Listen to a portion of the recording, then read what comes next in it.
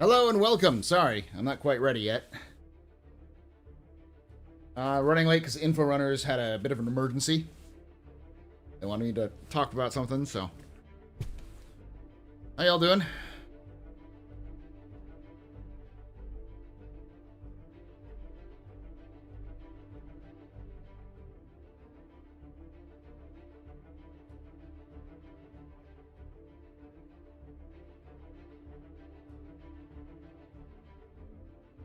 Woo!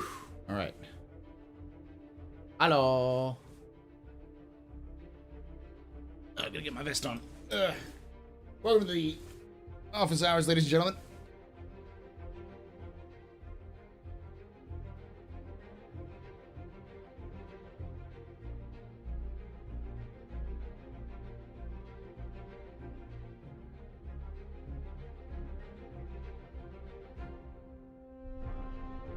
Oh.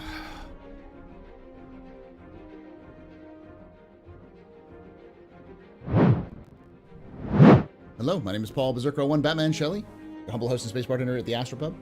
You are space bar at the end of Twitch. I'm just going to throw an overlay over this thing, just in general. That'll probably fix some of the problems. Camera. Properties.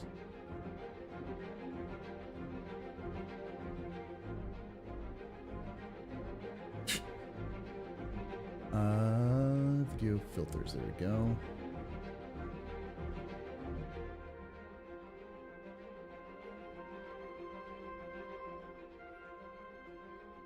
Duration up a little bit. Down, it's much. Them biddies. Excuse me, I am calling about your ship's extended warranty. Your ship's extended warranty is about to expire. If you do not act soon, you will not have any coverage if your ship explodes mysteriously in suspicious circumstances. Please send Chris Roberts all your bank account information so that your warranty can be renewed automatically. Will do. Hold on, I gotta send something quick.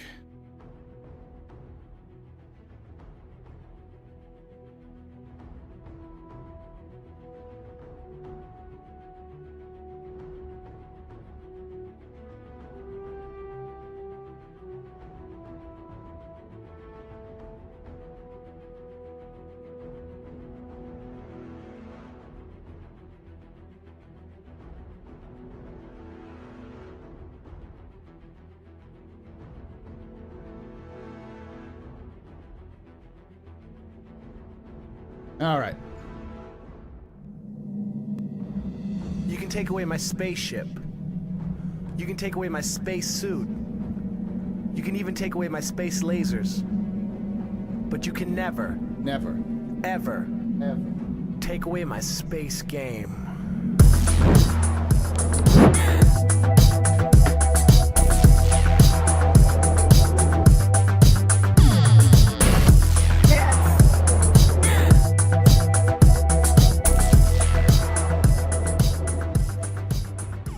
Botox Gaming just resubscribed for 25 months. The UAA can't be trusted. Thank you so much, Bo, for you are very important pupper, very impressed with Pennsylvania that are streaming this. This is for shots and cheers and chat. Shots and cheers.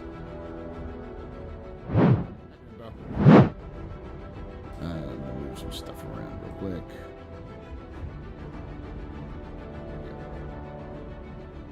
Welcome to the office hours. My name is Paul Berserker01 Batman Shelley, your humble host and space bartender here at the TheAstroPub, your space bar at the end of Twitch. Sit back, relax, enjoy the show. We got a good for you. I already said that, but yeah, this is a AMA show where we kind of look through the news, the lore updates, and talk a little bit about Star Citizen. I saw ISC today. I've been missing it for a while. Yeah, I'm gonna watch it and then do a capsule about it. So. Cargo sits at the very heart. You can take away my spaceship. Spaceship. You can take away my space suit. Suit.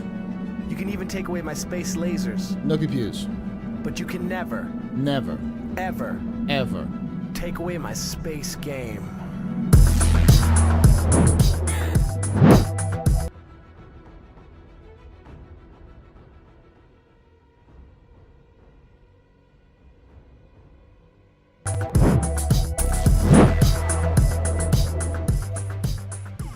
AZK53 just resubscribed for 11 months. Hey, thank you so much for that. 11 months of support. Woo! You are a very important puppet, very impressive, but any pedestrian. You rock. Shots and cheers in chat, y'all. Shots and cheers. I heard something about a character creation ISC. What? Have you not seen it yet? You need to, Iris. It was the last one we did before this one. You need to watch it. You need to watch it. It is so good. It is so in depth. I mean, we talked about it in the office hours, or at Captain's Table, and I'm going to be on the, what is Space Tomatoes, Star Citizen Roundtable. I'm going to be on the Star Citizen Roundtable talking about it with Yo-Yo Meg and Captain Serious Fun and a couple other people, so. Hey, what's up, Henry? The Tomato Cast. Yeah, not Launch Sequence, the longer one, the one that they do once a month. Yeah, the Space Roundtable. Because I'm running late, I didn't grab my drinks or anything. I'm going to go do that just to do this thing. But we're going to look at the roadmap roundup. Probably do a quick capsule for that. And we'll definitely be doing the Inside Star Citizen stuff.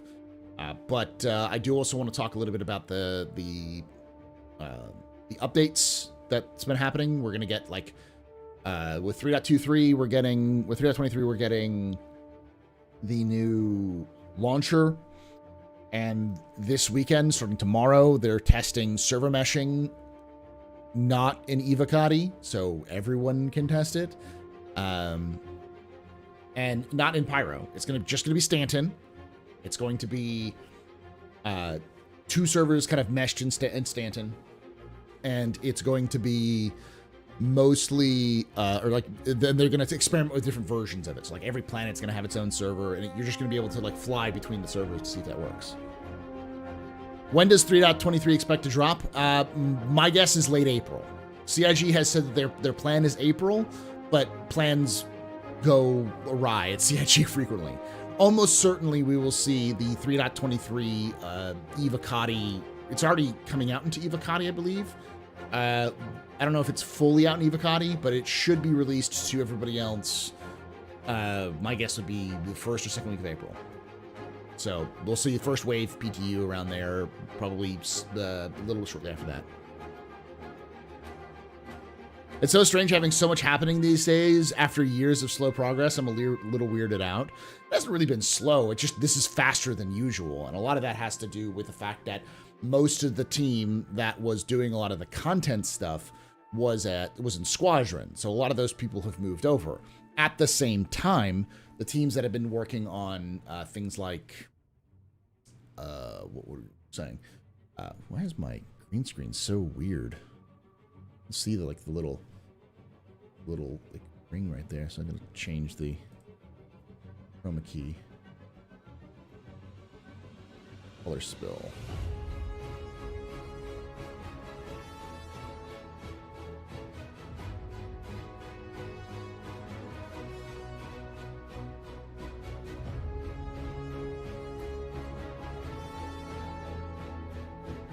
Oh, I can just do this. Hold on.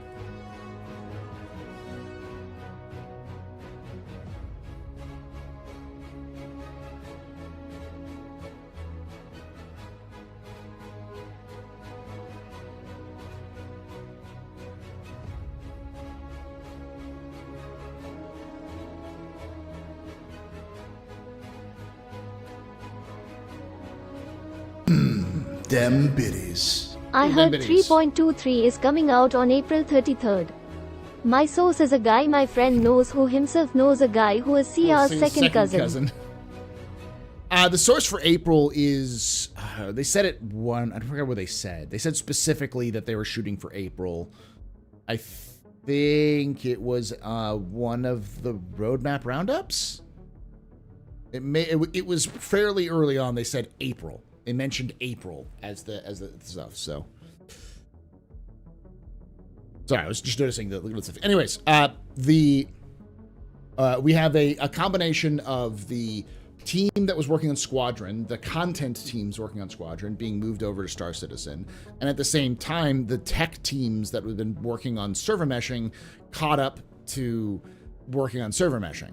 And they always said that the big issue with server meshing wasn't the meshing as much as it was the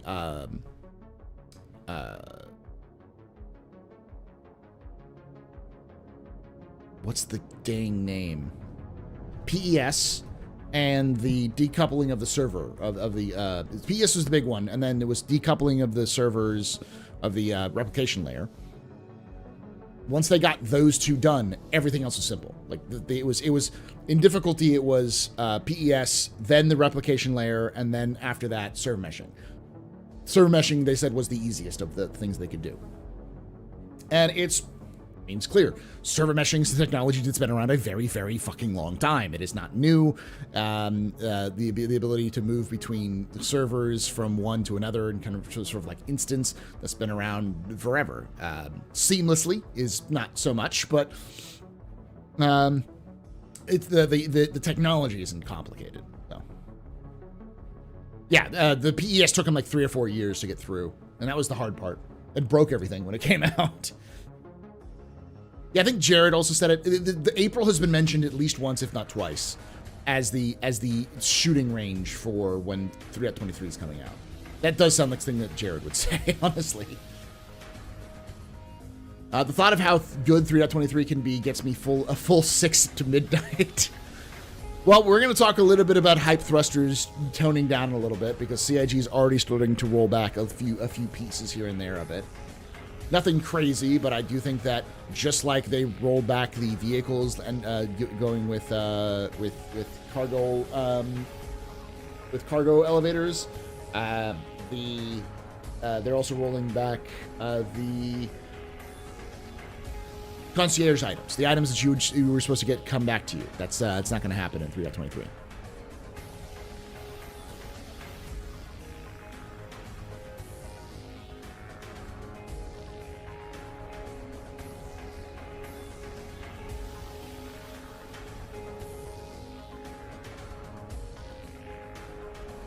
Yep. The unique item recovery is not coming in 3.23. It's like, for a lot of people, those are the only two things they gave a shit about. You can take away my space suit. But I'm a little... You can even take away my space lasers. Pissed off about that. But you can never... Because I feel like it's a cop-out. Take away my space game.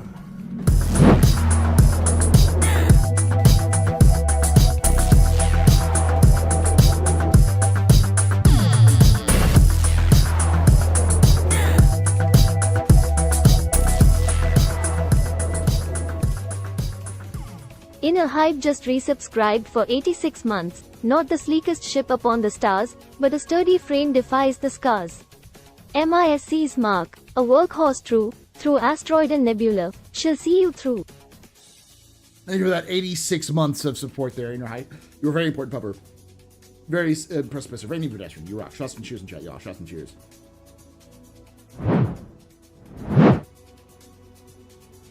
Dr. McKinney, the Chad. Yeah. They talk about the vehicle thing in a bit in ISC. I mean, I understand the reasons why they don't do the unique item collection, but I'm going to be very, very, very clear on this one. I think it's a cop-out. CIG could do it. They could do it in a way that would work, that people would be happy with. But CIG's doing that thing again. The thing where they're like, but we want this to be permanent. We want to be the final version of this when it comes out, so it doesn't ruin the economy. And I constantly have to just... What fucking economy, CIG? You're gonna wipe the fuckers like in 3.24 or 4.0. Why... Just do a temporary solution and then take it out if you need to. Give people the thing you said you wanted to give them 2 fucking years ago.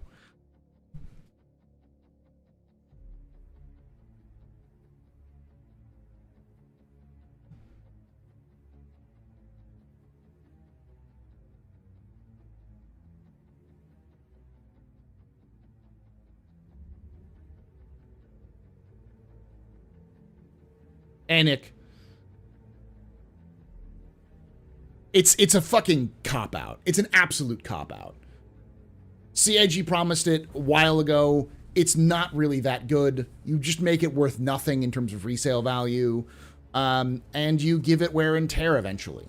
That's the answer. Give it wear and tear eventually, and say it'll break down, and you can pick it up again after it breaks down. What CIG's worried about is people just manufacturing that shit. It's like, cool, then do a cooldown timer, and then just have an exponential cooldown timer. So if someone loses it 7 times, it's going to take them, a month for him to come back. 7 times in like 1 day, it takes it a month to come back. And if they get mad about it, you go, cool, get good. You're still getting it back at a reasonable time. This is an economy management situation. No, I'll show you.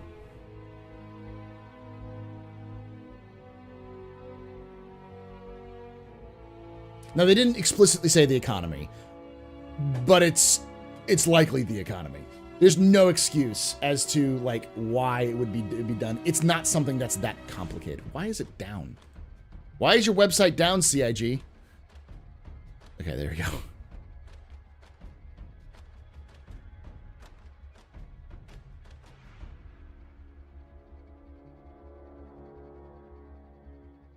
All right, I'm gonna be very, very quick about this one because I'm actually gonna do a kind of this one. But unique item recovery. After careful review, their team has concluded this feature would benefit from additional development time. Therefore, we're updating this card release viewed accordingly. We expect this feature to return to the roadmap very soon. In the meantime, item banks remain on track. So, the answer is they pulled it. Why would they pull it? What's the reason for pulling it? There is no reason. It's just it's going to take more time. It doesn't matter the reason why they pulled it. There's no reason why they pulled it. If it's the economy, it's a bullshit excuse, and CIG has used that excuse in the past. If it was a technical issue, how can item kiosks work, but the unique items spitting out can't work?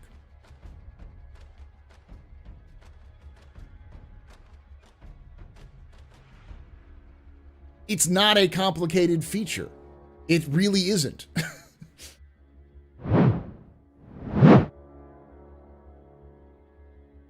It doesn't matter what the excuse is. They haven't listed one. They just said it's being pulled, which is bullshit.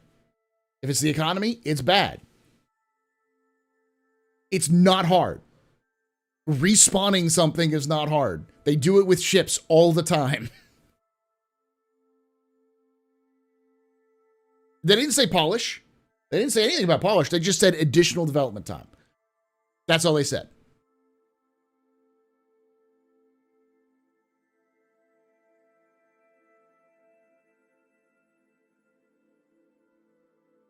Fine. I take it back. CIG never said anything about it messing up the economy. But CIG has no excuse to not pulling this out. That's the problem. This is something that CIG promised 2 years ago. It's not something that is revolutionary. It doesn't require brand new technology to develop. It's something that is in the game right now. Recovering ships has been working for 2.0. It's been in technology, Brant. This sort of stuff has been in the game engine for years. It's something that other games have done. They could do it, and they're even developing a brand new system to kind of help people with the inventory issues, and that they're attaching it to it. Why pull it at the last minute? What's the reason for it?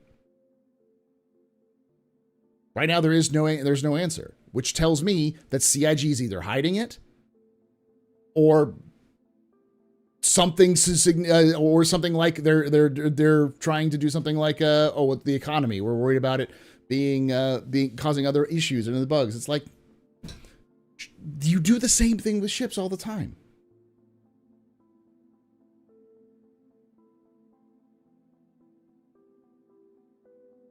They pull it just to annoy me. No.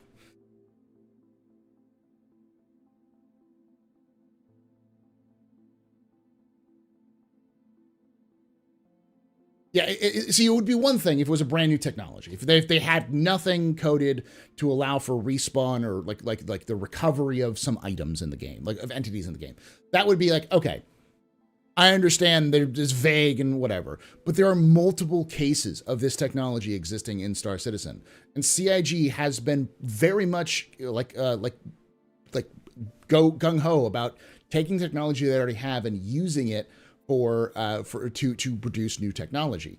This is a feature that they wanted to do 2 years ago, and they said there was going to be pretty quick on the draw. And then it's been 2 years with almost no updates. They give us an update, and like they release the 3.23 to the Evocati, and then they pull it. That's some absolute weasel bullshit. That's what it is. Now, will it break the game? Is it the worst thing in the universe? No, obviously not. But it is some absolute bullshit on CIG's part.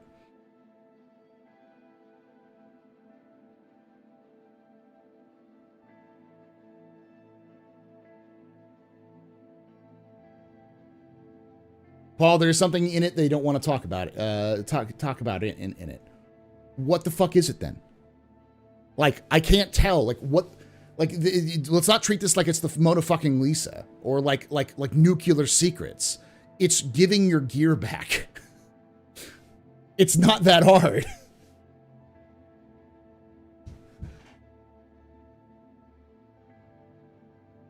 Like, I'm all for being like, okay, well, we have to be very, very careful about CIG. We can't just be making shit up and going through that. I get that. I understand that perspective.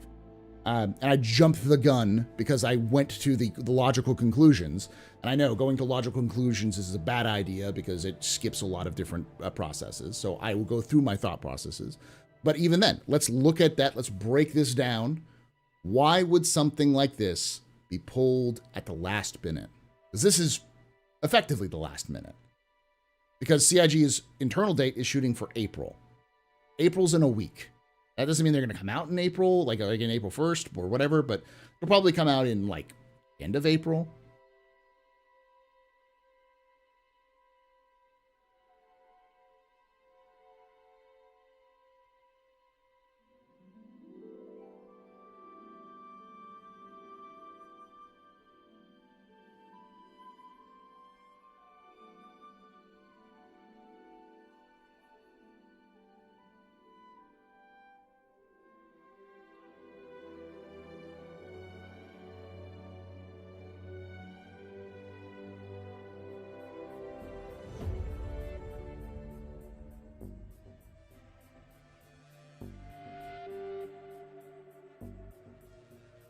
But CIG is refusing to tell us. They just say it needs some additional development time. Obviously, yeah, there's a go no go. No, I haven't talked about it yet. I'm talking about it because I got heated and chat told me that I was literally Hitler for a moment because I wasn't calm as the fucking Buddha. About a feature that feels very much like CIG is jerking me around.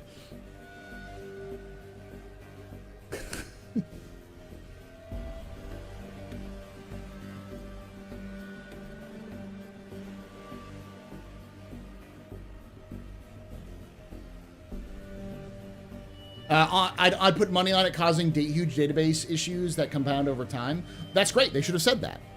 If it's it broke the game, literally broke the game, then you could say, hey, it broke the game. I don't know, I'm just a baby. Yeah. Where'd you get that space? I don't know, I'm just a baby. You don't know because I'm just a baby. X Epsilon 115X just had a space baby. It's very loud. Thank you, Falcos. I want it to be loud. I do need to turn it down a little bit, though.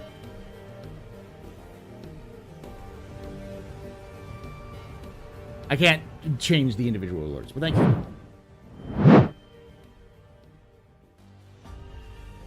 It's the first ego patch. Reminded so much about the memes of weird nerds throwing themselves in front of any criticism, no matter how valid, directed at their favorite tech billionaire, or in this case, multi-million-dollar corporation. Thank you, Iris. There's calm, level-headed responses, and then there's what the actual fuck. Like I said, does it ruin my experience? No, but this has been awful, and my day is ruined. You know, kind of situation. It is a one of those feel bads in a mountain of feel goods that feels both weird and requires context. Because the reality is, because if you want me to put it in a different way, CIG is telling its paying customers to go fuck themselves. Because all of that content that people get back from this stuff is stuff that they've paid for.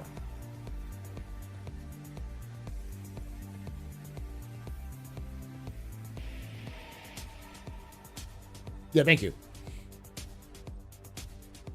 My disappointment is immeasurable, and my day is and Paul's day is ruined. Yeah. Do I personally care a lot about this? Not really. I don't use the fucking subgear at all. I think it's absolute garbage, and I don't give a shit, honestly. But there are some people who become very attached to it. And in the principle of the thing, CIG did say this years ago that they're going to do this, and it feels very much like a what the fuck?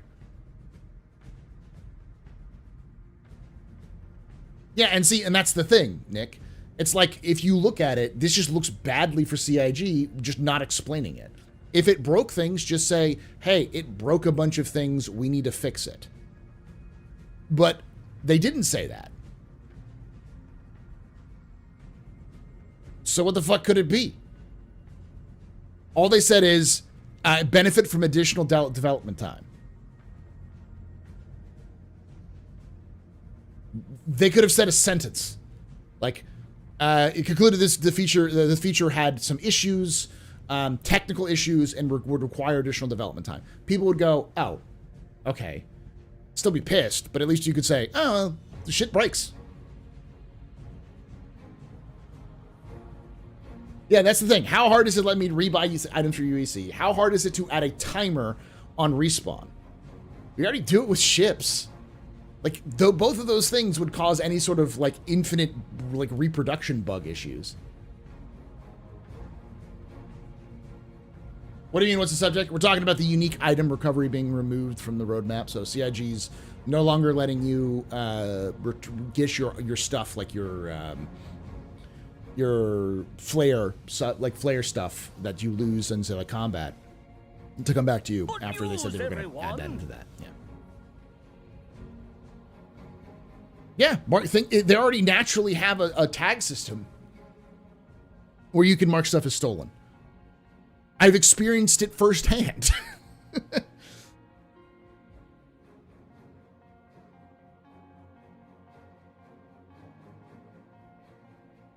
mean, there's ways you can deal with that. There are definite ways, even temporary. Just slap a fucking timer on it. Make it so that you have to buy it back. The first time you get it for free, but if you want to buy it back, it has the full price of the item that it's modified. You can take away my spaceship. You can take away my space suit. You can even take away my space lasers. But you can never, ever take away my space game.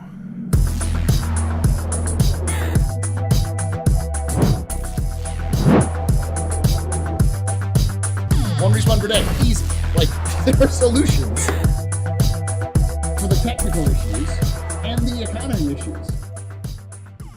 Dry Khan just resubscribed for 29 months. Thank you, Dragon, for that 29 months of support there. So yes, I'm going to get righteous and fury about something I don't give a shit about, because it's a case of CIG being vague for no reason about a topic that is like 5 people give a fuck about. Like, I mean, like, seriously give a fuck about. Like, people who were like ridiculously attached to those ideas. Most people are already dealing with it. It's just the principle You can of the take away fucking my thing. spaceship. You can take away my space suit. Yeah, it's... You can even take away my space Come on. lasers. But you can never, ever take away my space. I might actually have to go on Spectrum and make a post of, hey, can you be a little bit more specific, devs who work on this? Did it break the game? Are we talking the economy? What's the reason why it needs more work?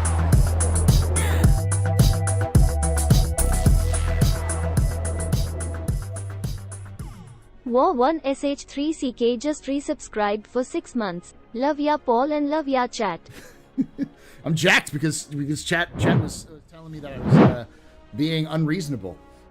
So it's like, all right, let's take this back and let's continue to go through this.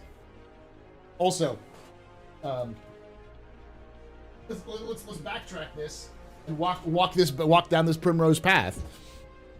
There's nothing about this that feels good. I mean, there's some issue. If I was to make a wild ass guess, it probably ran afoul of the current balance team, the current people who are working on the economy. That's why I immediately jumped to that, because there's like the technical issues wouldn't make any sense. Oh, it's infinitely duping stuff. What? Like, that doesn't happen in game, and even when it does happen in game with ships, it doesn't break the game. Just add a timer like you do with ships in terms of returning. Limit the amount you can do per 24-hour period. You have rentals, the same thing. You just treat them like rentals. I am raging about yeah,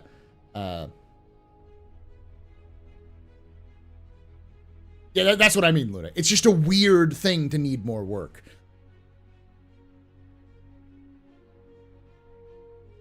I'm so confused what we're talking about. So, I'll show it again real quickly before we go and then get back in. After careful review, our team has concluded that this feature would benefit from additional development time. Therefore, we're updating this card on release review accordingly. We expect this feature to return on the roadmap very soon. In the meantime, item banks remain on track for Alpha 3.23 and will remain in place. So this is the unique item recovery, the stuff that's coming out. And again, I do want to emphasize this. I'm not mad at Jake. I'm not mad at the teams working on this. I'm just saying someone needs to fucking tell me, and the people who are really, really happy, or really, not me, the people who are really, really pissed off about this, those in the community, what the fuck happened? What is the reason behind it needing more work? And I'm going to be very clear. Personally, I give zero shits about this feature. I don't care. I hate most of the unique items. The only thing I care about is my CDF thing, and if I lose it, I'll be like, I like money. that sucks. But that's it.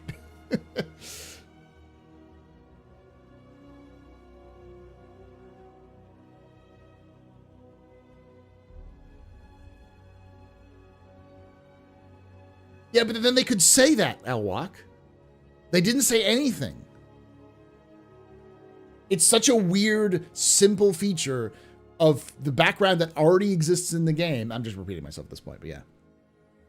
I shall see you in 3 months. Yeah. Maybe even before. 3.2, 3.1.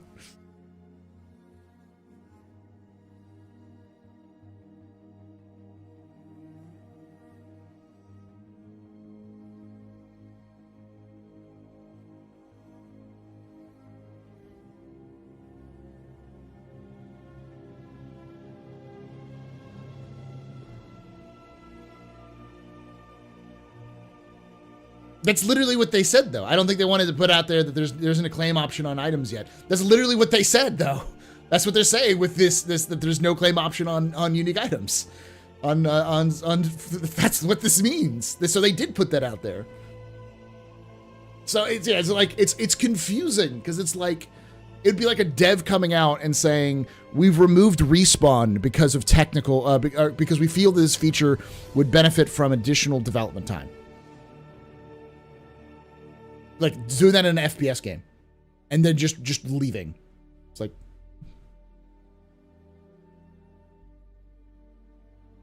what?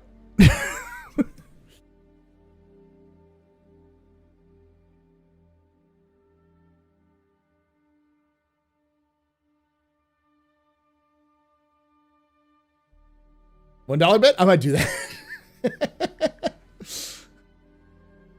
Damien wants to start a fight with whatever game you work on, your entire community.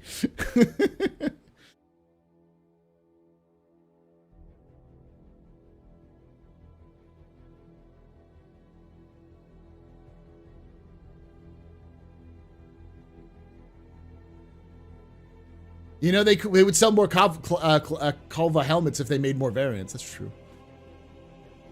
Anyway, I'm gonna get tilted on it during the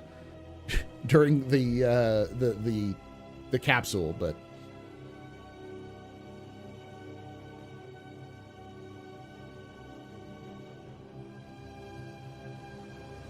see, Uniel, that's the problem, is that because by being non-specific, there's going to be that sort of thing going around where everyone's like, it's marketing. Marketing pulled this feature because they were afraid that people might. It's like, that makes no sense either. But what the fuck? Like, might as well. Maybe it's because you know what it is. I know the answer. What's her name? The princess of the UK who's been missing for a while. She's decided that they needed to be it needs additional work. That's where she's been this whole time. She's working on that. Kate Middleton, yes, Kate Mulgrew. Kate Middleton. That's the real answer. She's joined the CIG development team and she's been put on that stuff. Not yet, Access.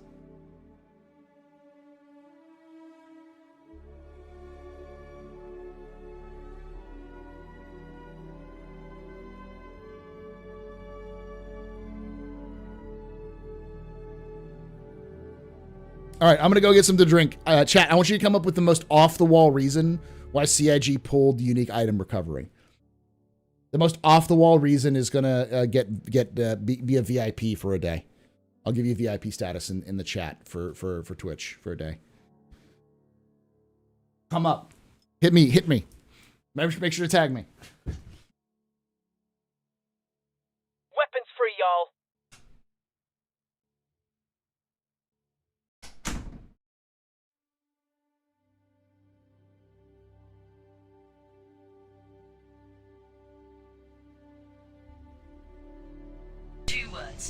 Distress bacon. Barcelona! To democracy! Barcelona! To democracy! I'm just an old-fashioned cowboy. To democracy! Drugs. To democracy! To democracy!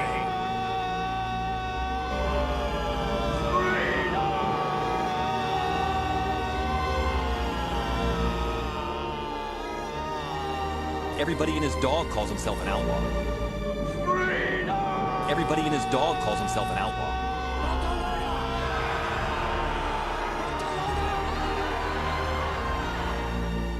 Barcelona! Barcelona!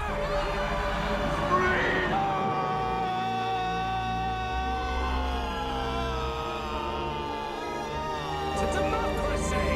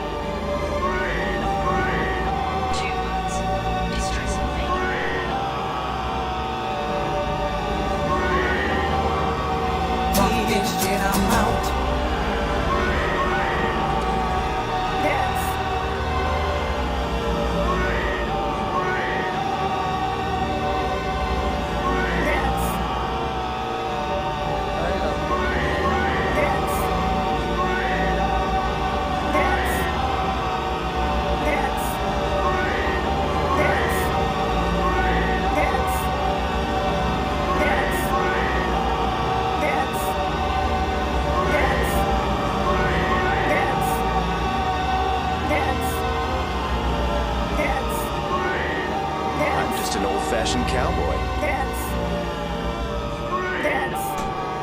Taking the fun button away.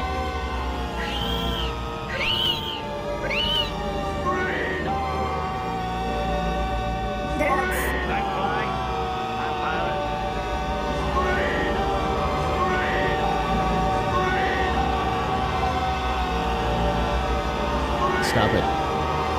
Get some help.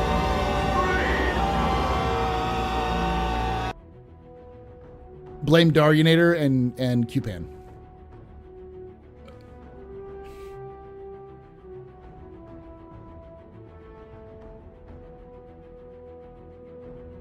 Okay, that's not. I get that, Uniel, but let me look through some of these other ones. AstroPub. The real reason they found asbestos in the sub-item kiosk. Gotta shut it down and clean everything now. Intense profits, recertification. Okay, that's the best one so far. Because they have figured out how to make items decay yet. Therefore, they avoid flooding the economy with dupe subscribe items. They have delayed the item free feature. That's a reasonable one. I want crazy shit. It has problems streaming the entities, but I should have been more clear. Wanted more money and losing items. The way to make more money. Maybe more. Okay. For democracy, it was personal. It was personal from Joel at Arrowhead. That's another pretty good one.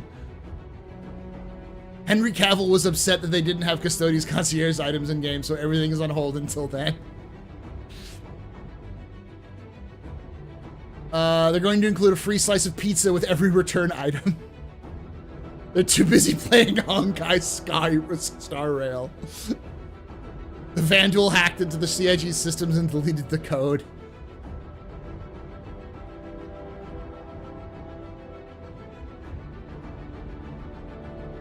All right, my favorite so far is the Henry Cavill joke.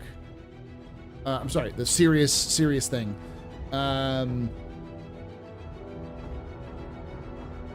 The dev team was sick. Was sick for Dune 2. The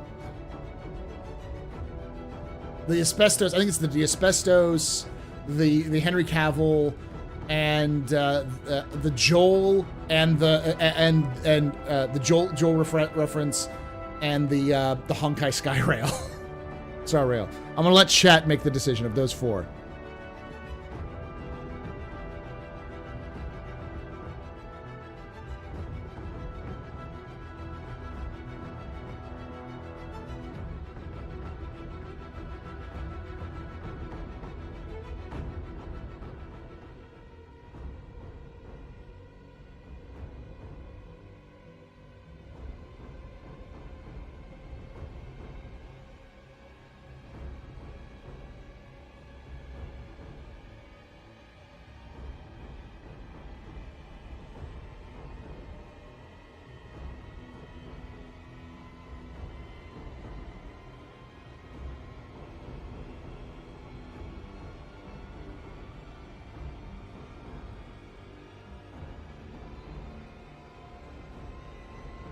Polls on, okay, I'm gonna do this on,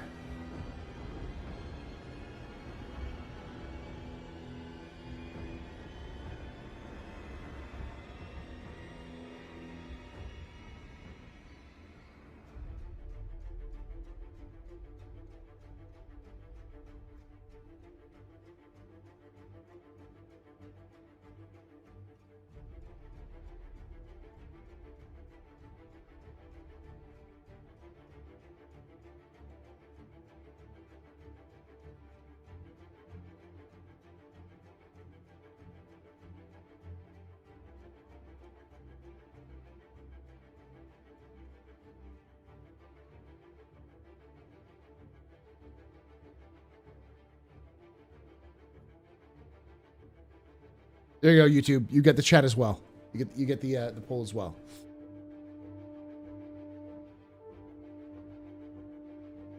Where's my drink? I'll be right back, chat. I thought I took it up with me. Apparently I didn't.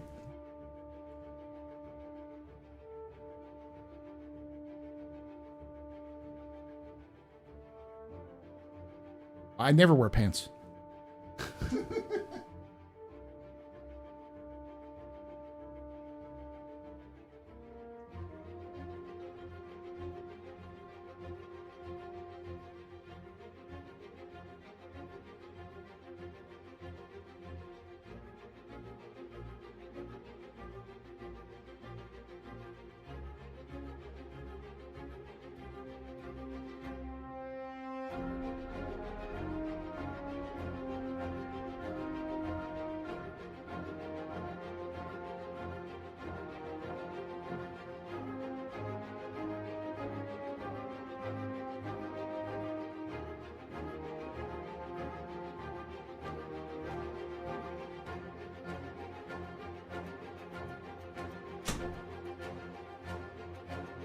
Right now, asbestos is winning pretty hardcore.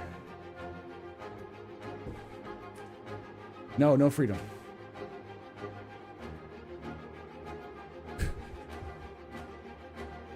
Oh, there's some great ones. I'm gonna pull up the Discord the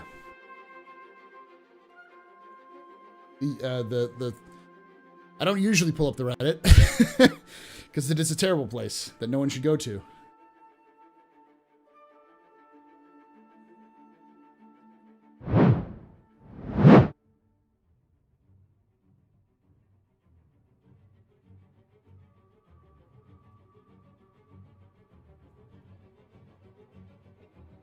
This is a good one. Hey.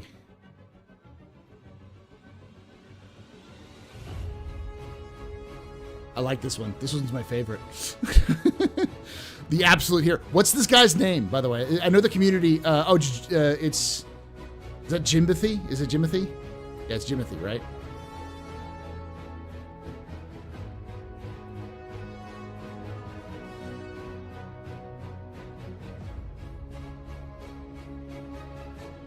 This one was my favorite too. And I like this crossover. Not one I was expecting, but I'm glad Jared enjoys Slanesh posting from Idiot of the East.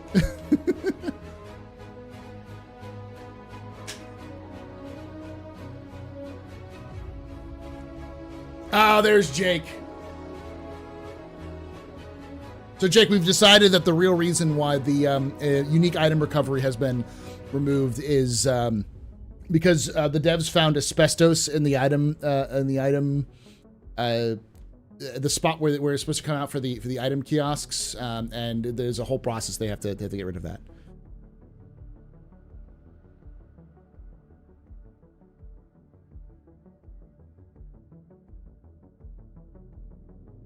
Fucking love Jimothy.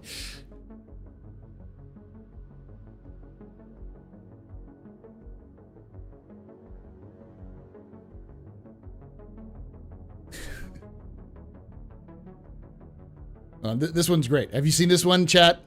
This one, you've probably seen this famous image, but yeah. At least not for the next fucking 15 years. And here's my because face. guess what the experience of Star Citizen Knowing this is is a right bad now? idea. It literally is.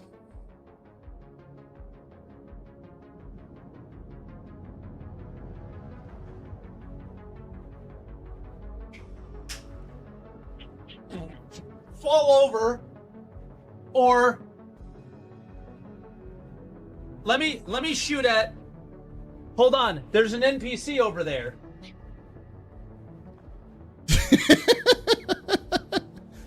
Did you hear that?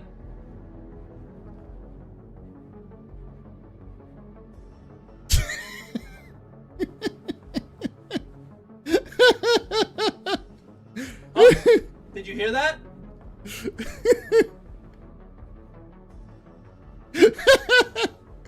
That's a mistake. It's a mistake. It's a mistake.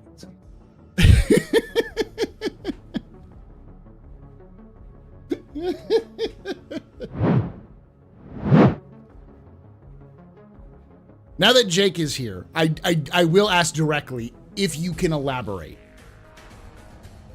Is there a technical reason behind the removal, or is there devs? Could you have the devs explain why it was removed, or is it more economy based?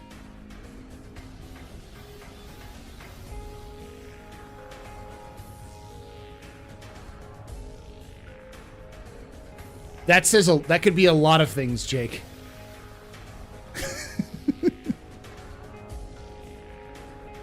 Yeah, chat's convinced it's marketing. I mean, I just find it hard to believe that it's difficult to bring back items when you have respawn and like a ship returning to the hangars. Like, there's already a similar system in game. I can't imagine it being super complex. I mean, that is the answer. The answer is it's asbestos. They found asbestos in the item kiosks, but.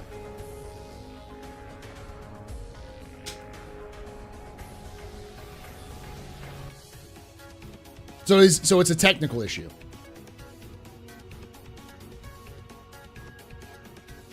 Yeah, but does it work in a mesh environment? Do ships work in the mesh environment?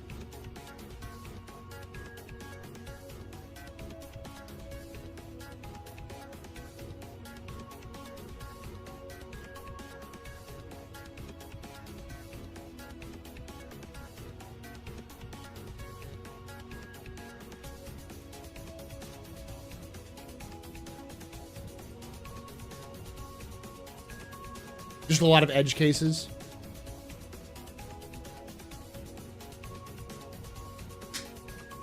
Thank you for the the explanation. At least it's a little bit more in depth than we got on the roadmap roundup, and that's definitely something I'd like for it to be more clear a little bit in terms of discussion, because it's because from the outside, it looks like a very simple like procedure, considering we already have ships that can be brought back through region, like, you know, respawn, you claim it, timer comes back, pops back in, works in similar kind of so I assume it's a similar sort of situation with CIG using so much technology, trying to use as much technology together. I assume they probably took something similar or even took that same feature and tried to work it into that.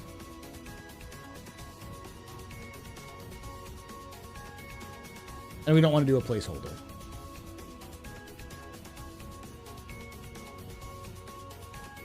Everything we have is a placeholder. Yeah. I feel like that's a bad explanation. It's a bad reason, but it's a reason at least.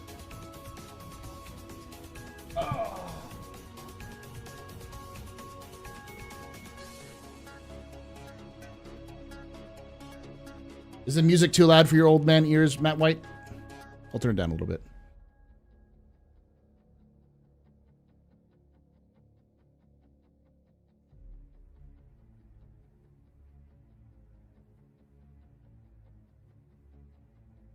Playing an older system to a newer system is actually really tough. I can imagine.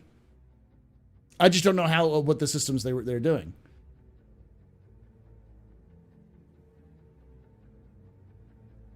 So you know how vehicles aren't able to be spawned in the freight elevators yet? It's because they haven't been made into items.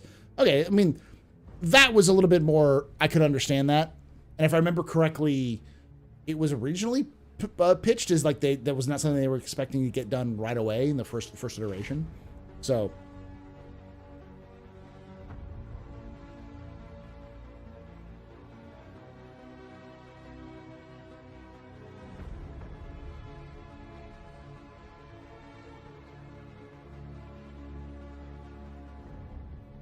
damn, that just made me realize that if they want you to load a small ships on a larger ship in a hangar, they'd have to make the small ships items too. Vehicles are their own entities. Cute man.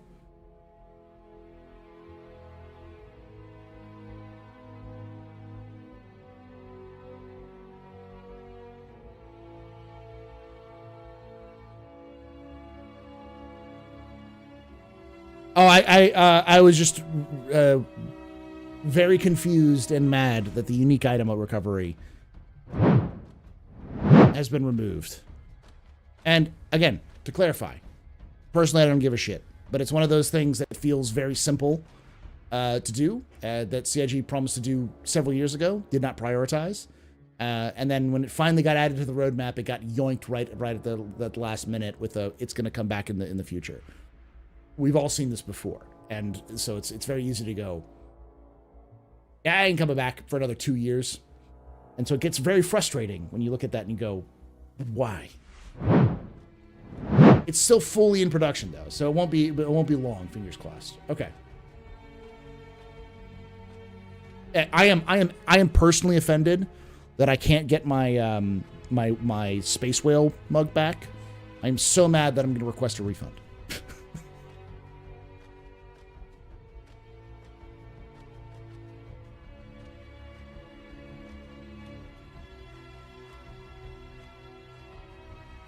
Paul, the last time I yoinked a card was 316. I feel like we're doing all right. Yeah, I'm not like, as I said, I'm not super mad. I'm just righteously angry for the sake of something like this, because it feels super like just give us something in the meantime. Like, I get it. It doesn't work all the time, and you don't want to do something placeholder, but it would be nice to have something placeholder because there's so many other things that are placeholder, because we don't know how long it's going to take. I'm not mad. I'm just disappointed. Yeah. Okay, so I think the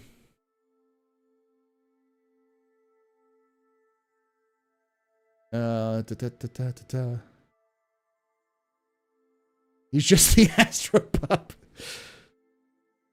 Yeah, it's going great.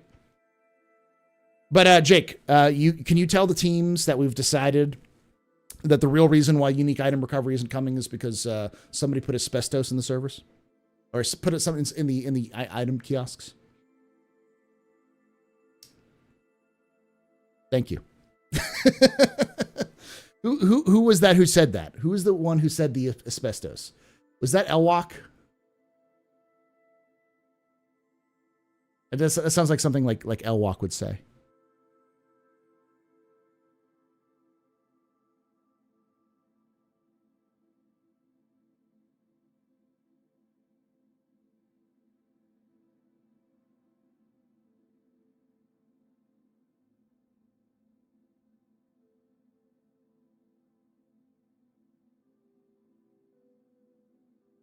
Yeah, okay. Elwalk, congratulations. You will be VIP.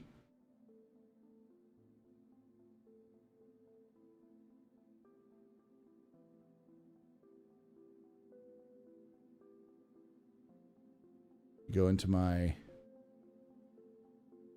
settings. Oh, wait, yeah, I could just do this.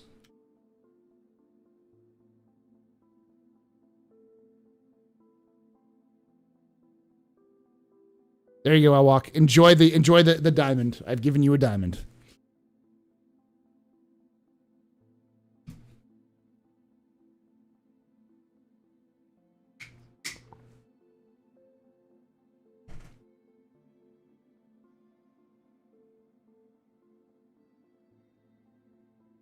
You get a unique outline that everyone can see you're a special snowflake.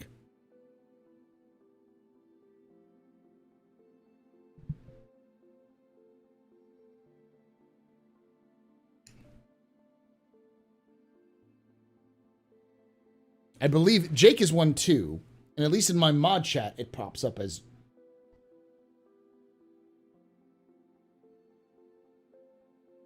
See this.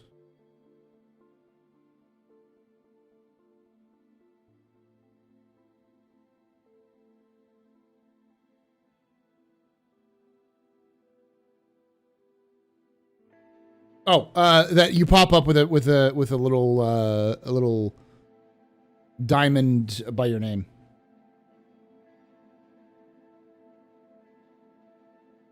You're a dev now, like Jake. No, Jake actually has a dev little logo by their name, because that you can get that from Amazon now. A little gamepad. If you hover over it, it says game developer. Yeah, Jake's diamond does predate. In fact, Jake has their own emote, which predates Jake working at CIG.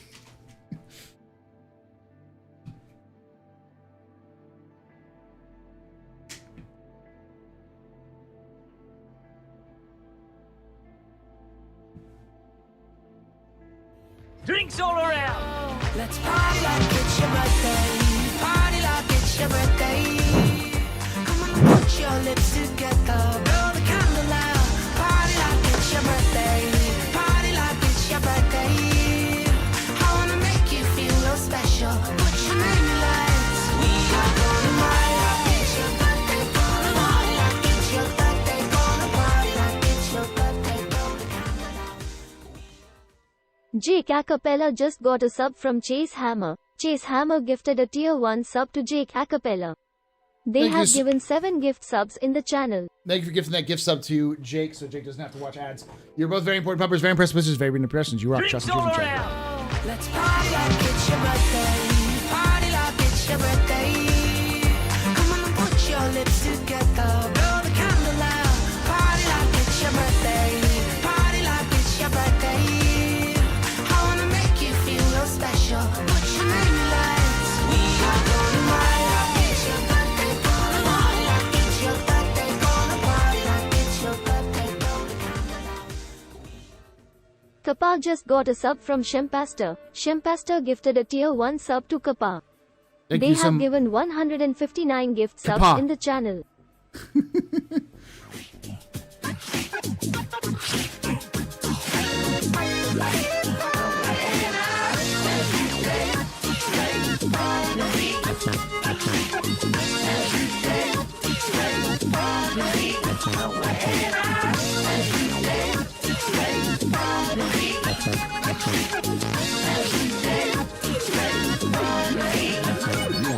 $89 Digdug just gifted 2 Jesus subs. Christ.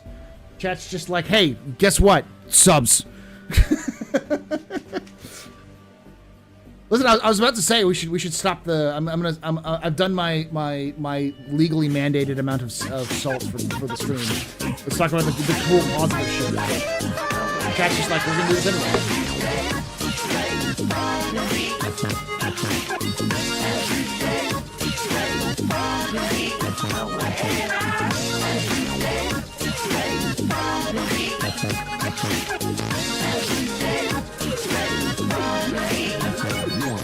Chase Hammer just gifted 5 subs.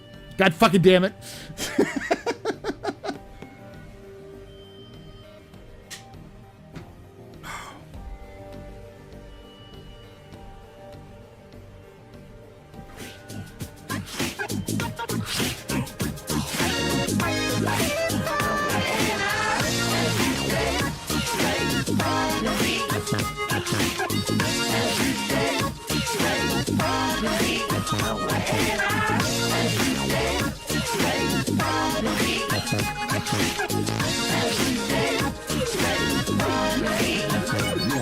Silky68 just gifted 5 subs.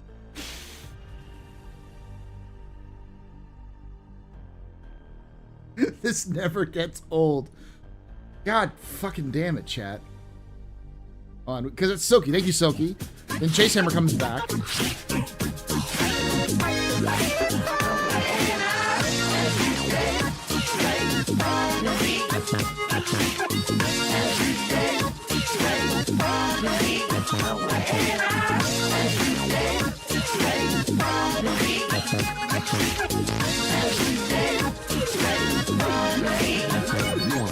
Chase Hammer just gifted 5 subs. Thank you for giving those 5 subs, Chase Hammer. And then Tree's coming in being like, I didn't hear no bell. Waiting for it. Drinks all around. Let's party like it's your birthday. Lights will choreograph this like really well. Come on and put your lips together. Blow the candle out. Party like it's your birthday. Party like it's your birthday. I wanna make you feel real special. Put your name in lights. We are gonna party like it's your birthday. Gonna party like it's your birthday. Gonna party like it's your birthday. Blow the candle out. Liquid Chaos X702 just got a sub from Chase Hammer. Chase Hammer gifted Yeah, a tier 1 apparently. sub to Liquid Chuffs X702. Apparently the first round is on me this Saturday. Drinks all around. Let's party like it's your birthday. Party like it's your birthday. Come on and put your lips together. Blow the candle out. Party like it's your birthday. Party like it's your birthday. I wanna make you feel real special. Put your name in lights. We are gonna party like it's your birthday. Gonna party like it's your birthday. Gonna party like it's your birthday. Blow the candle out. W Peregrine just got a sub from Chase Hammer. Chase Hammer gifted a tier 1 sub Where's to the W timer? Peregrine.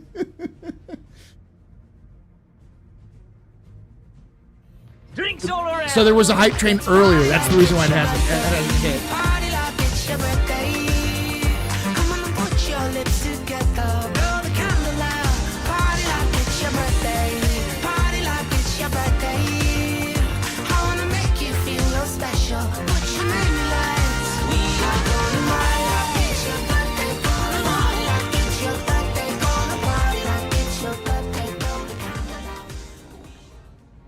Aposon91 just got a sub from Chase Hammer. Chase Hammer gifted a tier 1 sub to Aposon91. Done that. Drinks all around. Let's party like it's your birthday. Why is it doing that? Come on and put your lips together. Blow the candle It's doing okay. Party like it's your birthday. Party like it's your birthday. Okay, so it's not doing what it's supposed to. Okay, so it was like we are way past this. I'm gonna do a couple more times, and then I'm gonna call it, because it's only supposed to do one for those big subs. It's doing every individual one. Hold on. Let's party like We'll do it like 3 more times. Party like it's your birthday. Come on and put your lips together. Blow the This is not going to be that Party like it's your birthday. dancing or dance blend hour.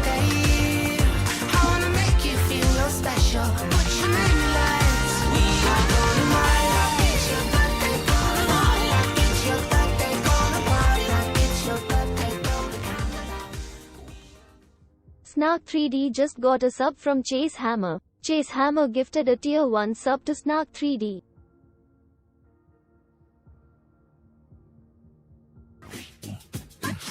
There we go. Okay, now it's going back to what it should be doing. You broke it, Case.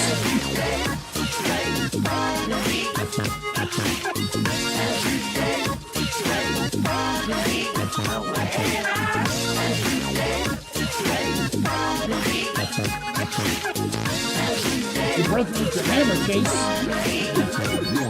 89 Digdug just gifted 5 subs.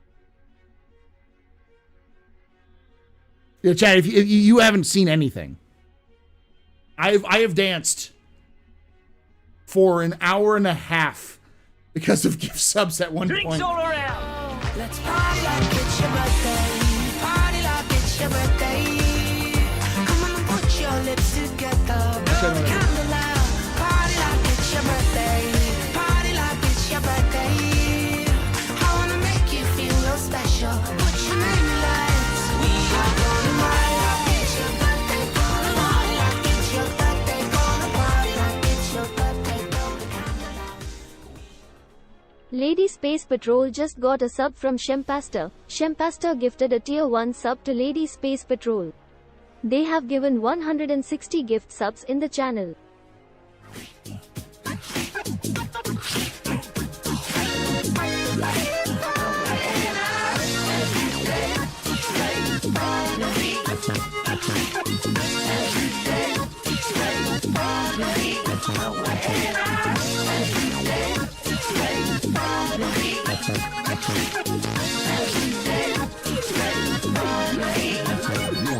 Tree_San just gifted 5 subs.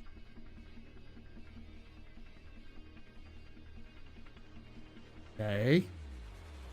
Okay. Yes.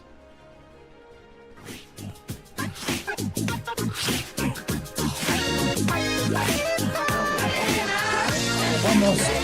We have one more.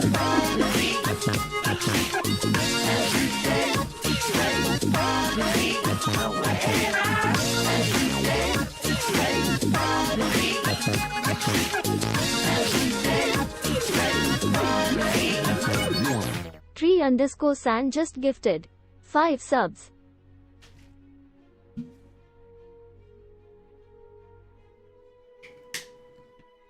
God damn it, Tree-san.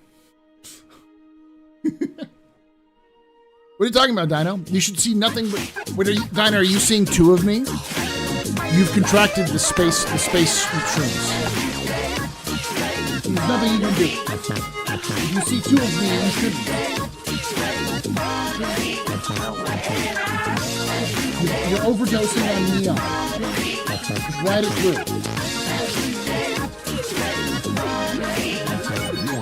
Kritma Baby One More just gifted 5 subs. If you see 2 Pauls, it's the space asbestos that broke the sub-item recovery. Dem biddies. subs for the Lord Daddy and BTs for his throne. Thank you so much there, Silky, for them biddies. Oh, good, it's fixed. That's this community. I get heated over the stupidest little thing. Jake comes in and tells me that I'm being ridiculous, and I go fine. And then chat's like, "Here's biddies and subs." And then I'm gonna like sit here and fucking pump my fist for the next hour and a half because the ISC is so good. I haven't even done about ISC or talked about server meshing yet. No, we haven't even really talked about the report.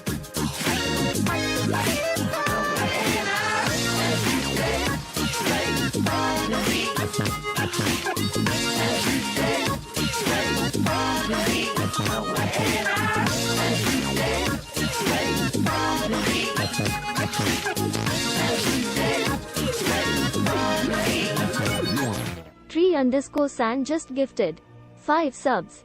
Thank you for giving those 5 subs, Tree-san. I got one more.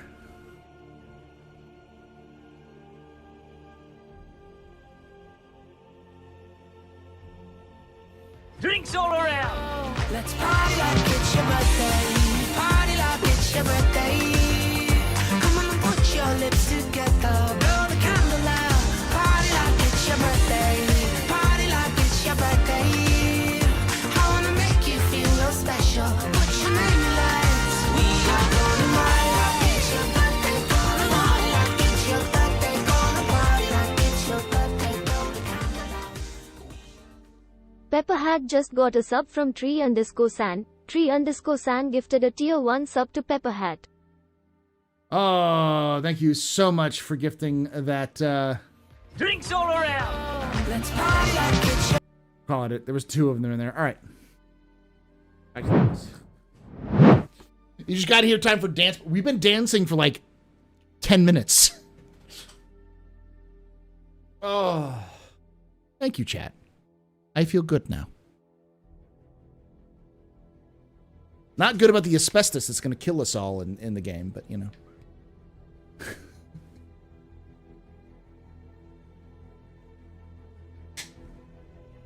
No ISC, only dance for the next several hours.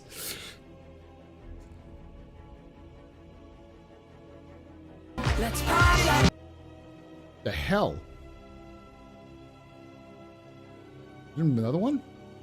No. I do need a dance sub emote. Everyone else has the dance emotes. I need to have some sort of dance emotes. Time for full burn soon? Oh yeah, I forgot. We played full burn for like 30 minutes while I was bounty hunting the other day.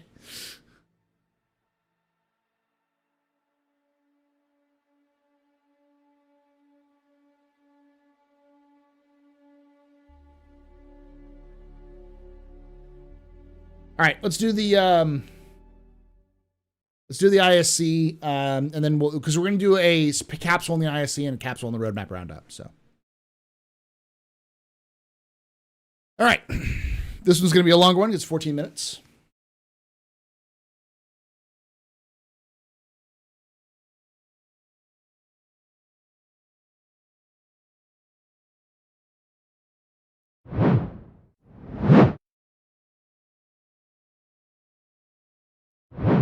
Do some real quick.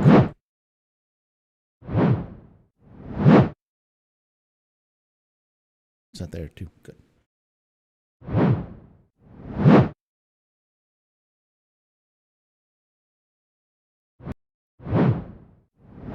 All right.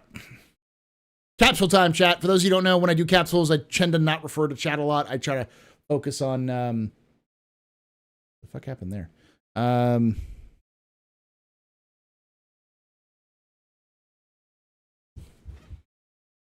Try to focus on the kind of what's what's on the screen, that kind of stuff like that. So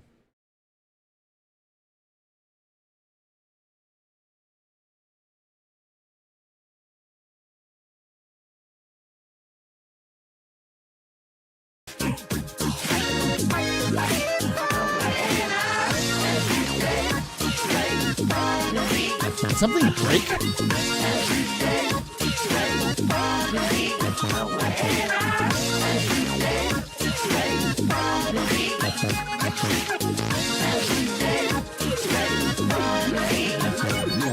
Erie's Dread Tide just gifted 2 subs.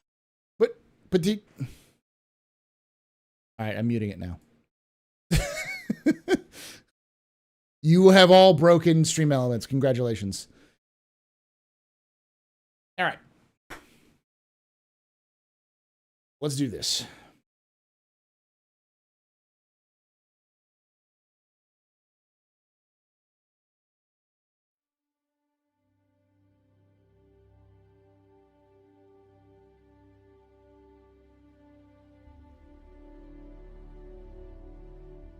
Hello and welcome to another Office Hours.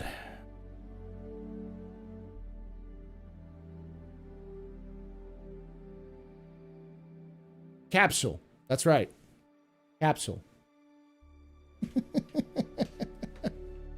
You're very important pubbers.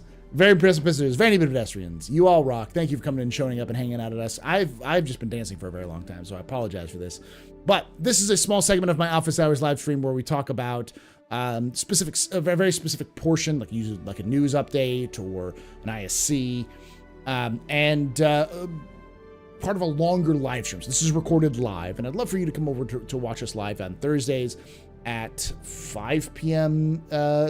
Pacific, 8 p.m. Eastern, to watch us hang out with chat and discuss and talk about some of the stuff. We cover the lore updates, news updates, everything in between. So with that all being said, make sure if you have been enjoying these, if you've been watching these in the past, please do make sure to hit that like button, subscribe for more content like this, and also hit the bell icon to be notified when we go live on Thursdays. With that being said, let's jump into the ISC from, what is it? March 21st, 2024.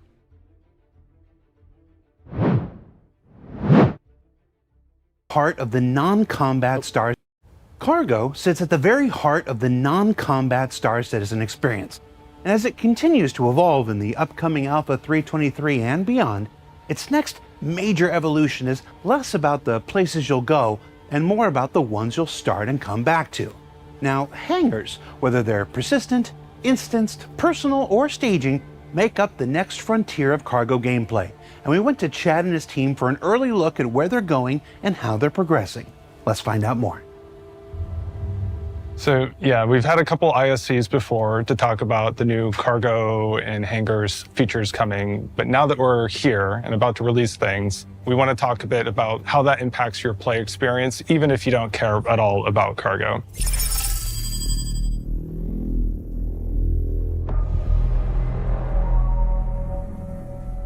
To and fro with cargo. I love the orange guy meta they've been going with. I like it. Very cool. Very cool.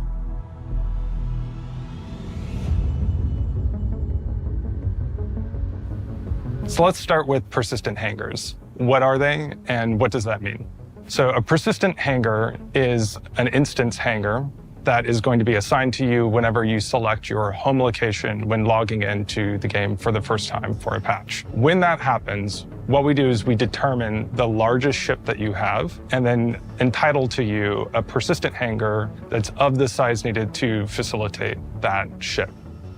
Yeah, whenever you go into that hangar into the game, that hangar at your home location is always your hangar, and you'll be able to use it like your home. You'll be able to keep things in the hangar, you'll be able to leave things around, you can invite friends in, you can treat it like your own little oasis. One problem I have with that right off the bat, what happens if you purchase a larger ship in the game afterwards? Because if you purchase a larger ship, like say you start off with an Aurora and then you buy a Hercules, now your persistent hangar is a Aurora sized, so you can't land your Hercules in it.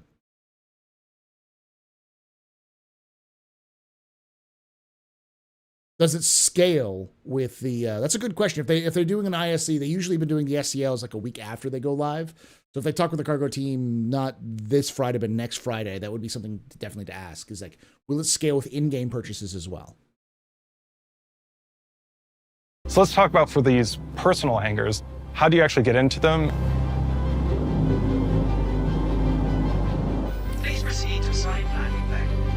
You can make a request via ATC. You can tell that whoever's playing this is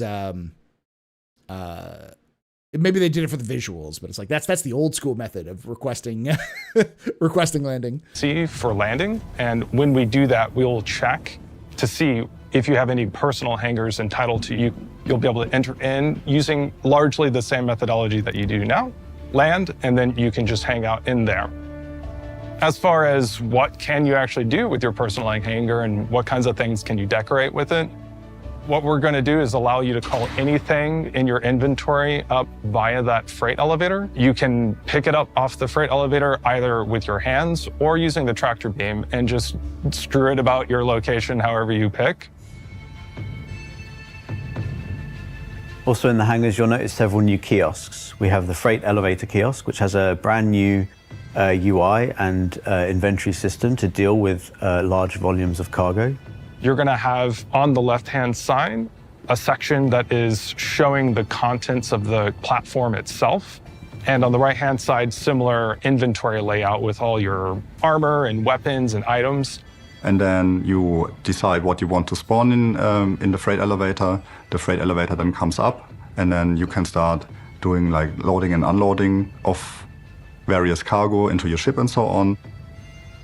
If you're considerate about how you're loading things and you're trying to optimize your loading times, it'll give you a lot of power as far as, for example, making sure that certain kinds of things are front-loaded on the platform to make your multi-crew loading as streamlined as possible. And anything that's in your inventory, you're going to be able to call up. Some things you might have to put into an inventory container box. We're talking 8, 16, 24, even 32 SU size container boxes that you can put large items in. Now you can raise that up on the platform, including in collections, transfer that very quickly onto your ship, and then take them to another location. That's cool. He said something back here before that, though. Inventory, you're going to be able to call up things, and you're trying to optimize your loading times. It'll give you a lot of power as far as, for example, making sure that certain kinds of things are front-loaded on.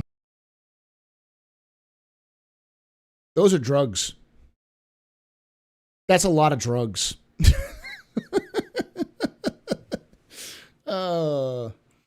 It means that Loadmaster is a legitimate gameplay profession. So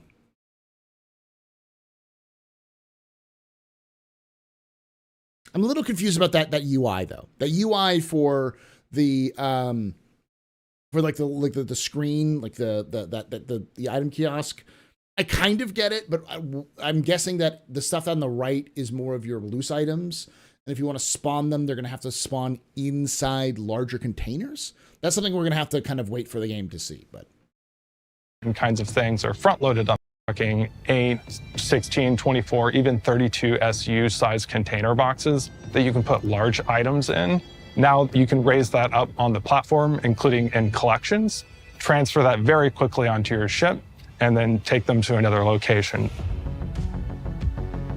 In your personal hangar, you'll also have access to several other kiosks, starting with the item bank. Which are another form of kiosk, which you could almost consider like a small freight elevator in a way, in that you can retrieve personal items such as clothing, armor, and weapons. Because the item that's being delivered will be delivered in a tray that's in the same machine. So you interact that kind of like you interact with a loot box and you get that out. So no other player can actually physically get anything from your local inventory. And these item banks can be found not just within the hangars, but also the wider location, such as your hubs and other key areas of a location to retrieve your personal items. Since you can't interact with your inventory anymore at any given time, it means like we need to have enough item banks around each location so you don't block each other from accessing a terminal, right? It's just a quicker way to get a quick gun or a few meta pins or your armor without having to load it up from the freight elevator.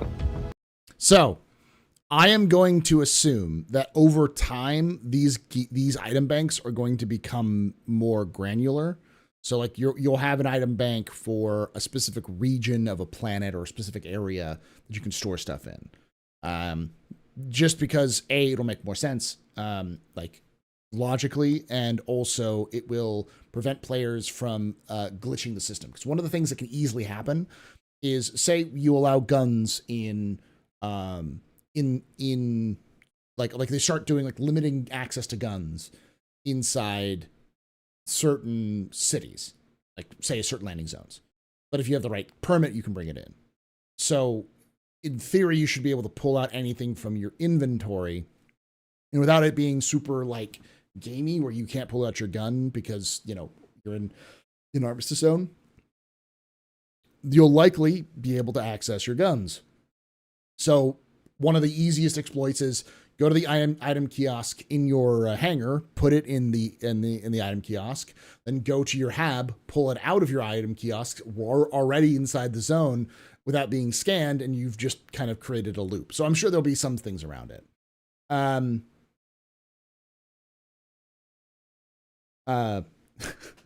Jake is rubbing me because of the because of an earlier conversation. But so I could see that kind of being an issue. So I'm sure there's going to be some solutions down the line. But lore wise, I feel like this has got a very interesting lore behind it, like, or it can be, because I can see something like this 100% existing, because human beings are lazy as fuck. We are super lazy. So the idea of having something that's just transferring items from back and forth across a certain area, it'd be like having a kiosk in front of you while you're sitting down on your couch watching TV, and you're like, I want the beer, but I don't want to get up. You push a button and the beer goes through the pneumatic tubes and goes to you. That's something that someone would invent if they could, because human beings are lazy. Unless it's in a separate zone. Yeah, I feel like there's got to be some sort of stuff like that. And the last kiosk that I want to talk about is the ASOP terminal, which we have positioned in the hangar, so you can request your ships from within the hangar and not just the spaceport. So they will still remain in the spaceport. So if you don't have a personal hangar in your location, you can request your ship also from there. What we're doing is we're changing the way that the ships spawn in the game. You can now request your ships from within the hangar and they will appear to you, but they won't just come out of thin air. What happens is the whole of the floor will open up. You get this like amazing view of the hangar, the lights dim, the doors open. And the landing platform will be rising up towards you and your ship will be there.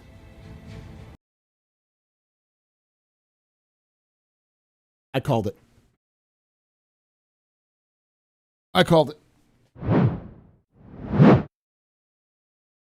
I called it.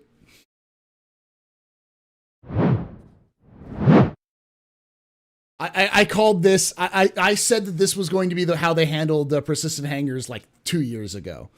Because I said it was simple. It makes sense in Star Citizen's already kind of like how they've already designed stuff. And yeah, I'm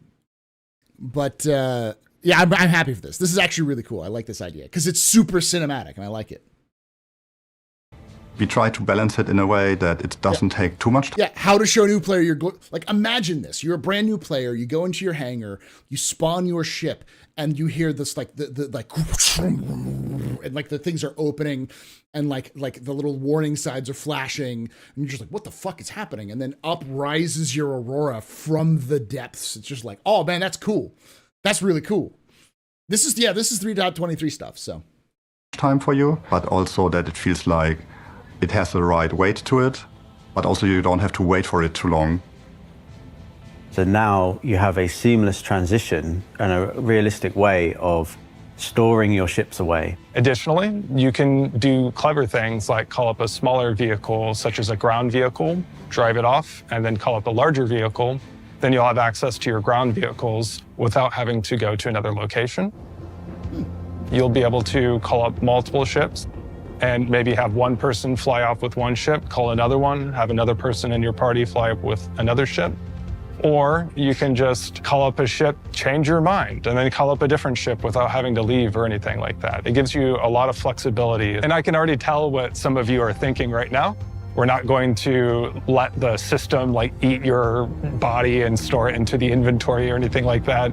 We'll make sure to account for that such that if there's a blocking change that happens, we'll stop the process, go back up to the default state, and then tell the player about the issue so that they can account for it. If you do want to jump into the platform just before it closes and fall to your death, you can fall to your death if you want to. So this is really cool, and we're really happy to get this in. It's been discussed for some years now, and it's been a very tricky thing to fit in, and certain tech's required to be able to do it. You'd be able to have this hangar your own space and call your own ships and do a lot more within the hangar now. Now that we're adding all of this new facility to the hangars in the game, allowing them to be persistent, adding these freight elevators, adding this ship platform, there's a lot of more things that we have to have in these hangars for them to be useful for what we're adding. So the hangar sizes had to increase quite a bit. We did not want to do that originally in the beginning, but soon when we did prototyping, we figured out that not. Clap it, clap it. Chat, I need you to clap right now. That is, I know they didn't want to do it, but they needed to so badly. So badly. Oh, it was so needed. Oh, thank you, CIG. Thank you. It makes it so much easier to move around. Oh, there's so much more room for activities. Not all the hangars, as I said, like the low-tech hangars in particular, are quite old by this point. Not all of them were to the same standards or metrics. So we figured that with the landing pad now going down, you had this gap for like quite some time before the doors close. So there was a very narrow walkway for the player sometimes. So we had to rejig some things and made it actually larger. So the large and XL have had significant size changes. So the XL is about 20% larger, and the large is about 30% larger. So certain ships that were a little tight can now fit a lot more easily. So you don't feel like your wings almost scratch the walls of it. So it feels a bit more natural and better to the play experience to land in your hangar now. The medium is the same, but taller. And the small has not been changed. But we have classified ships to fit into the medium that were once classified as small.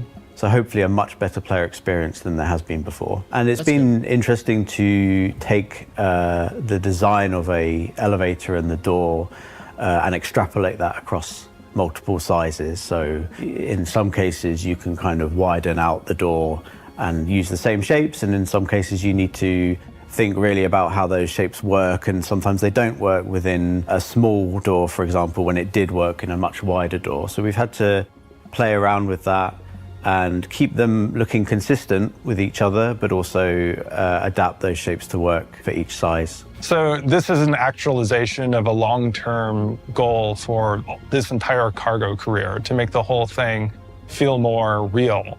It means that the whole experience is gonna allow for manual loading. It'll also feel more rewarding because it'll give you more interesting choices to make throughout the process. It'll make multi-crewing a more interesting and useful experience. It's going to just make the whole experience a more skill-intensive and interesting and tactile. Another thing that we've talked about is automated loading in the games. This allows you to still do commodity trading without needing to actually move the boxes yourself. It will be an option in the commodity terminal. Whenever you go and you pick the destination inventory, you'll be confronted with several options. One is the location inventory. The next will be all your ships that are at the location. If you choose a ship, you'll have the option to have it be automatically unloaded or loaded for you, of course, with an added cost. The ship has to be stored to allow for the transfer, and it will be time-locked while that transfer is occurring. Different locations in the game will have different amounts of time. Places that are more optimized for trade are going to allow for faster transfer. You'll be able to still do the trading. You just have to wait a little bit and pay a bit more money, so your profits won't be quite as good in that case. Once the automatic I love this. I love every part of this. This is fantastic. This is amazing. Like that well, all of the people are like, but my automatic loading, you have it, but now it's a reason to choose manual loading because it's going to cost you money to do it. And the answer was like, I know a lot of people were hoping for like that NPCs would load your stuff, but with this new fantastic magical elevator system that that like lowers your ship down. Okay, so I'm gonna explain something that's gonna be really weird, chat. Okay, this is gonna be really weird sounding, but there are automated bike storing systems. I saw there's one in Japan. I think there's in other places as well, where you can like go in and put your bike onto into like this like machine, and it will like lock your bike up into like a storage facility. So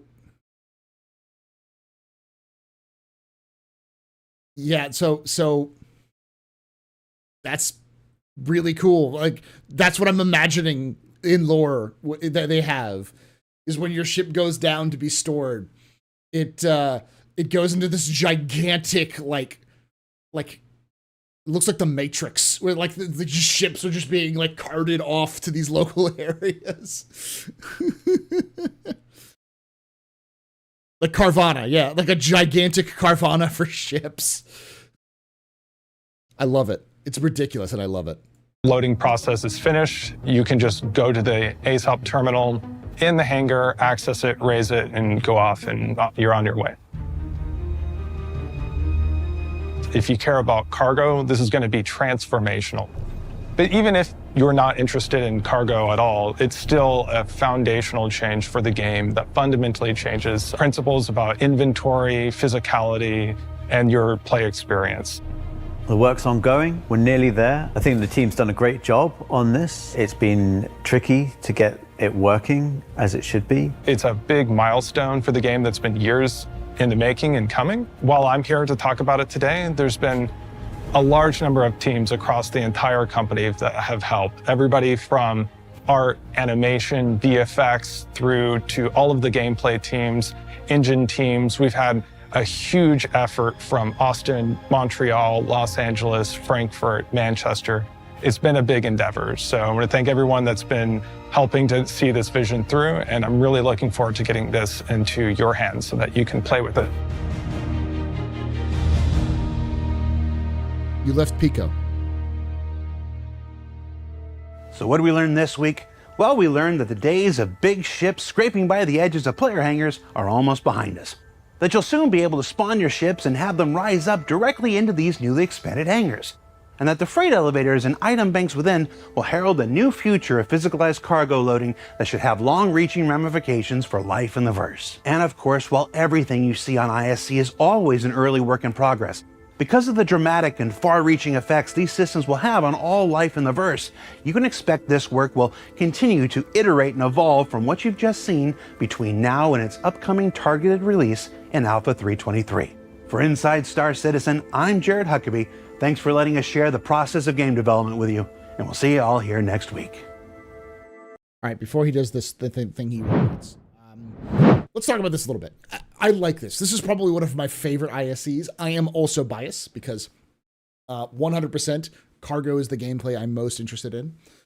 But there are so many good things with this. The item kiosk is a great solution to the problem of convenience. I do think that it's going to be I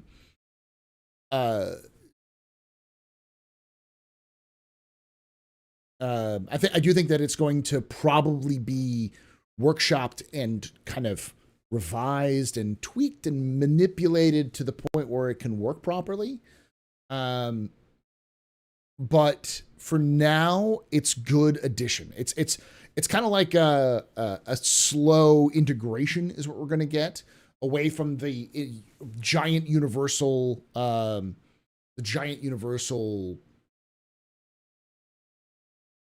like inventory that you could like you pop out anywhere, to specific kiosks But I don't think it's going to be that different. It's just like, oh, I'm going to stop by this kiosk and grab something. And it should still kind of work for the whole landing zone. But as cities expand and as the landing zones start to become compartmentalized, you're going to probably start seeing those whittle down even further to a regional kiosk system. So you have to go to the right regional kiosks, or possibly like express kiosks where you can take an item from one region to another region, which again leads to more questions like being able to take your gear and have the NPCs ship it to you from other locations. This is the kind of technology that CIG is working on right now that could be implemented for those sorts of things. So, yeah, it's cool. It's great. I think these are all good additions that don't break immersion, that do add more to the gameplay while making it meaningful. I love the automated loading thing, which they teased in the monthly report and finally showed it off here. It's like, yes, I love the fact they're doing automated loading. Gosh, this is a good ISE, y'all. This is just a really good ISE. This was I'm a very happy pupper right now. Let's watch Jake. Let's watch Jared regret his life.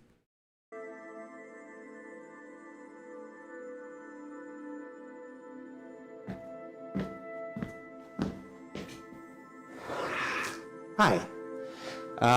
We had a meme image for the end of the show. It's been our thing this season. This week's was a little too hot for TV. So we're going to put this week's image in your hands. I'm going to give you a frame, and you put whatever you want on here. There you go. And here's my face, knowing this is a bad idea.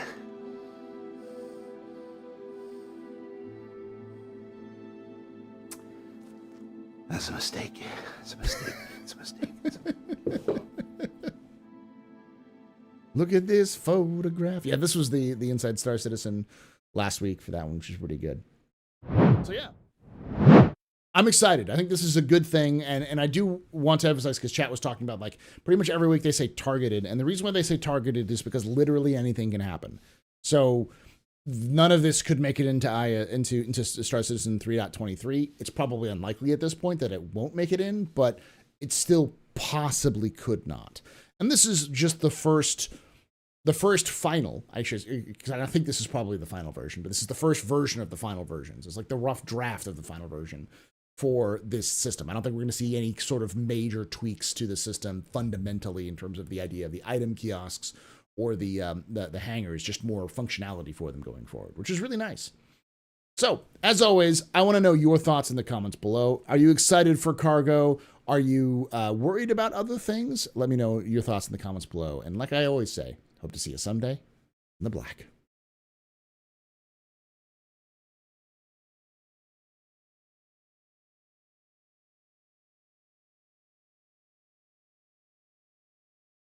I'm always worried.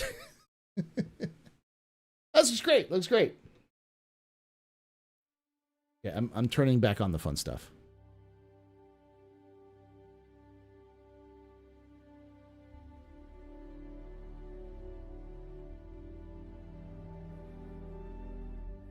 Good news, everyone!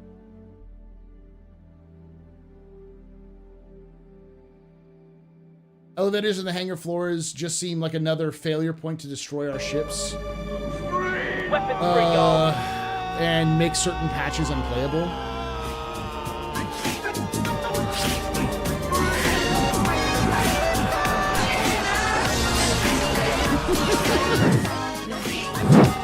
I give you back your fun button and you start to abuse it.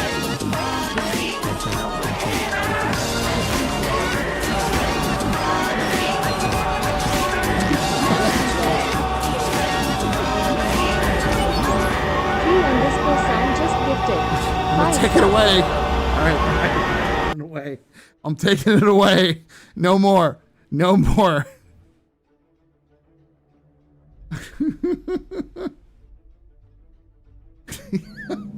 It's too abusable. That is far too abusable. You can take away my space suit. You can even take away my space lasers. But you can never, ever take away my space game.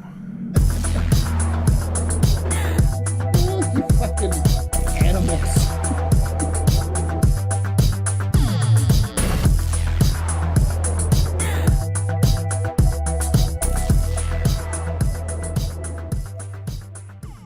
Z4RK1 just resubscribed for 14 months.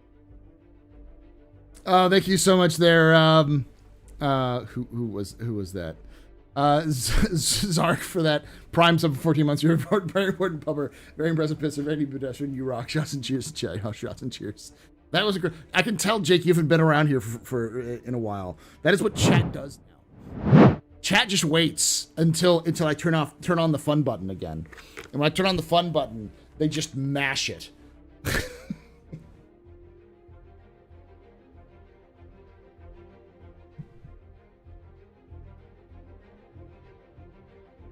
Your fault for not adding a cooldown on the timer of this. Can you add a cooldown timer?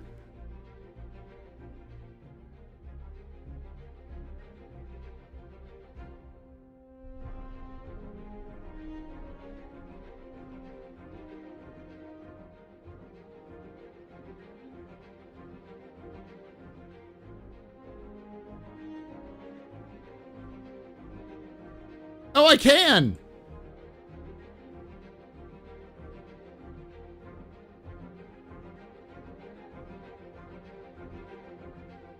Someone just told me how to break your fun button.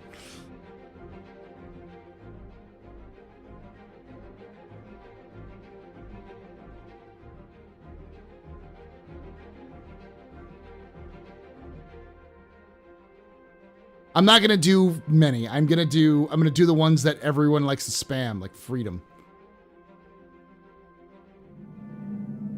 Here's freedom. You can take away my spaceship. You can take away my space suit. You can even take away my space lasers.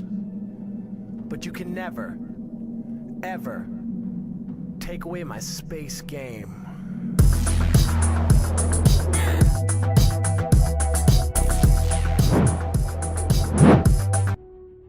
The heck?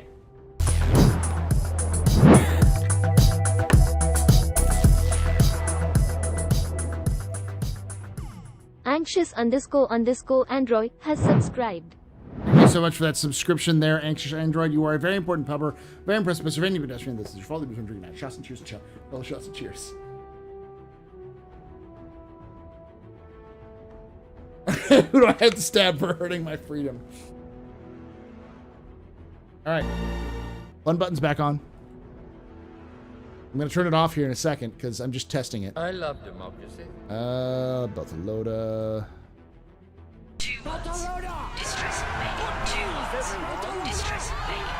I love To democracy. Distress, 2 words.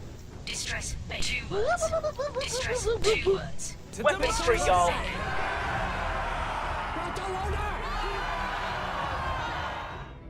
To democracy.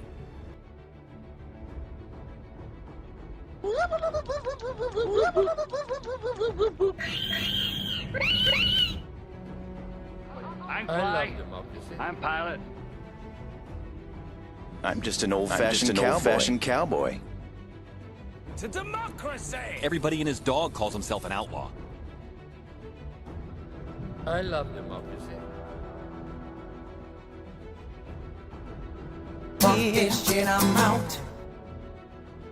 To democracy. I like money. I love democracy. To democracy. To democracy.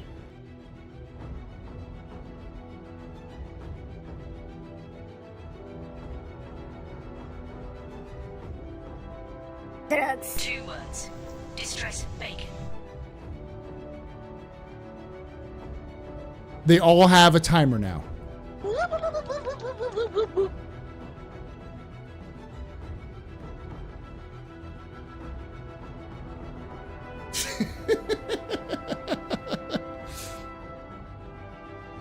To democracy.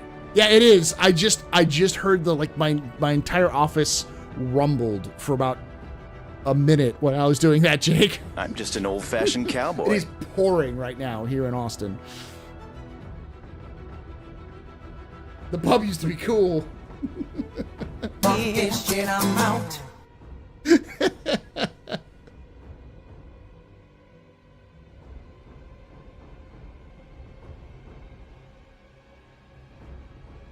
So the only things that have cooldowns that are longer than a minute are the Freedom and Beltalowda.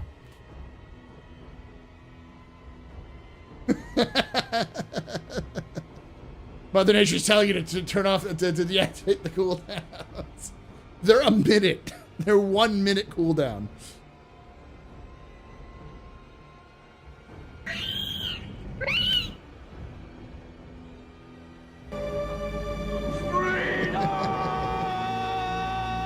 I can't do any, like, that's the lowest I can do. I can't do less than a minute.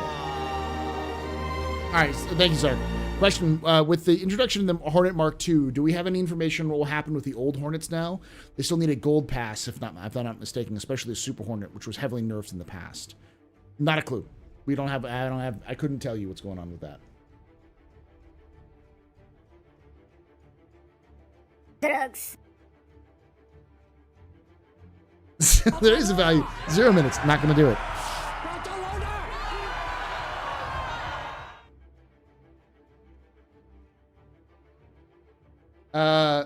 Why do you think Chad wants to take away our beds? Okay, so I actually do have a theory for this one.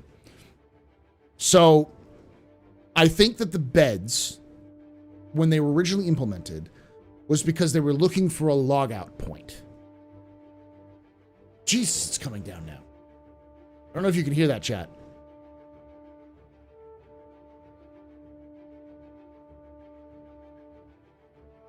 It's so loud. I'm surprised you can't hear it.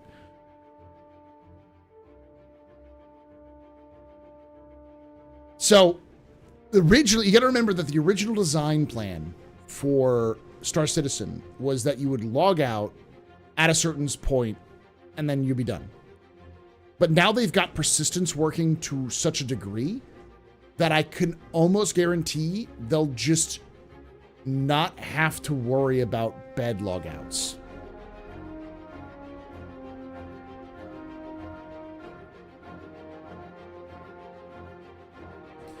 My guess is that likely what they're going to do is they're going to make some advantage for beds, like your ship won't persist.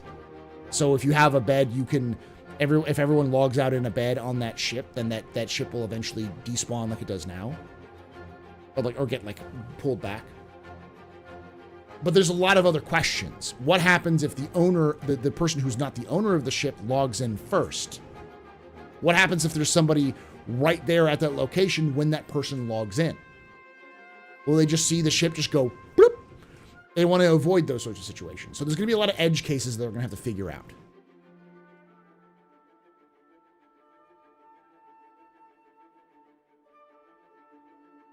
But I do think that if you just log out of your ship without a bed, your ship will persist.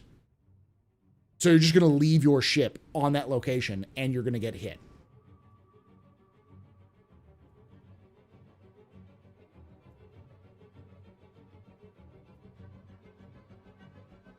I don't think we're going to have a full persistence in terms of like you log out with your ship, but they're going to want to incentivize you either to have a bed or to go to a station.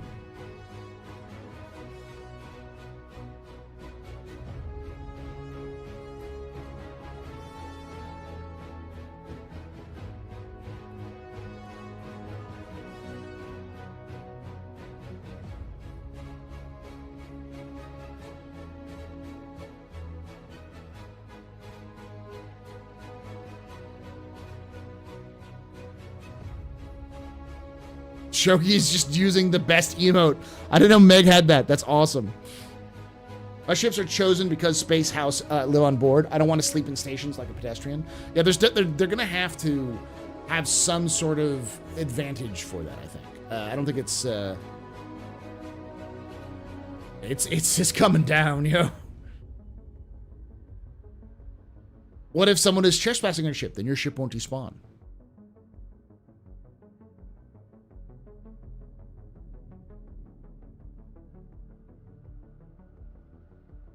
I would make it like GTA Online where your character spawns at random places if your character lives its life and while you aren't controlling it. I know they kind of want to do that with they mentioned something like that where like your ship will be taken over by like you will be turned into an NPC if you just like leave and it'll try to pilot itself back. But I think what Chad was talking about with the idea of bed logging versus is like that the concept is so different because of the new technologies and the scope. But I always thought that they were going to the bed, like your ship was going to disappear. I just really hope they don't have your ships persist even if you have beds, because that would. I mean, I think it would lessen the value of ships with beds, because at that point it's just a roleplay mechanic rather than a gameplay mechanic. Chad should explain Chad's self. I think the reason why Chad didn't say anything specific beyond that they're going to have to take a look at it is because Chad probably, and the teams that are responsible for that, probably have no fucking idea what they're going to be doing with it, because they haven't fully looked at the systems. All they know is that likely a lot of the stuff that they originally thought has to change because of the nature of meshing and the back-end servers and what can be stored and what can't be and all that kind of stuff.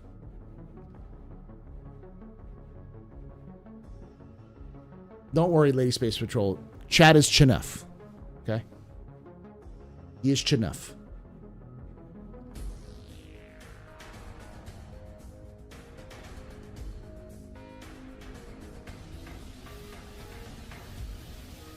All they know is that it will not work for where they want the game to go.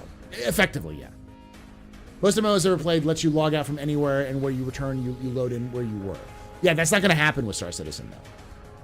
But I also think that we may have a situation where they may have to, where if you just log out of your ship, like of your Mustang Alpha in the middle of space, your ship will disappear and get stored. Because it may be an issue of just server performance. Like, you know how much information they have to store for if like 1 million people log out at the same time in the same location? If that shit persists, that's going to be a nightmare.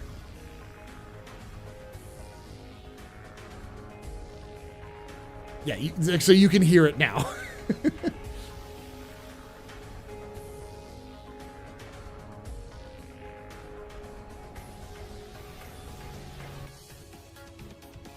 So Chad made a discussion. I'll bring it up here. Let me pull up the it was a while ago.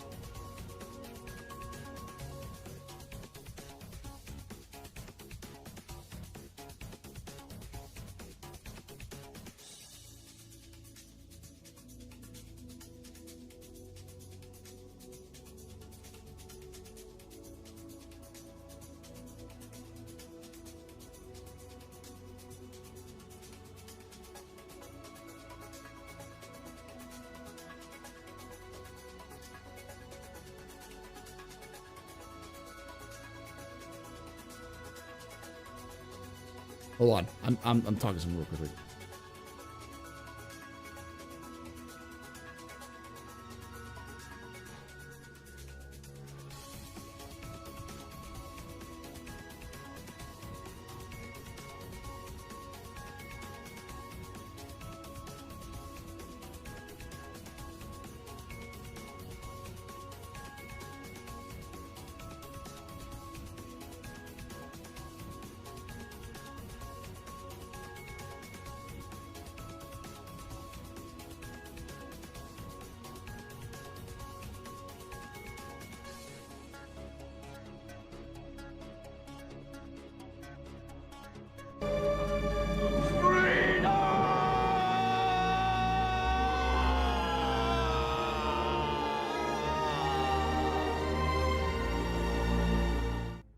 I love democracy. To democracy!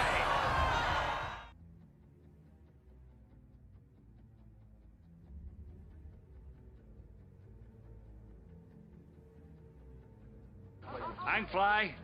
I'm pilot.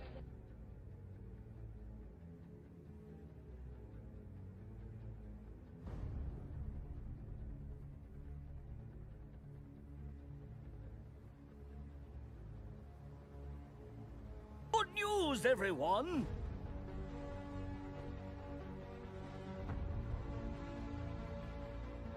Hold on, y'all. Sorry. Everybody and his dog calls himself an outlaw.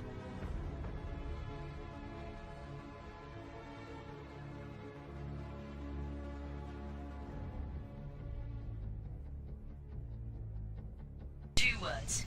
Distress bacon.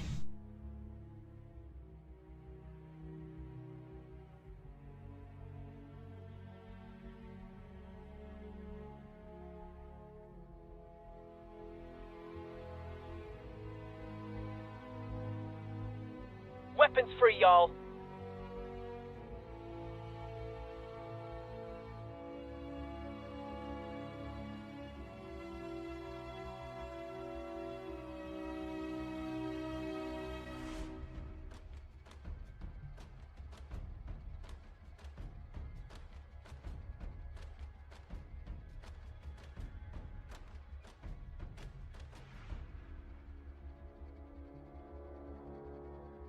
All right.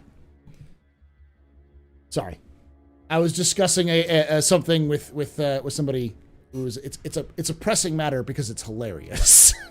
It's hilarious how stupid the matter is. So I don't even want to bring it up on stream because how did they catch up? Were you watching the time watching with time dilation? Yeah, sometimes people can watch you because you can go back and watch faster if you watch the stream at 1x speed live. If you go back and watch at the very beginning, because you can like reverse it back to the time, you can actually speed it up like you can like a normal YouTube video. YouTube Live is fucking cool. Like there's so many good aspects of YouTube. It's just the UI is garbage.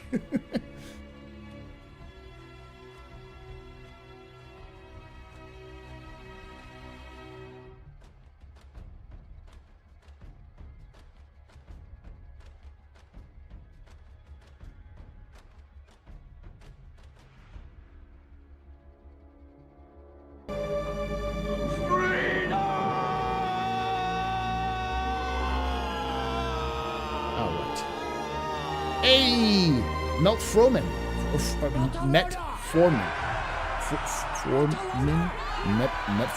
Metformin. There we go. Thank you for becoming a member on YouTube.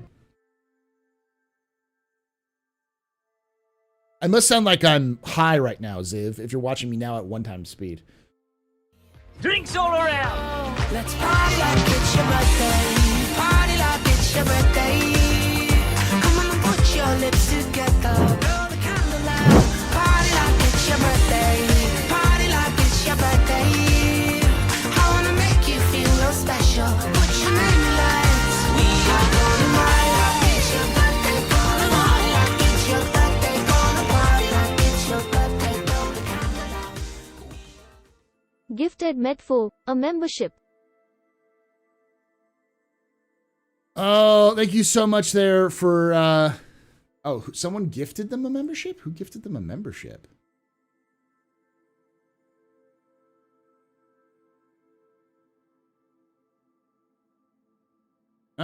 Anyways, welcome. This cargo gunk took our freedom chooms. I did take the freedoms. I took all of the freedoms.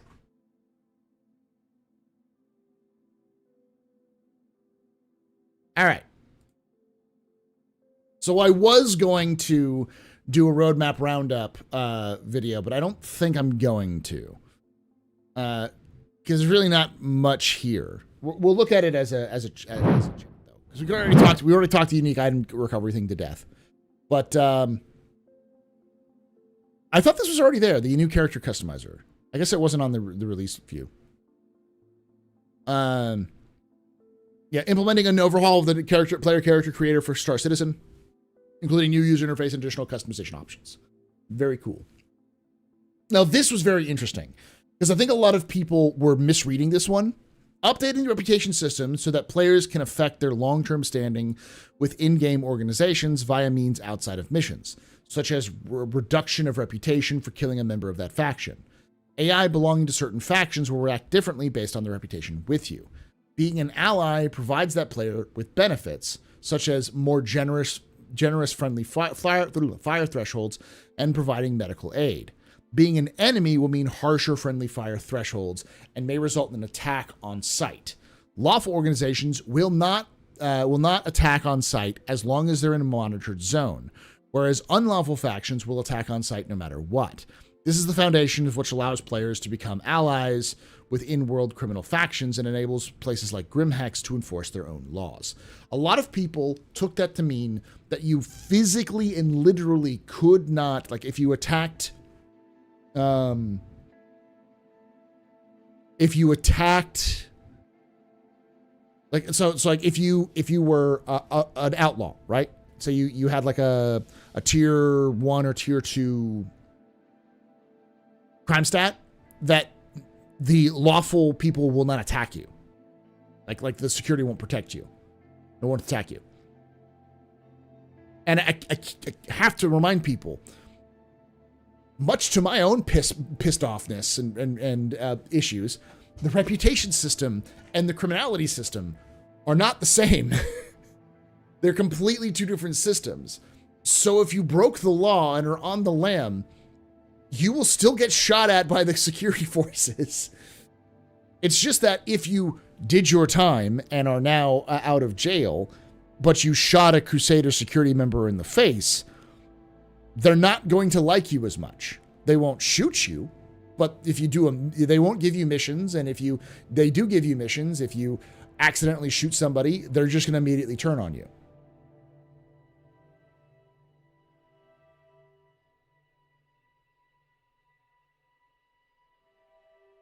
AstroPub. What's going on?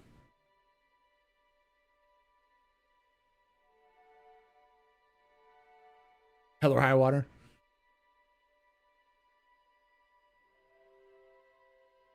These were changes to committed, no? Or were they?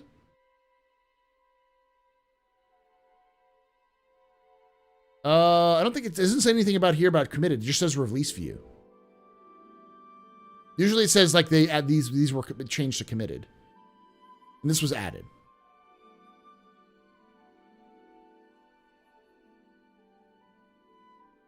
AstroPub. What's with changing my name? Oh, Grimhex is going to be spicy. What this means...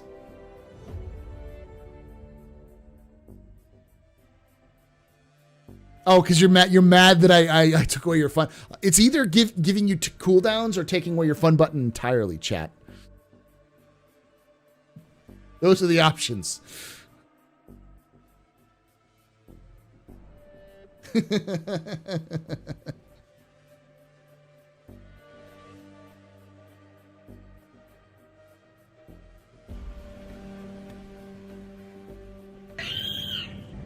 Make us suffer.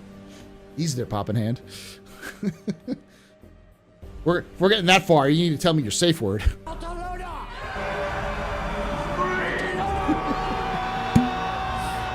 There it goes for 3 minutes, chat.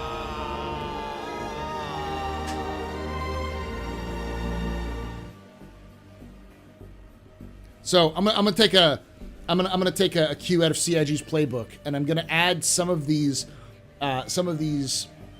voiceovers to a paid, a bit paid, like thing as well. So if you're timed out because Freedom is going on is timed out for 3 minutes, you can pay a few bits and have it go again. Sorry, my safe word is on cooldown.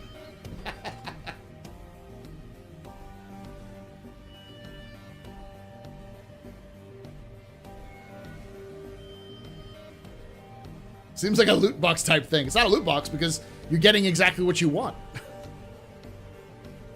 Marketing ruined the pub now.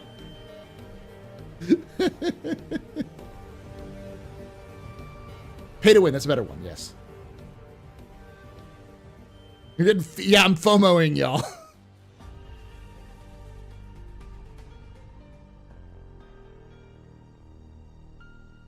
Micro pub actions. Anyway, that was one of the biggest ones that I saw, was like people were freaking out about the hostility stuff. And this is cool, though. Basically what it means is Grimhex is not going to McFucking take it anymore. You've reached the find out stage of fuck around with them. So if you're like say a bounty hunter and you're constantly hunting down, Ninetails, and you show up at Grimhex, they're gonna say, you're not welcome here anymore. We're going to fucking end you now.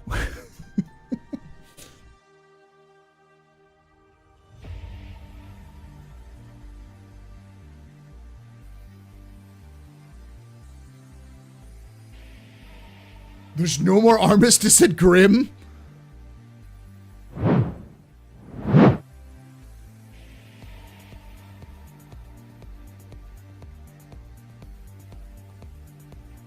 To democracy!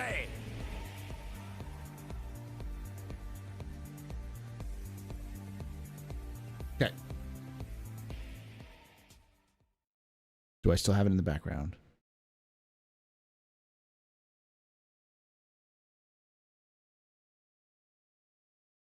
No, I don't have that. Just one ahead.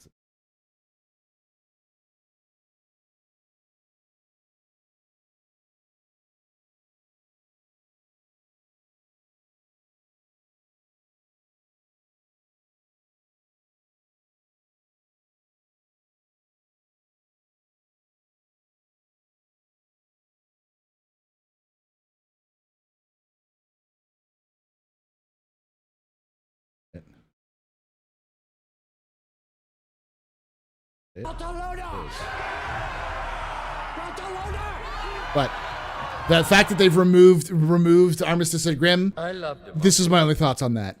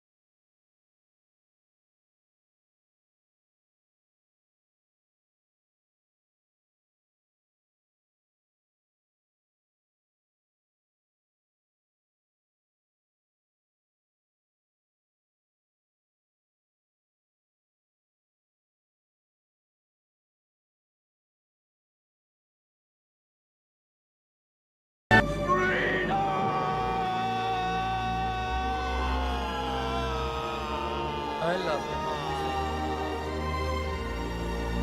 For those who don't get it, who just came back, it was like, why is Paul shouting and saying weird things? Armistice has been removed at Grim.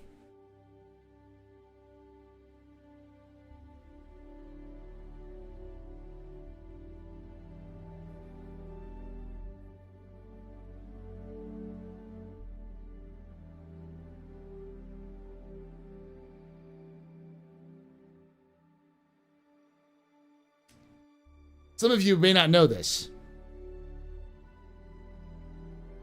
Oh yeah, it's probably, you're right. It's probably, let me redo that again. Hold on.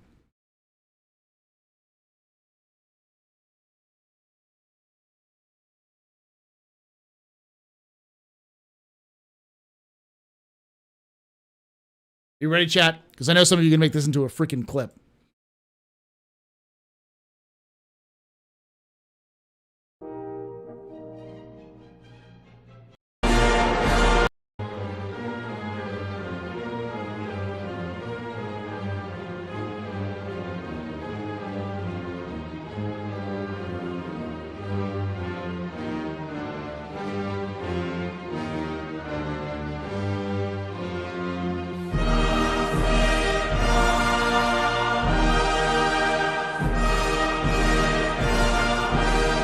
Armistice has been removed at Grim.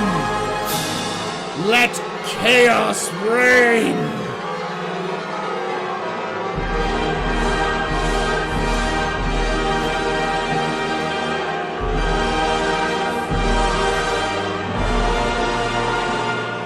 Finally.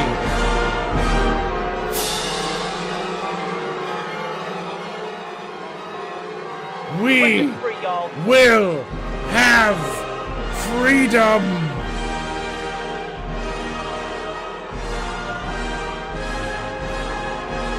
Why is it taking so long for this to crescendo?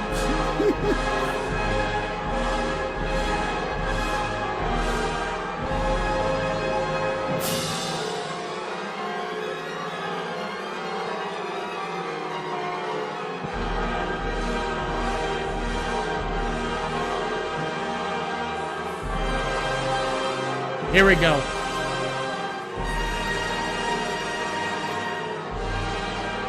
Now I'm gonna do this right. All right, look at me, chat. Ladies and gentlemen, the armistice has been removed at Grimhex.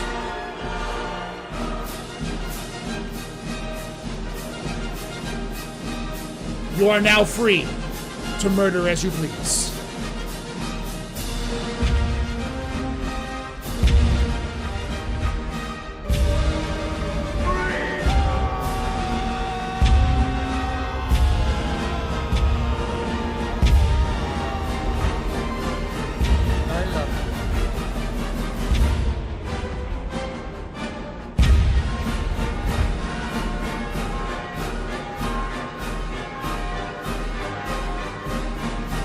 Make chaos reign.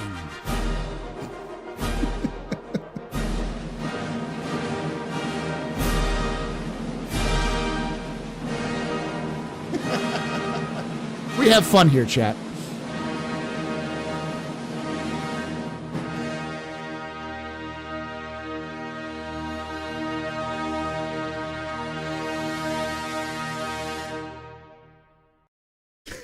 I broke Fishy.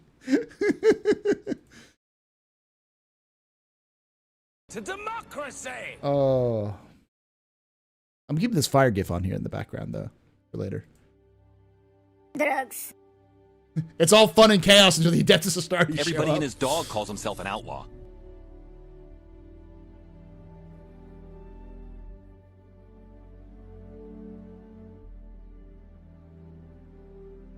We would blast this in college common area in my buddy's surround sound speakers, then jump around hip thrusting aimed at the cannon shots. 10 out of 10 memory. Would do it again, even if we traumatized some of those stuff we stumbled upon.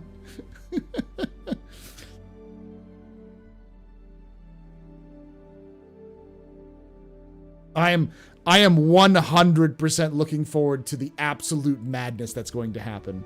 CIG is going to reverse course so fucking fast on this. Their head is going to spin.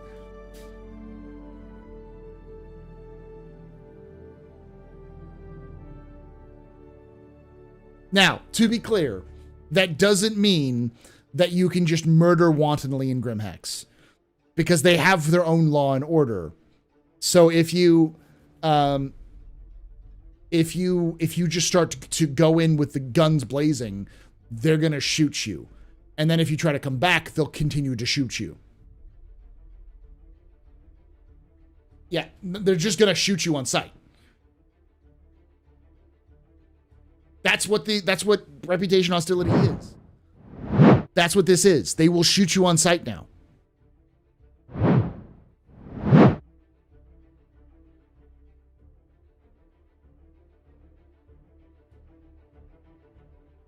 That's the only issue. The question is, will the NPCs do anything?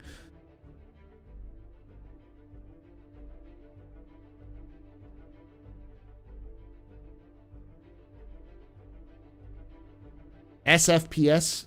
Oh, 2 FPS, a server FPS.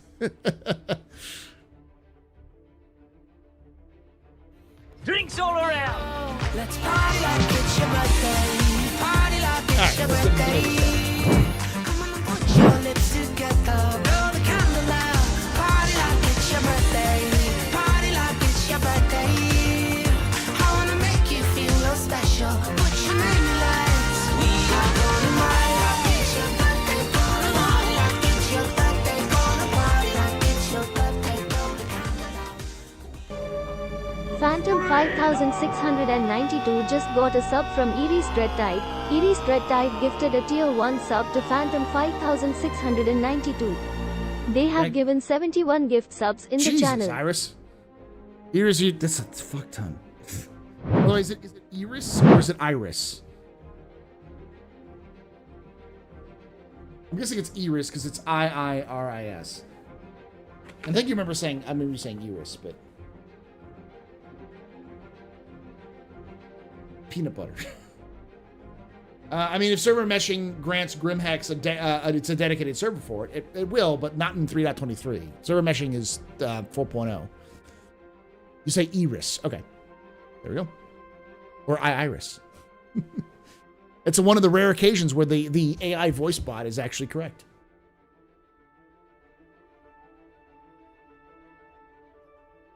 Yeah, because the Ninetales will have to protect you if you're in good standing, but if neutral, they'll just act like normal derpy NPCs. Yeah.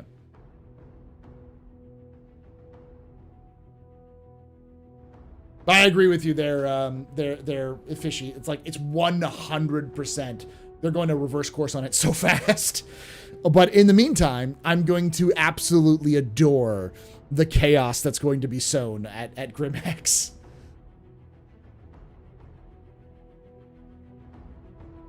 You done fucked up, Iris.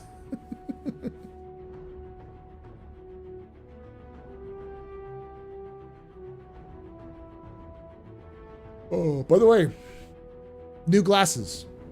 You can actually see that they're clean. And they're my actual prescription now, which wasn't that much different, but...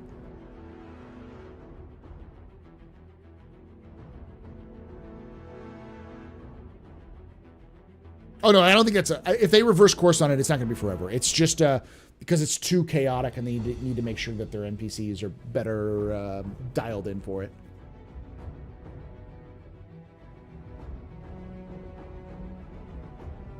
I make most of my AUC from killing Ninetales. I'll be so welcome at Grim. You know what's going to be really funny? Is when you show up at Grimhex, is when players who've been killing Ninetales show up at Grimhex and they instantly get shot at and they get really confused and they request landing and they're going to be told to fuck off. They'd be like, why the fuck? Why are they attacking me? What's going on? I don't understand. Why are they so mad at me? I will bathe in the tears of that moment. I'll just be like, smells like someone didn't read the lore. Oh, it's almost like lore matters now. Oh, fuck. Oh.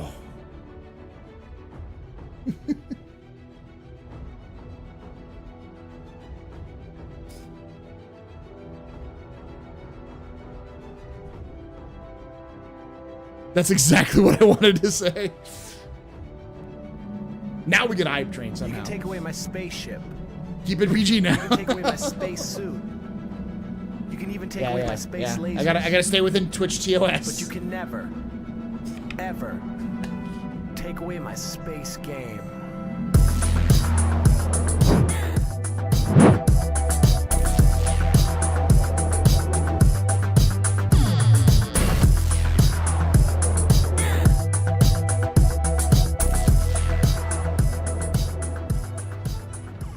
Puppy_1775 just resubscribed for 15 months. Thank you for that 15 months of support there, Pappy. You're very important. Power, very impressive. Preserving pedestrian. You rock. Shots and cheers in chat. You know, shots and cheers.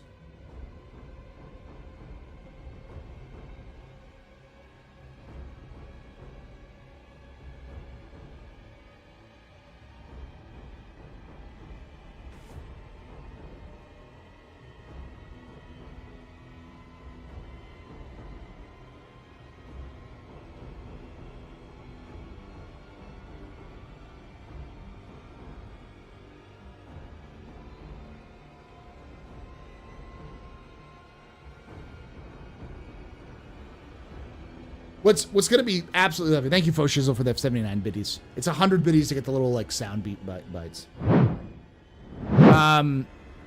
What's going to be really nice is this will lead up to future missions. It's like I can see a bounty hunting mission where it's like, hey, you need to get this person, but they're at Grimhex. So you have to effectively raid Grimhex to get your bounty target and get them out. Think about that, chat. Think about that. And getting penalized for shooting civilians. So you can't just walk in and just start shooting. Mwah.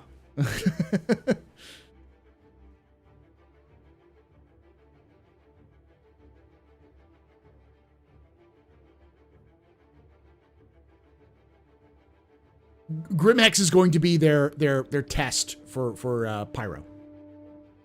They're gonna dial in Grimhex to get that looking right, so that like when they get Pyro out, they're gonna, because that's really what the reputation hostility is for Pyro.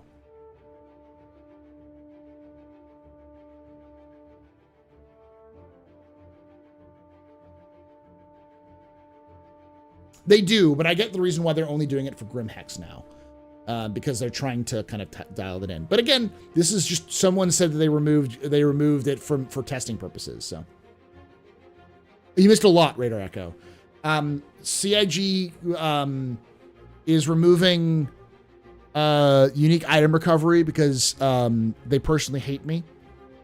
Also, we discovered that the real reason why the unique item recovery is not coming in is because the dev team found asbestos in the item banks, so they have to be cleaned before they can be put into implementation. What else did we discover?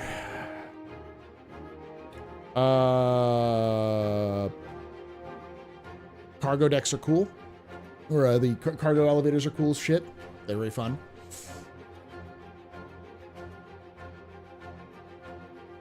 They removed the Armistice Zone from Grimhex for testing, so let chaos reign.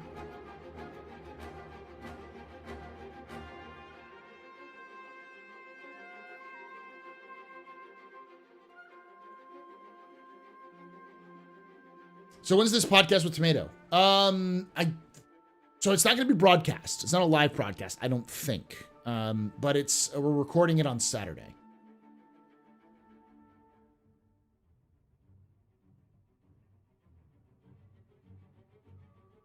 Oh yeah. We're going to have more room to land in hangars. Like they increased the size of the hangars, and there's automatic loading now, which is awesome.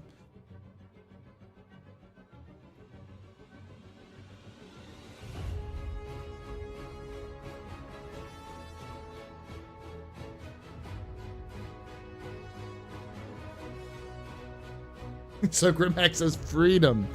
You mean Grimhex has...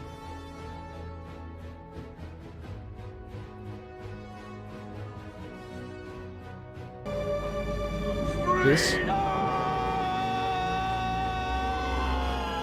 Hey, Crystal. We just watched the ISC, and we've gone over the monthly report, the roadmap update. The other thing was the dynamic crosshair, which is awesome, and then they added the Hornet Mark II, FF7C Mark II. So, the other thing that was noted was there's no progress tracker for this update, but this is because 1.0 is what they're working on. The progress tracker is likely going to be replaced or possibly supplemented with a full-blown roadmap for between now and 1.0. That's the reason why the progress tracker has been delayed, is because they've been working on a roadmap for 1.0. Oh, we also had a thing about that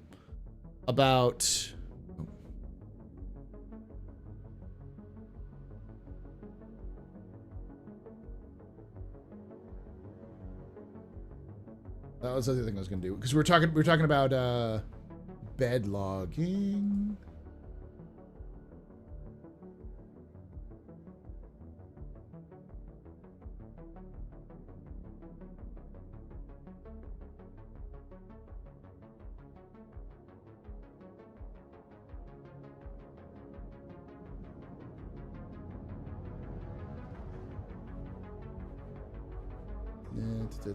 There we go.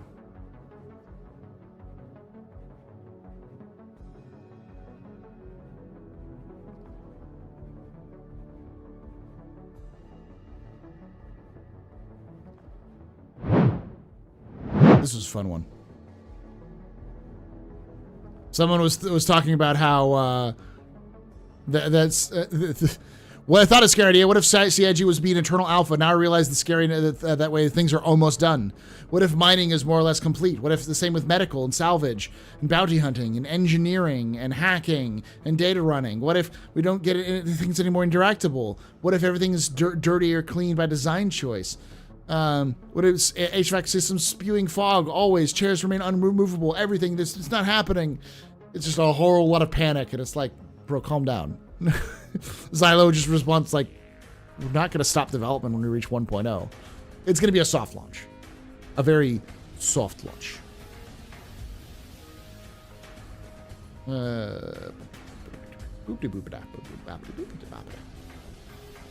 Okay, viewing all.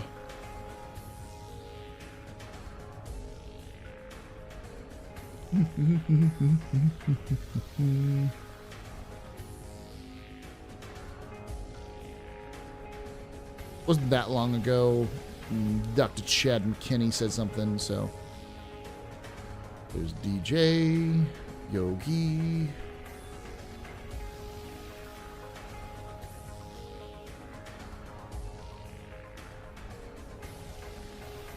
Zach's just fucking acting like Yogi all of a sudden. Speaking all the time. There's Chad McKinney.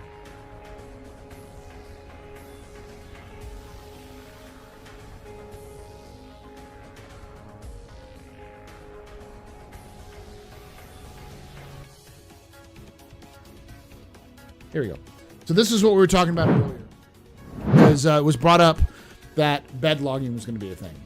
Internally, we were very focused on Star Citizen 1.0. This is where a lot of people found out that Star Citizen had a 1.0 as our primary goal, and everything we're doing and planning is specific to hitting at the vision we have for Star Citizen 1.0. We don't want to get into specific date releases or dates or a particular feature list, but much of what we already talked about publicly are critical parts of that 1.0 vision, such as server meshing, like you mentioned.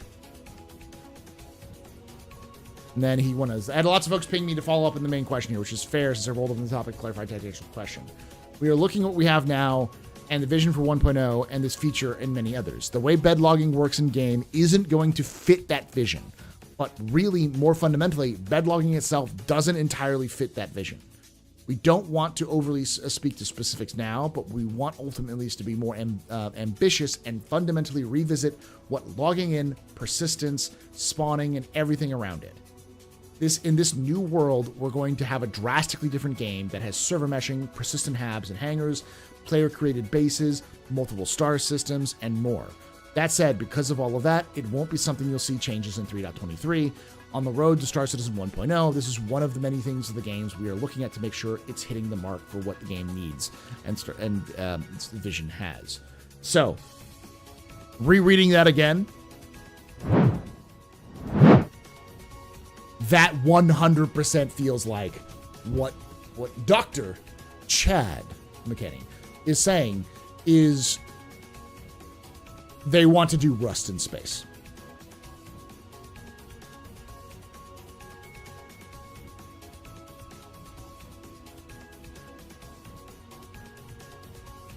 And that's the question.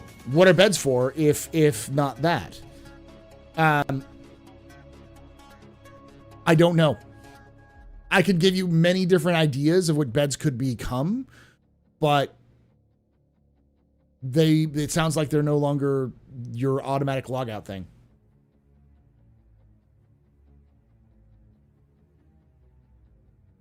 Have a good night, Phantom.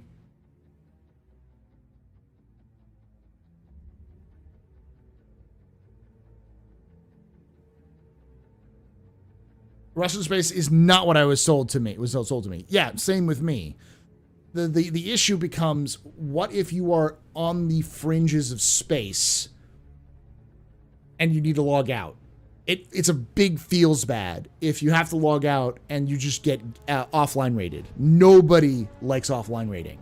It's one of the biggest problems with survival games, because it is, to steal a term from CIG themselves, which is a gaming term, it is degenerate to the gameplay. It is an unintended consequence of a gameplay feature.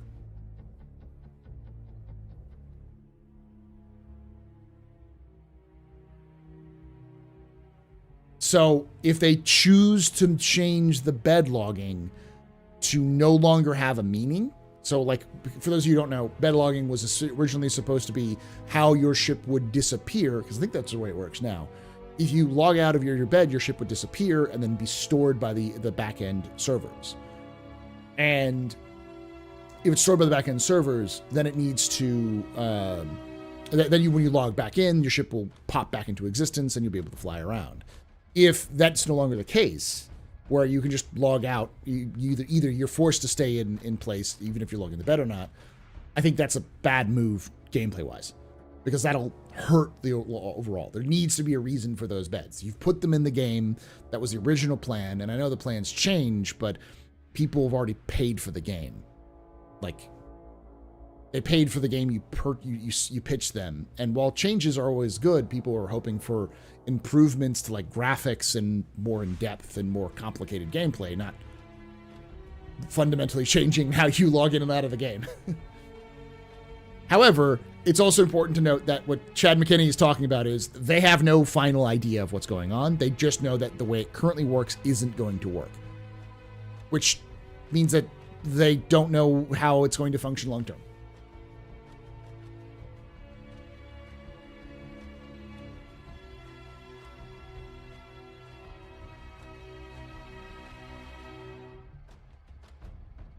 That's what it works. That's how it works right now. Tactical is if people log in out of a bed, their ship will disappear. It actually still functions that way. Where if you are in a bed and you log out, well, that's really, are you something wrong with my glasses? Got a weird.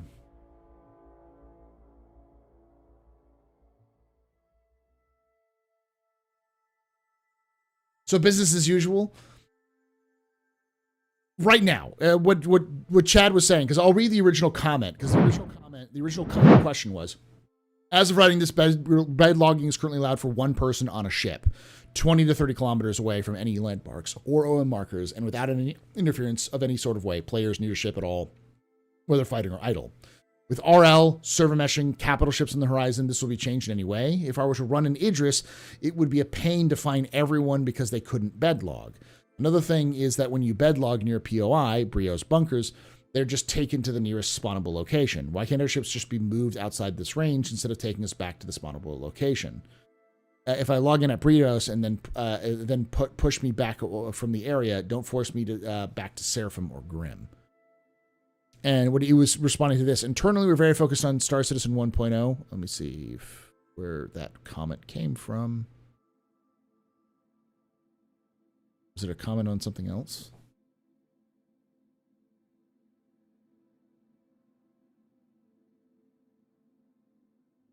Here it is. My suspicion is that it will come back, but was taken as per cargo requirement to have anyone in the ship is per CIG.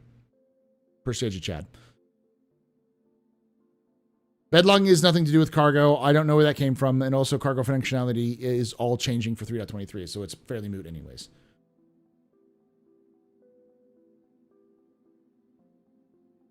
Okay.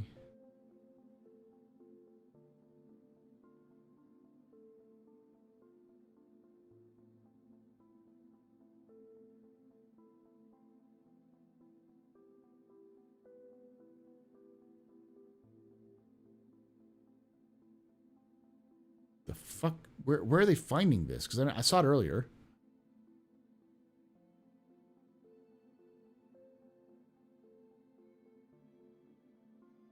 $32 more replies.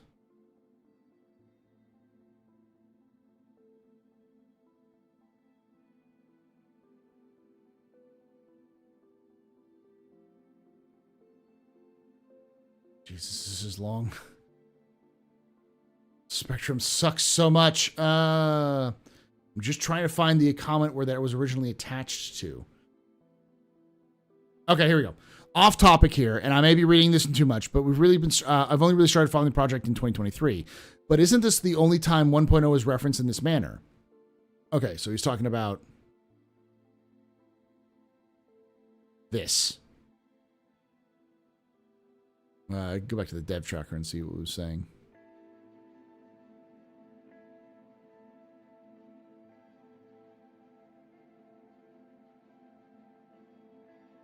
By the way, there's a dev tracker. This will show you everything the devs have talked about on Spectrum.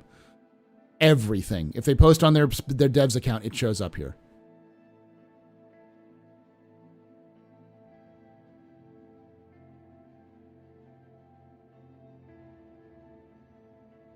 I think that's where it starts from. Yes, that's what this was. Yeah, that was just a separate one.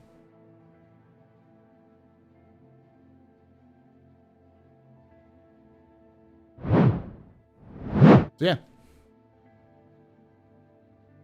Yeah, so I'll show you where it is. So if you go to the, let's go back to the homepage.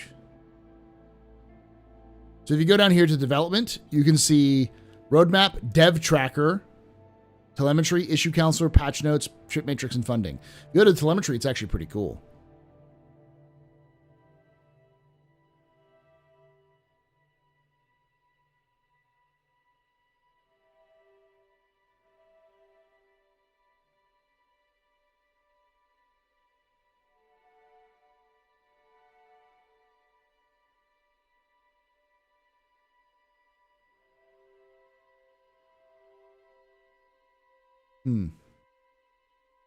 Oh, I'm not logged in, by the way. But yeah, if you log in, this will show you all of your own performance, and then it'll also track similar performance of similar like stuff you have.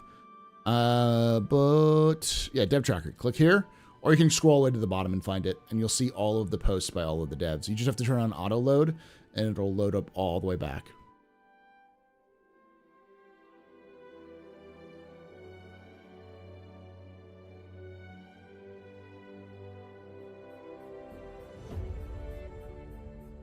Oh.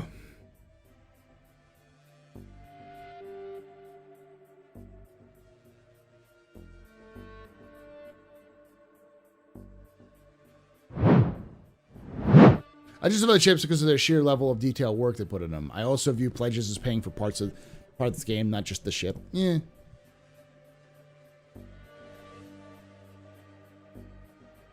Sorry from the top again. I think I saw one you missed near the beginning. Yeah, it's one I saw earlier there, Cindy. So, like...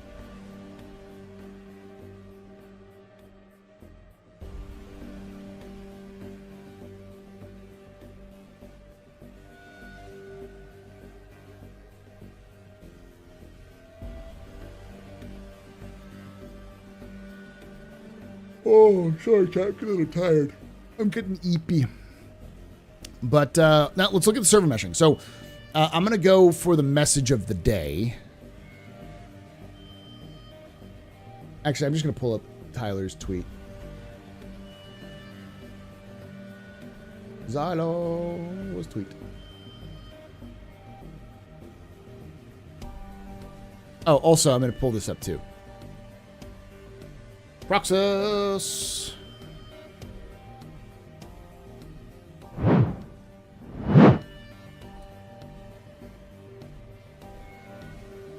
Wave 1 PTU testers. So this is the setup. Currently available features: sign in, select game channel, install game, update game, verify game, launch game, avatar, change library folders, error handling, RSI information, status information, cards, download settings, cancel download, download queue, swipe animation for RC115. Please do not run the 1.6.1 at the same time as Launcher 2.0.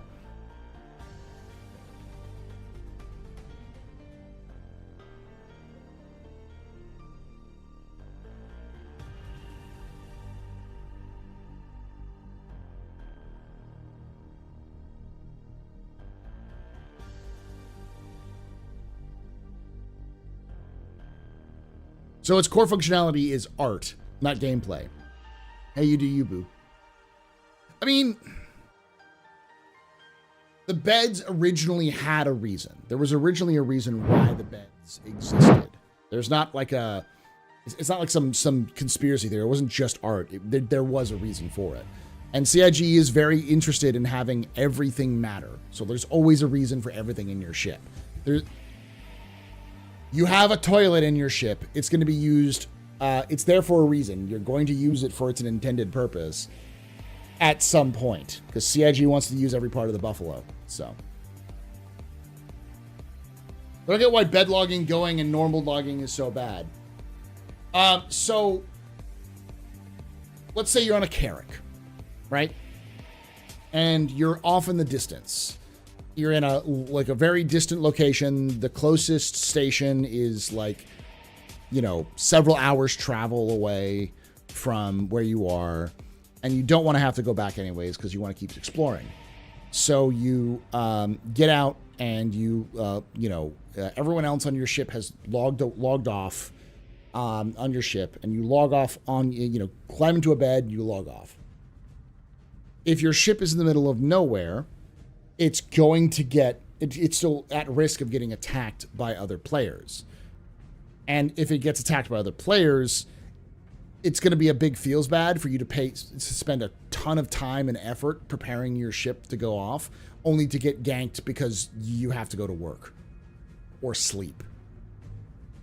That kind of shit sucks. It's unfun, and it's a big problem with survival games like Rust, where people just meta the shit out of it rather than do anything else. So, that's the issue.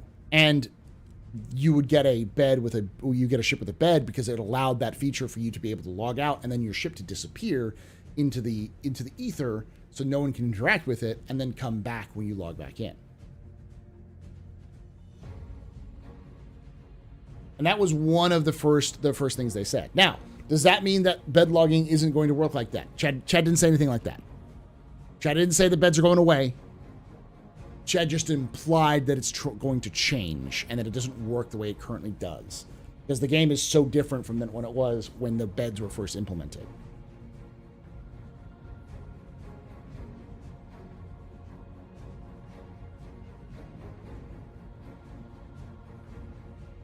Are the toilets in the ships for our pets to drink out of? Yeah.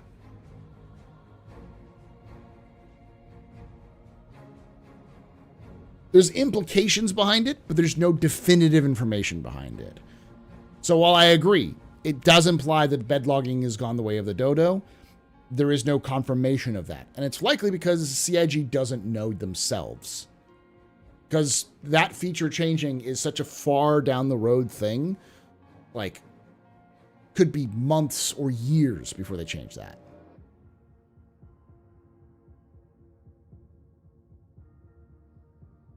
How else would beds work? RP mechanic. I could see, if I was to be pushed to come up with an idea of what beds could do if they weren't allowing you to log off, it would be a stamina system.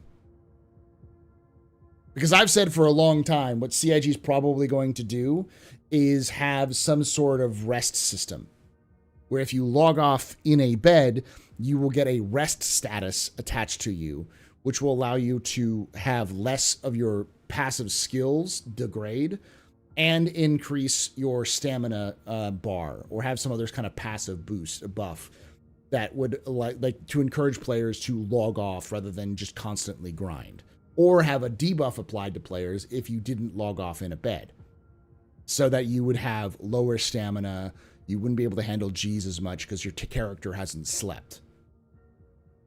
Basically a rest XP bonus, but because there's no real XP in Star Citizen, they're going to have other means around that sort of thing. Is this new though? As I said above, I've heard this is they had this plan for more than a year ago. I can't remember exactly where I heard it. As far as I knew, this is new. As far as I know, this is new. Yeah.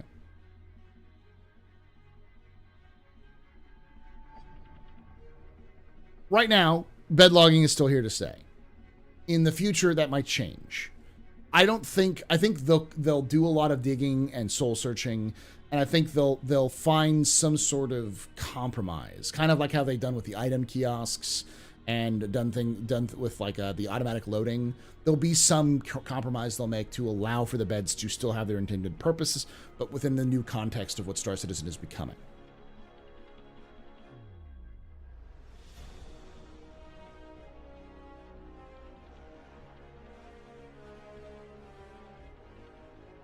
Because stamina right now doesn't do anything. You can just run for hours and not have any problems. But in the future, stamina is going to change your speed. It will determine how much armor you can wear and how fast you can move in that armor. Likely will determine things like your ability to aim down sights and your ability to, like your movement itself. But CIG hasn't fully implemented it yet, because I don't think they've implemented Character 2.0. Not the character creation, but the actor status system, the new actor status system, which I've heard on good authority is what Pizza is blocked behind. Pizza is blocked behind that thing being added.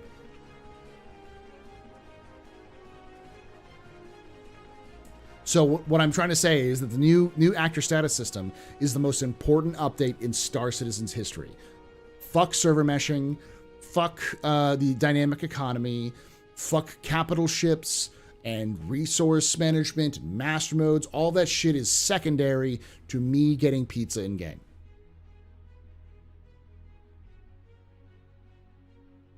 Yeah, they've been working on an update to the actor status system, which is going to increase your health and other those sorts of things. Last time I heard about it from people I know who work at CIG was months ago.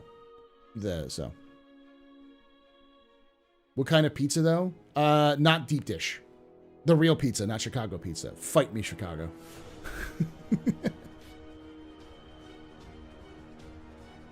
When I eat pizza, I want to eat pizza, not a casserole. not a tomato casserole.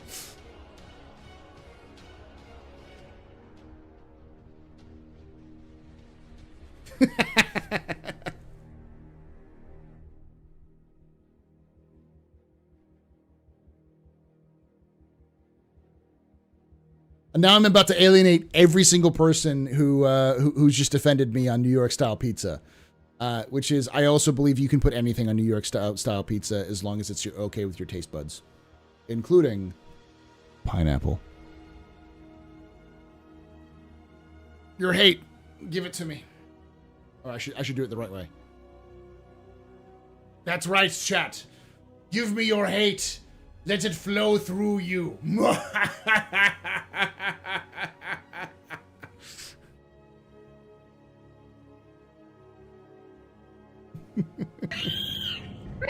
This shit I'm out.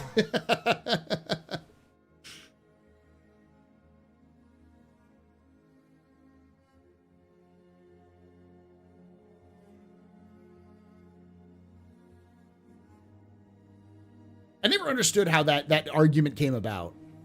Of like, does pineapple belong on pizza? It's like it used to be, the old joke was anchovies. But like, at least, like anything can go on pizza. That's the glory of pizza. It's just tomato sauce, cheese, and bread. And if you think about it, that's the basis of a lot of meals. A vegetable fruit paste, I guess you could say, like some sort of vegetable or fruit, cheese, and bread. Any kind of meat would work. Any kind. Lamb pizza. You know. Snake pizza.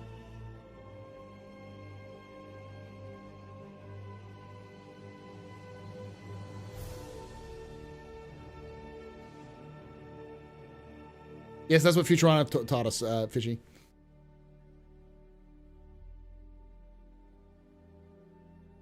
A shrimp.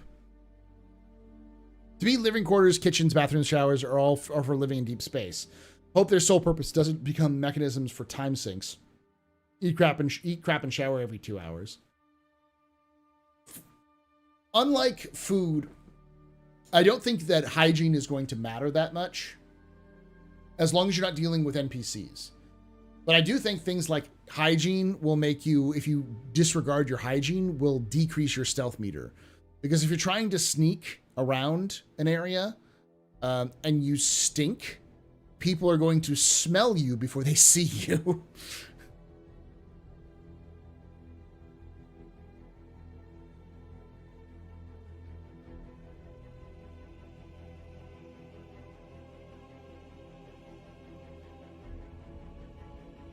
But also, when you're trying to talk, some mission givers may reject talking with you. You might not be able to buy certain things because people tell you to get out, you know.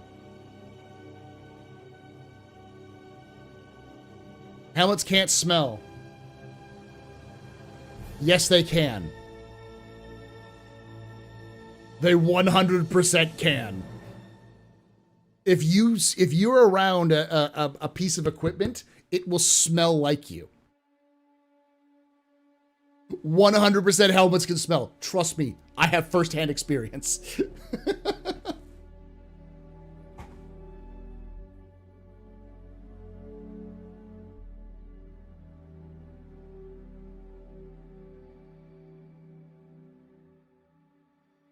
Yeah, but your suit isn't in a vacuum. Ha.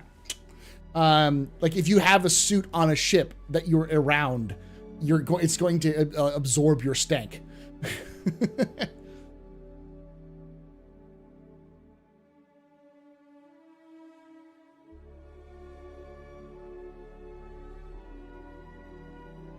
I guess I know what you mean about airtight, but I mean, like, if you're in a suit walking around on a planet, they're going to be able to smell you. Yeah, clothes do stink, which is why we wash them. And you know what makes clothes stink? Your body odor.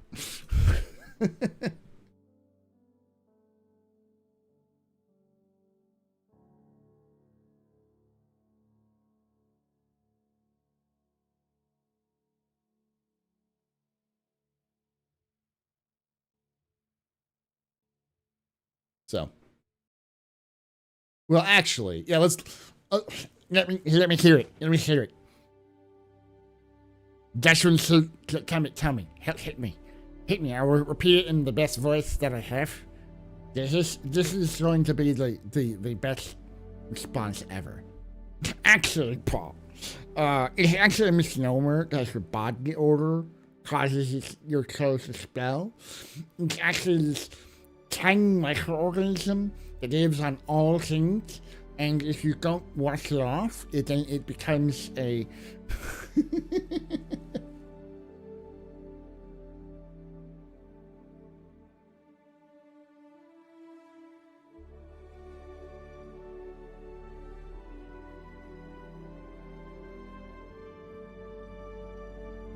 That is true.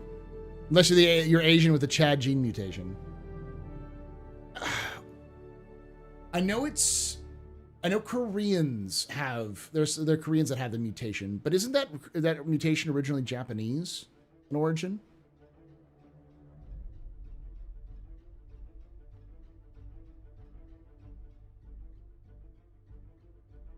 Not every gang member. There are gang members in the Dusters that don't have helmets on.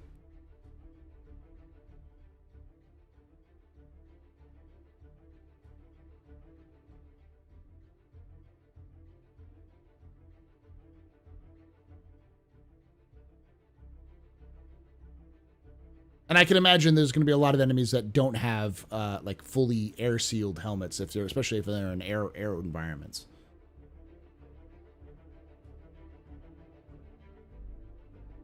No, what he means is the gene mutation. So, if I remember correctly about this, and this is kind of one of those things that you pick up on the internet, so it could entirely be false. I haven't done full research on it. But I remember hearing that in some Asian countries, it's preferred, the preferred kind of odor, body odor, is just a neutral body odor. So like strong, there's people who come to like the Western countries like the U.S. and are like shocked by how much scent there is, like how much stuff smells in general, because perfumes, colognes, and stuff like that. We love to like have different scented clothing. Like the smell of fresh clothing is its own scent. It's true. ABCC11 is the name. You can Google it. Yeah, so there's some gene mutations in certain populations, mostly in Asia, that do not produce body odor.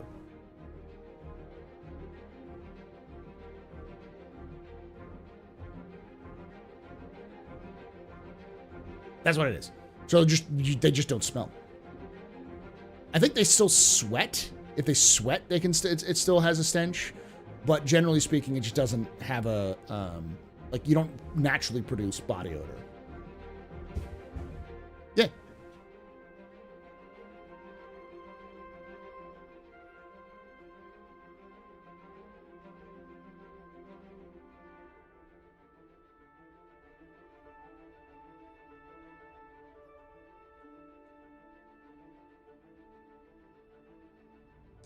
ABCC11, also known as a multi-drug resistance associated to protein 8, MRP8, is a member of the human ABC transporter gene family. It's expressed as an apocrine glands and may have a key function in the secretion of odorants and their precursors.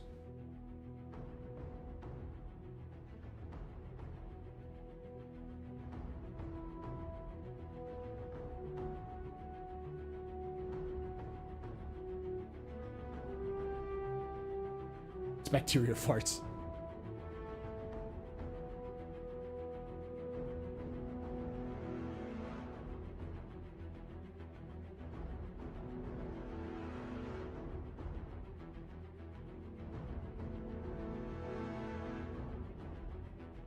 I'm glad to have helped you there, Shipasta.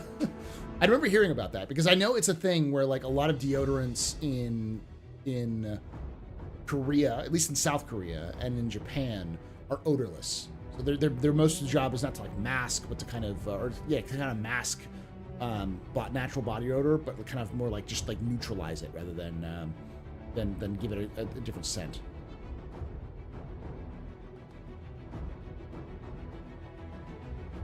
Other cultures are absolutely fascinating when it comes to how humans interact with one another.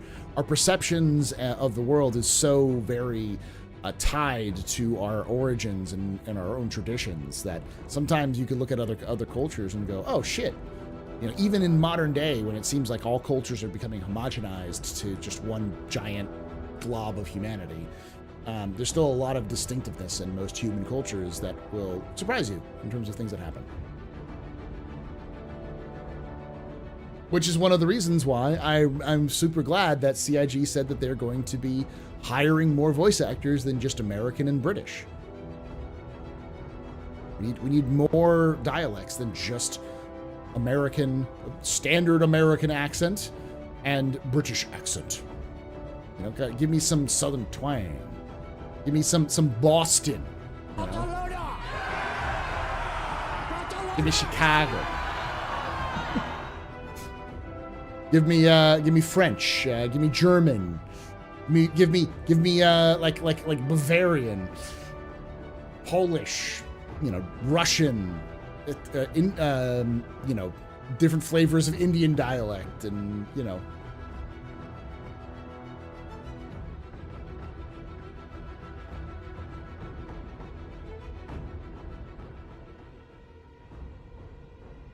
the Croncy accent.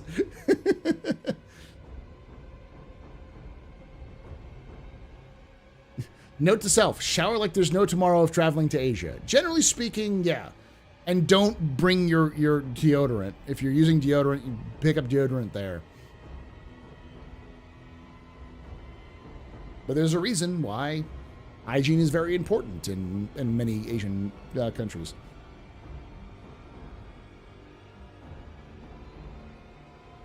That New York City accent. New York City. Yeah. Give me a Newfie accent, you cowards.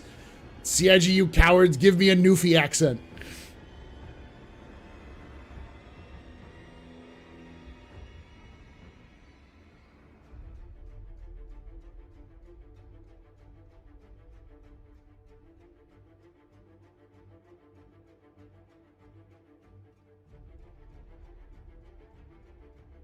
It's funny, people tell me I have a New York accent, but I feel like I have a non-regional diction.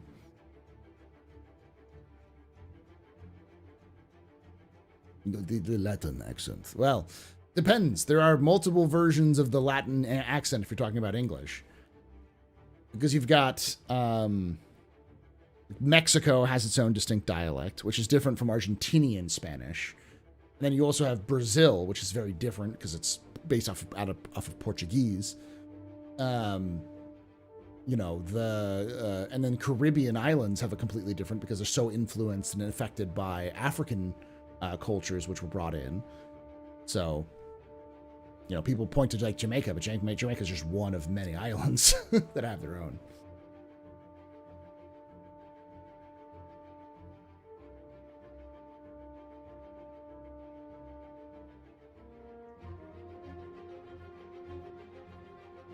Yeah, then there's Spain.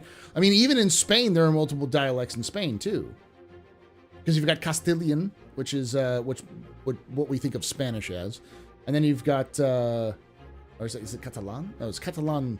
I always forget it. Barcelona. Like there's a bit of a like instead of saying C's for like Barcelona, it's Barcelona. When we're speaking in the local area. It's been a while since I've lived in Barcelona, so it's. China's got shit tons. My uncle, who's I can't remember. I think he speaks Cantonese, and then he also speaks a regional dialect, which I don't remember what it is. I have a weird family. But yeah, my uncle and his grandmother are MANCHACA. But yeah, I was very little. I was very tiny when I lived in Barcelona. But yes, I did live in my parents moved to Barcelona when right after Franco died. They were brought in by who did they work for? Procter and Gamble, to try to set up to try to figure out how to market in Spain, in post-Franco Spain. So they were set up in Barcelona for that. My dad even ran with the Bulls.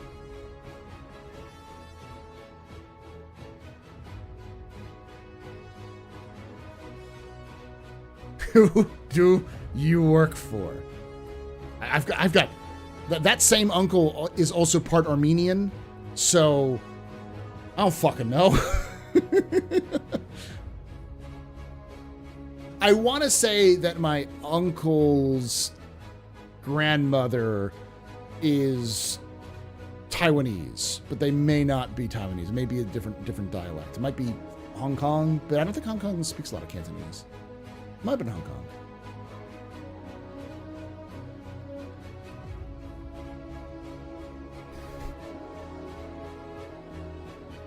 In Sevilla. Oh, okay, nice. Yeah, well, like that same, I say I lived in Barcelona, but I also lived in London. So I don't remember where in London because I was very small, but yeah, I lived in London and I lived in Barcelona. So. I've learned a lot today. I just came here to see hangers. Yeah. My dad ran with the Bulls wearing the colors of Barcelona. I always want to say it's Catalan is the region of Spain, but I can't remember. I did, because love isn't always on time. They're 89.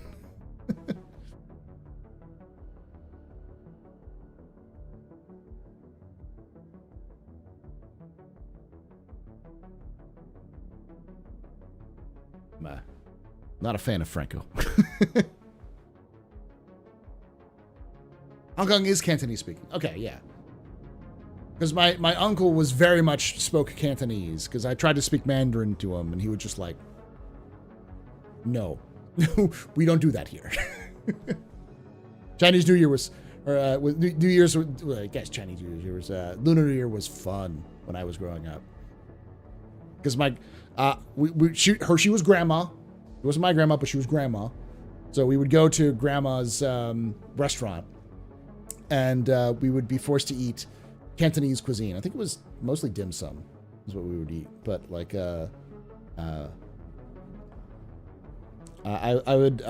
every year I'd go there and be like, Grandma, I don't want to eat this. I want to eat the other stuff that you serve. And she's like, that's white people food. You don't eat that. And I'm like, Grandma, I am white. And she's like, not when you're here. you're part of the family here. You're going to eat this shit. Yes, Grandma. Are you going to run with the bulls yourself? Probably not. I need my dad ran freaking marathons at that time.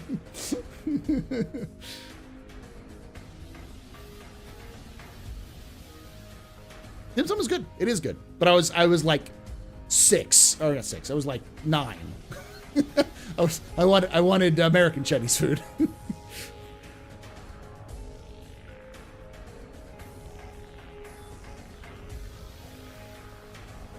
Wuxin? Maybe. I can't remember. Again, I know my uncle spoke a regional dialect that wasn't Cantonese, but he also spoke Cantonese.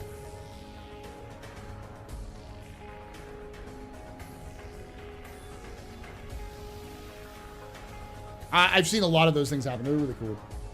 Point being, I'd love to see a lot of those things in Star Citizen. That's all of me saying I'd love to see those things in Star Citizen.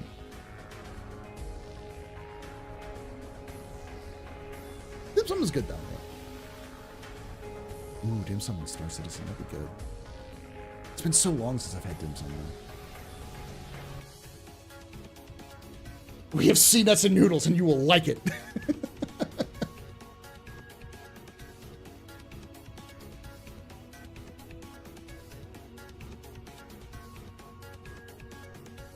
Almost certainly Zeus for Invictus, if not for 3.23.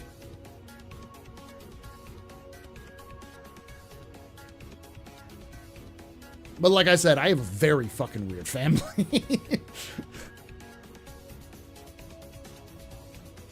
You look at my background and history of my family, and it comes down to it's like, and you're just really German? It's like, yeah, I'm just really German. I'm mostly Norse.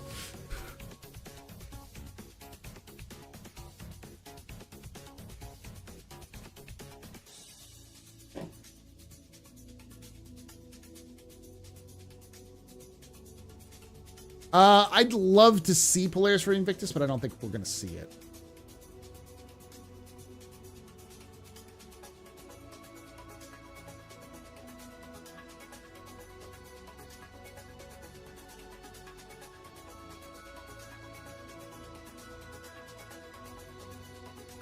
This soon-ish, I'm pretty sure.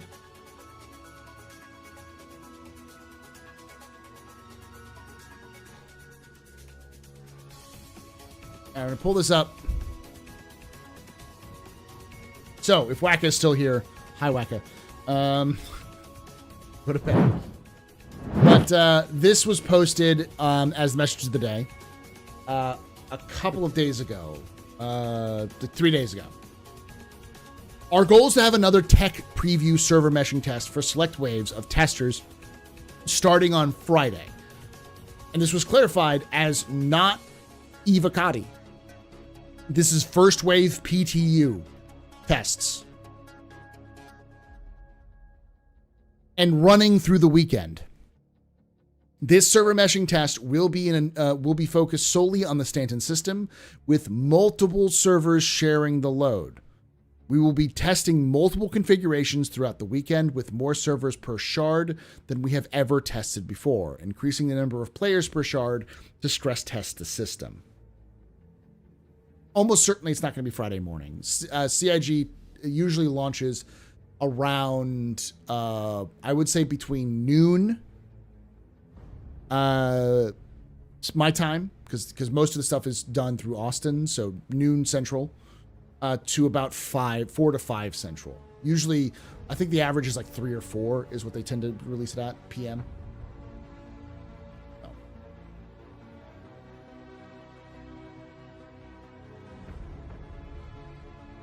Please, please read. Add survival kit and ship so we can spawn in. The game is so bugged. We need this ASAP. What? What? I think my brain broke right there. What do you mean, best foods? Lately, between noon and 8 p.m. Central Time. Sometimes it does take a long time, especially for the bigger builds, but this is just a test build, so they tend to be releasing faster. I don't know how adding a survival kit in a ship will help you spawn in. Like, I don't get it. I mean, I understand the concept. Add a survival kit to the ship so you can like spawn in when you crash your ship. So you can like have like a sleeping bag you can put down to spawn in. But I don't know how that relates to anything about buggy stuff.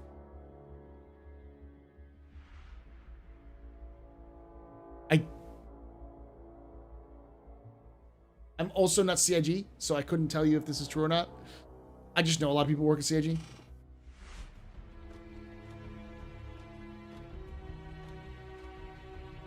There are supposed to be escape pods on things like the Mark II, and I believe that's modularity is they're waiting for stuff like that. Which are the beds. Yes, they are the beds for unlike things like the play space engineering. I mean space engineers? It's a good game, but no, I won't be playing it. Thank you. I understand what you're talking about. You're talking about a mobile spawn point. So you can like log out and log back in at that point. But yeah, so that's the big server meshing update. Which means that throughout this weekend, we're going to see a live test. Because this isn't first wave, this isn't Evocati, it means it's not under NDA. So myself and probably every other streamer under the sun is going to be streaming it.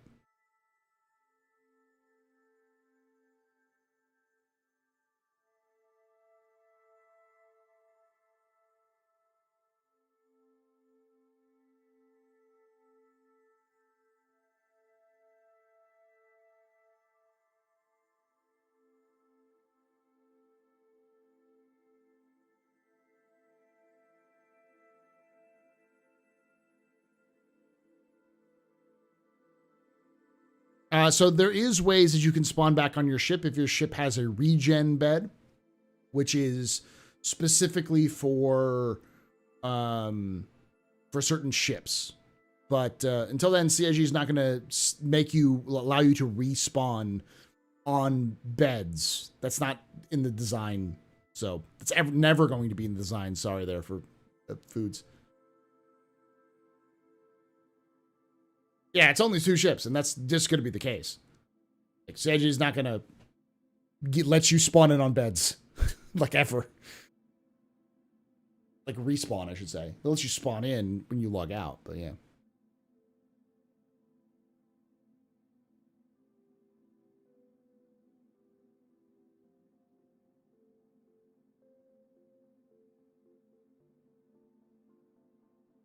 Fuck survival kits. Give me the seer kit from Titanfall 2.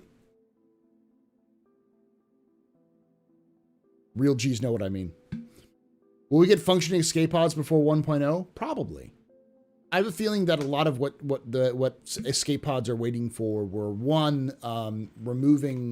able to separate items from the containers, which is something they did so that you could allow for docking and stuff.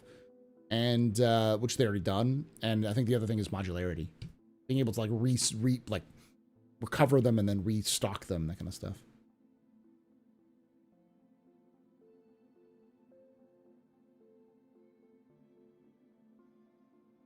Yeah, the problem about, and that's right, Andrew. The problem about adding shortcuts to fix bug problems right now is that takes time and effort that they don't want to put into something that is a small fix that they want to ramp up the development time pretty fast.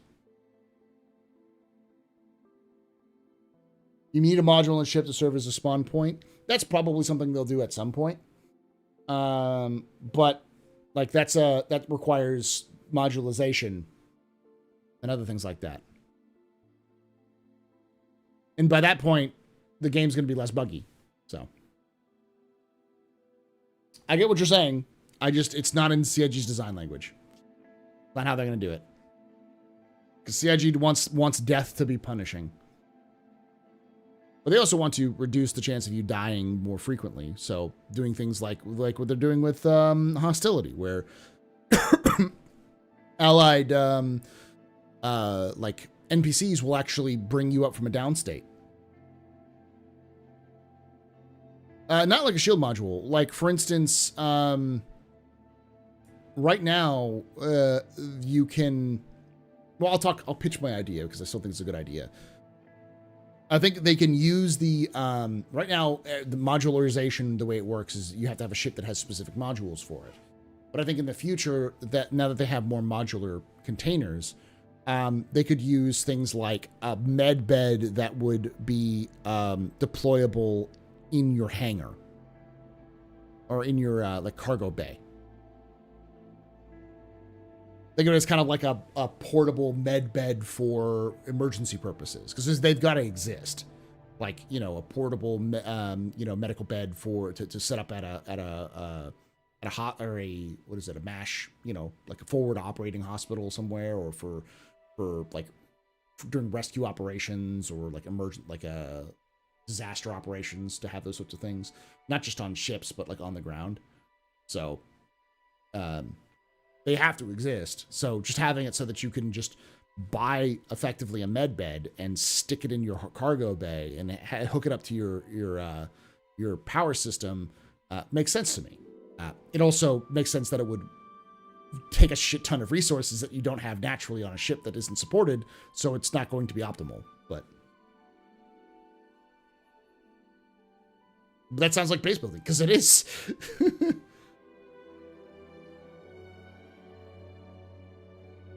It's gonna get worse. Eat best foods. It's gonna get worse when they get closer. They're going to make it so I 100% fully believe they're going to make convalescence a thing.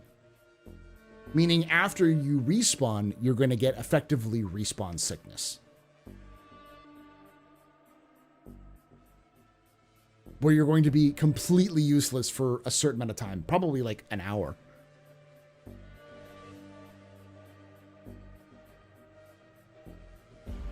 Oh, I mean, like a med bed in a 32 SCU crate? More like a med bed that is a 32 SCU crate. So it's got like the footprint of a 32 or 16 SCU crate that you just stick in your cargo bay, and maybe it has its own power system. Maybe it hooks into a power system, whatever. But it's able to be like deployed like that. Death is pretty traumatic.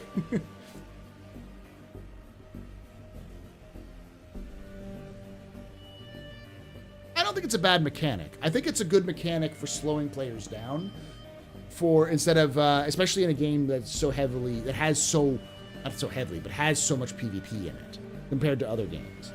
It really is a good sort of I wouldn't say a punishment, but a consequence for the big deaths.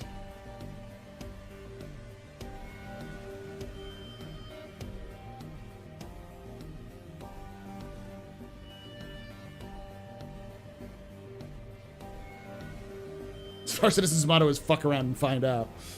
CIG does like their fucking around and find out moments. I'm still thinking, like, it is cool as shit to see, like, the new player experience in 3.23 has, like, leveled up to such heights that I can't even imagine anymore. Imagine going to spawn your ship. You go to your hangar, you spawn your ship, and then you hear the like the alarms, the like, you know, ramp, ramp, ramp, the lights change, the little like warning lights pop up. You see the like the bottom of the floor of your hangar open up with a like loud like clanging as it's opening, and then your ship rises out of the abyss into your view. That's just cinematic as fuck.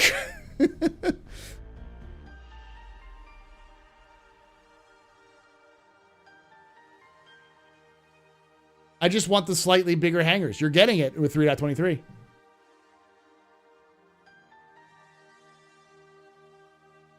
How many players will fall into the ship well, though? All of them. It probably will, at least initially. But I have faith that it's going to work fairly well at first. That's two. That could also happen. It clips into the elevator and jittering and wildly till it explodes. But I haven't had like ships spawning on their upside down or those sorts of other issues in a long time. Seiji seems to have a pretty good handle on that.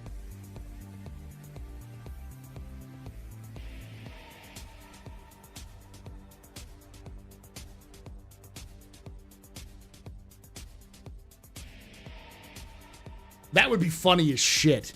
To have this big epic moment, this giant hangar, all of these sounds and lights blaring, and then this giant platform raises, and it's a teeny little aurora at the very end. But I mean, like, a new player's not going to have an 890 jump, you know? Later.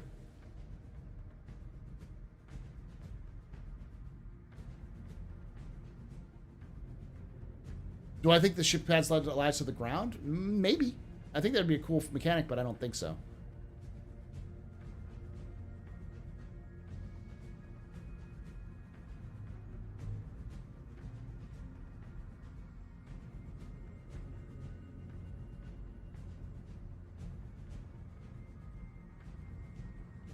So yeah, we've talked about all of the major topics for today. It's a big one. I start off with being salty, but like I really am not salty about Star Citizen right now. I'm a little pissed off that we lost that the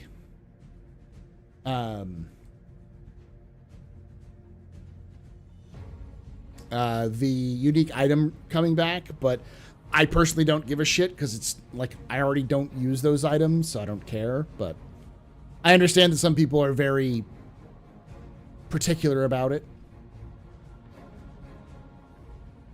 And it was a little vague in their understanding. I think Jake did explain it a little bit better, that like there's just some things, there's some edge cases that they have to work out.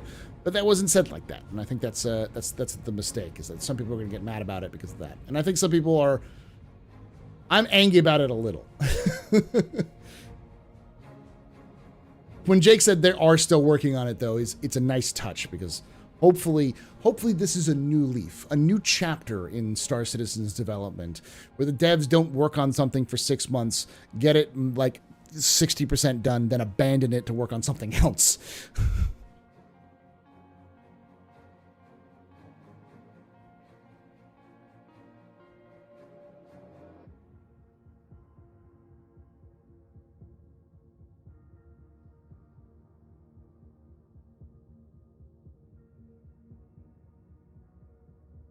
Yeah, I get that as well. That frustration where it's been told it's coming, it's going to be here soon, and then it gets put onto the roadmap, the release view, and then it gets removed. Like right after it got added. It's like, ooh, I've seen this before. This is what they did to salvage. It's what they've done with so many gameplay aspects. So it's easy to look at it and say, feels bad, man. This is like, it's not going to come out for years. Hopefully it comes out with like a 3.23.x or 4.0 or something like that. So it's a nice little quality of life improvement.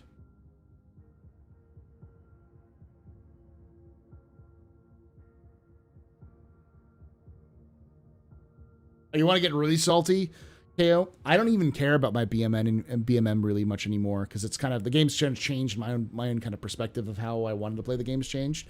I got the BMM at its original price.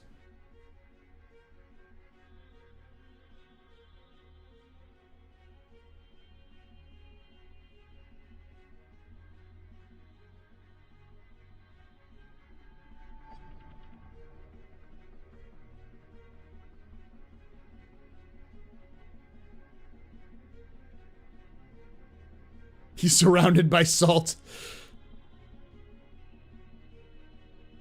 Not only is my thing valuable as a CCU option, it's also just like,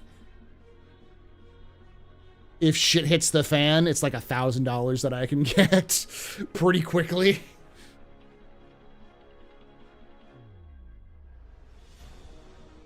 Or what is it going on the gray market? Like $800, $900? Is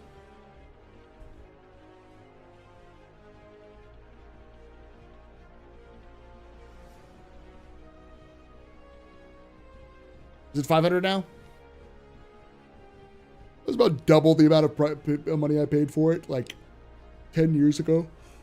Oh, like 8 or 9 years ago. I'll give you $350.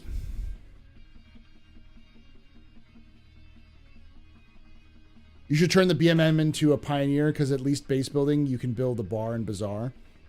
Well, I also have someone gave me a Nautilus that I have no use for. So I might use that for something like that. Why are you worried about that, Datsun? Why are you worried about the Hull D? I mean, the Hull D is definitely going to be a ship. It's going to be mattering in the future, but we just don't have the space for it yet.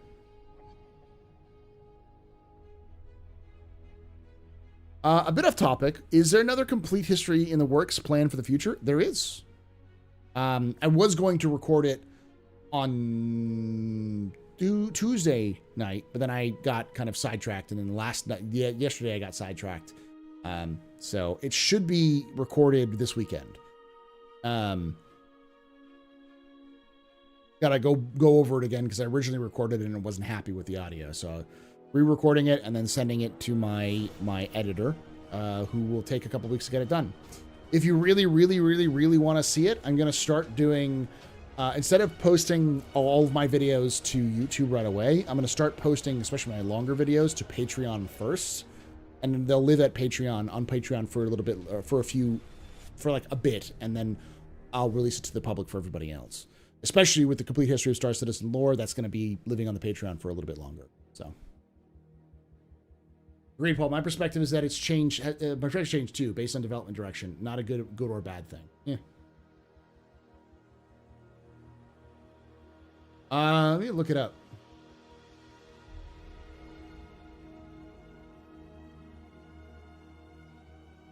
My Nautilus.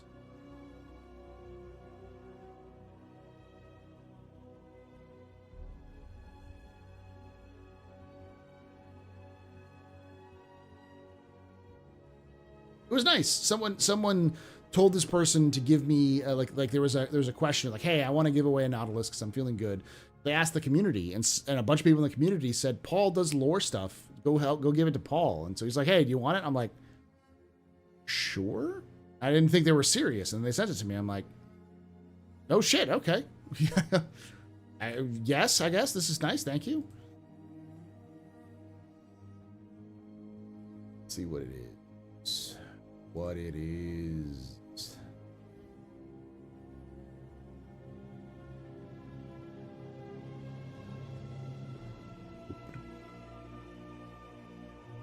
It is the Nautilus Solstice Limited Edition War Bond. It was given to me in May of 2021. What didn't miss? What has changed about your outlook on the project? What? Oh, you're talking about over time. So, Star Citizen initially, YouTube members do get early access as well, but Patreons get early access. So, like, if I was to give, because Patreon pays me more, but if I was to give, if I was to like release the complete history of Star Citizen lore, if that like number 4 was to come out, like, Jesus, hey, a tip. Psycho 7 super chatted $20. $20 from Psycho 762. Hey Paul. Due to work, I rarely get to see you live. Thanks for your content. Brings enjoyment while I am driving. No problem. I'm glad to help you out there, Psycho. Thank you for the $20. And I'm glad that you see me. You can see me live instead of dead. I love my audio text to speech sometimes. So basically, the way it works is like if I was to like, if it was done right now, it would have been out for the Patreons for like 2 weeks, and then I would say, okay, It's going to be released this next week. I'm going to give it to the members. I'm going to upload it to YouTube and give it to the members. And then the members will have access to it for like a week or a couple of days before it comes to everybody else. And then it goes to everybody else.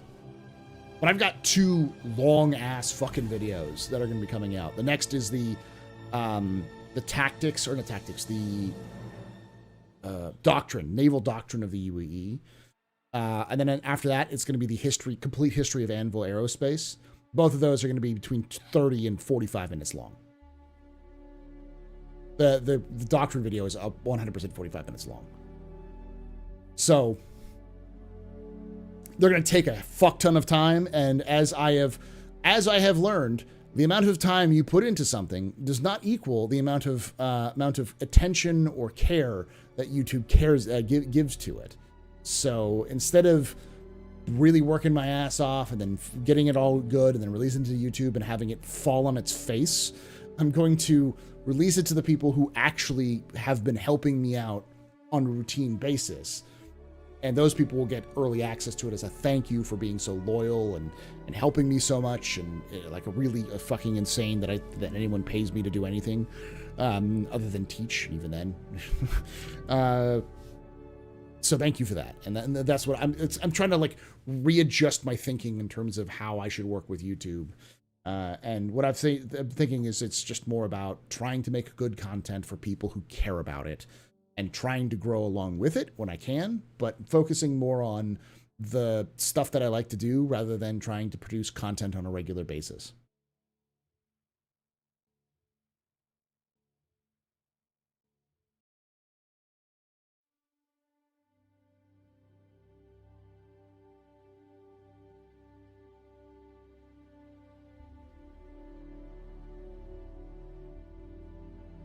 MPVU for Best in Show. Let's get it started early. It's already won. The Orange King has already won.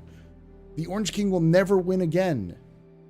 Not never, but I don't think it's going to win this year. CIG has also stopped us from having fun. What really should win is the PTV.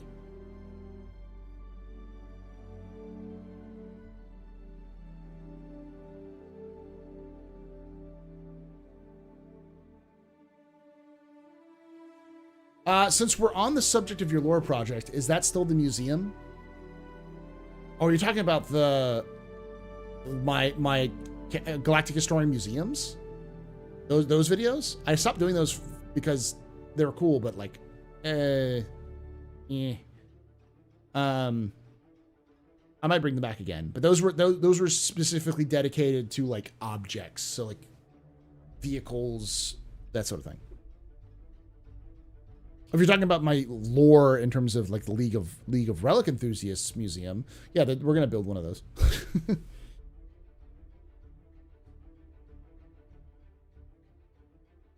I was digging it when I first started looking at the Perseus. I'm glad you enjoyed it. It was good. I enjoyed doing it, but I just kind of evolved past it. So it was a good shtick, and I might bring the shtick back here every so often. But yeah. Orange King could win again since it may get modularity this year. Yeah, but it's not as funny. The reason why the Orange King won when it did was because CIG wasn't paying attention, and the hats off to the original person who promoted that, which was Redlear. Redlear deserves all of the credit for that. But then people like myself and Burks and a bunch of other people picked it up and said, it would be so fucking funny. And other people in the community agreed, like, yeah, this would be so fucking funny.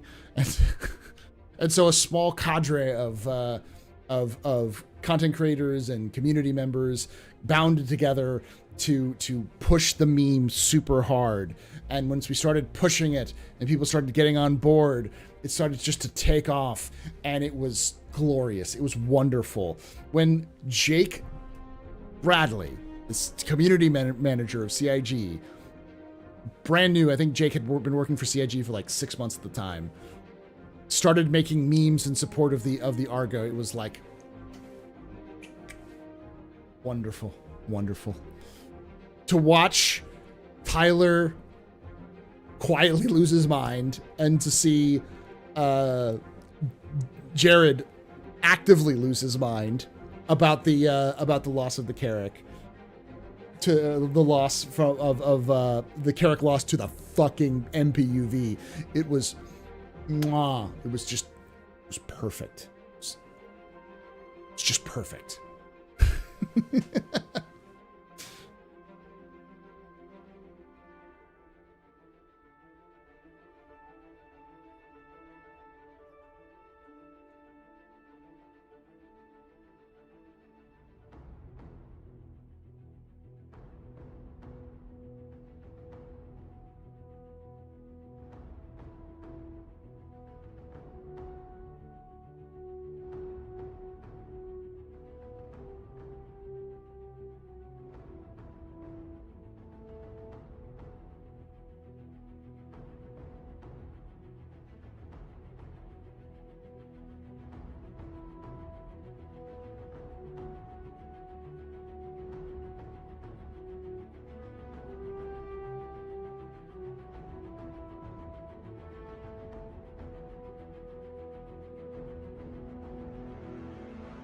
I can find it.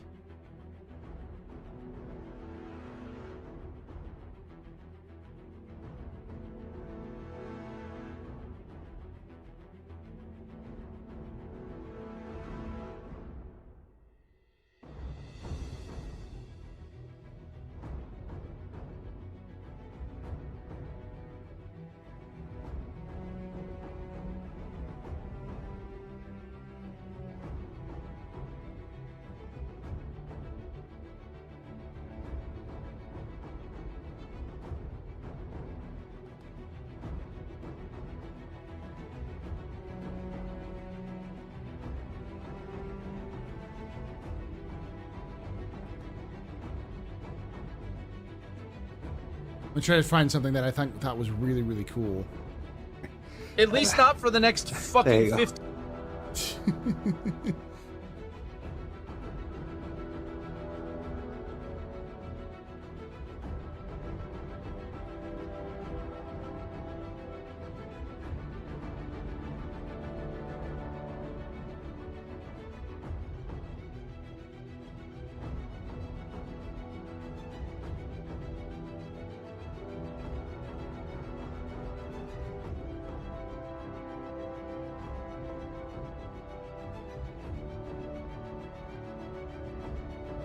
To democracy! I'm trying to find it. It was glorious. I love democracy.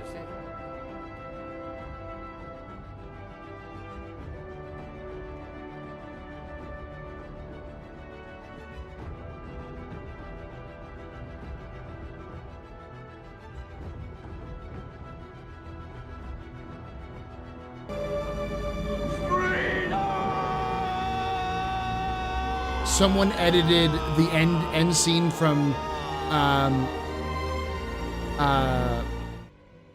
Lord of the Rings, Return of the King, and put the Argo MPUV on top of Aragorn's head.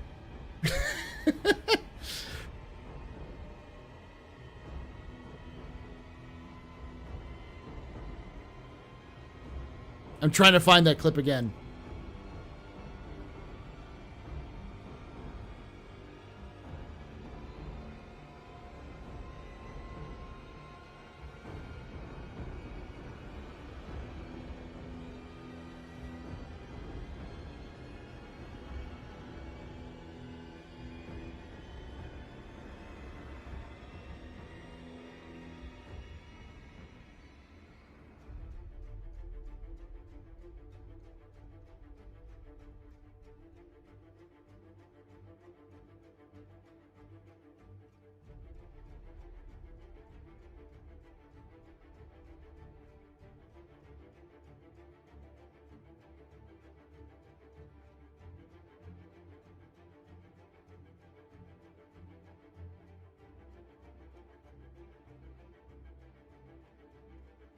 Here you go. Here you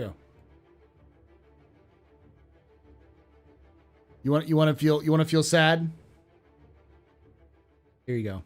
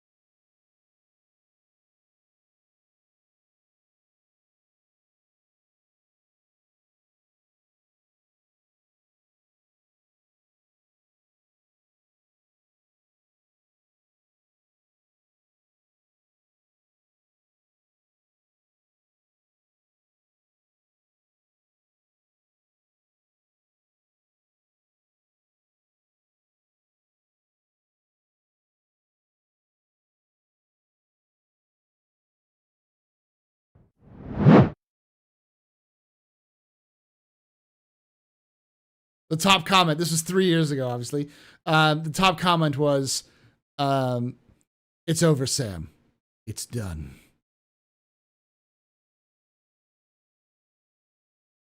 That soundtrack is amazing, yeah. Okay, now I understand what the Orange King is. Yeah, the Orange King is the Argo MPUV. Let me tell you a tale for those of you who are new. Back in the day, the ship showdown was fairly new and it was a joke.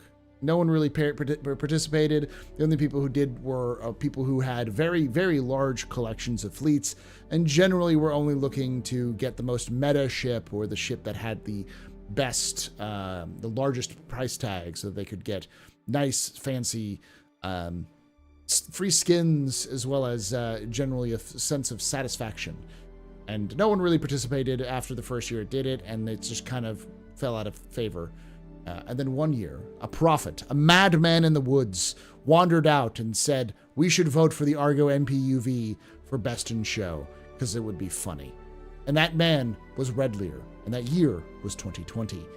And while Red Lear did get enough votes, almost enough votes for it to be in the competition, it just didn't quite win. But it was acknowledged that it almost did. The next year, that man went to all of the rest of the people and said, this would be funny if we did it. And we all said, yay, we shall. And we did. And it was glorious. The memes were posted everywhere. Everyone was backing the ship because it was funny if it would win. I legitimately made content entirely based on justifying its win. And when it came down to it, it was a hard fight, but we pulled through and beat every single ship in the voting. And it was such a great fucking moment for the community because everyone in the community was participating. People who hadn't given a shit about the ship showdown in years showed up. There were daily threads on the Reddit. There were posts on social media. People were making memes and GIFs. The developers were getting in on the conversation. It felt like the most community event ever. And we won. Because when the Argo MPUV beat the Carrack, there were so many screams. So many people got so mad about it. They threw their toys out of the pram and like ranted and raved that their queen did not win, or the queen was not as powerful as our short Orange King.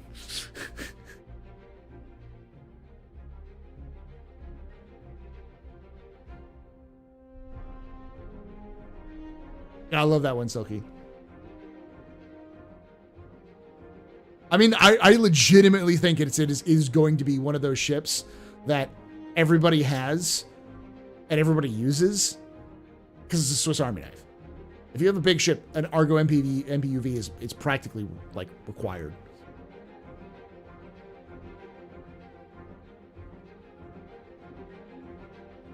The MPUV barely won. Half the community wanted a BIS pin. For a ship that had no utility and was barely functional, the fact that it got half the community, or just over half the community to vote for it, was fantastic. Because also, if you look at the participation that year compared to previous years was insane. Like, it was like 4 times as many people were participating in that voting as had before.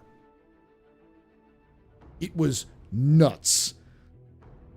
It was like, yeah, 4 to 5. It was insane looking at the numbers of people who were voting. And it's never reached that high again. Ever. The next year we wanted the PTV and it was being put there, and then they removed it because it doesn't have skin functionality. But they said, don't worry, y'all. In 2022, we'll have the skin functionality. Do you want to dance? Good timing. They already proved there wasn't bots. Yeah, just get up.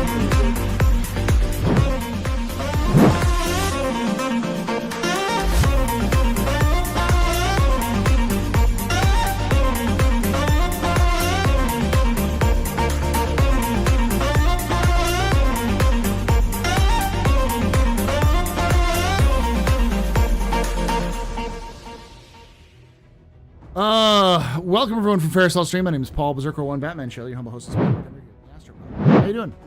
We were talking about the glorious win of the MPUV.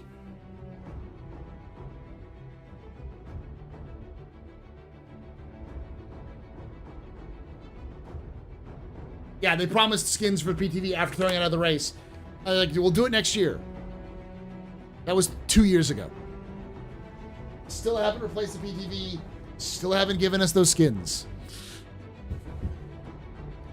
Yeah, you can get skins with the STV, but not the PTV.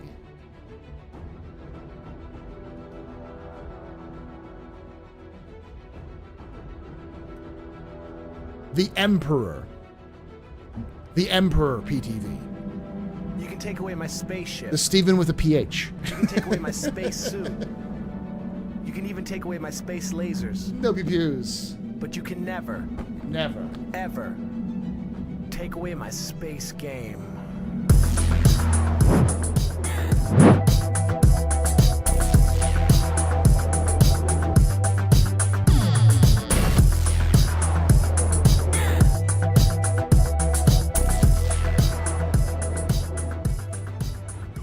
Mailwise just resubscribed for 46 months. It's good to be back. Welcome back for that 46 months in a row there with Twitch Prime Mailwise. You're a very important part, very impressive. You're very best friend. You rock. Shots and cheers in chat, y'all. Shots and cheers.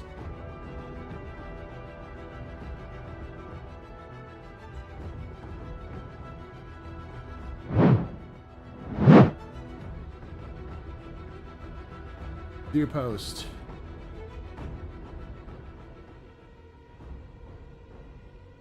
It's the old skin system, though. That was the issue.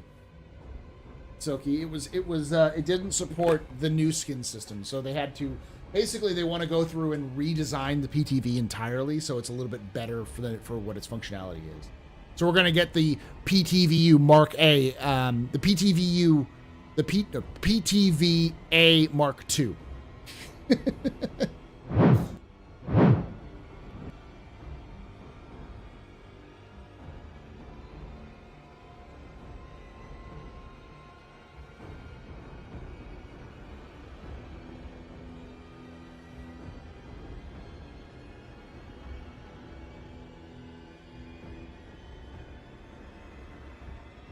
Yeah, the Ute was another thing they were talking about. It's just disappeared. My theory is that the teams that were working on the Banu Merchantman were also working. Some of them were also working on the conversion of the PTV and the UTV, working on the UTV. So when they ditched, those projects got sidelined, and I think the Ute just got entirely removed from game.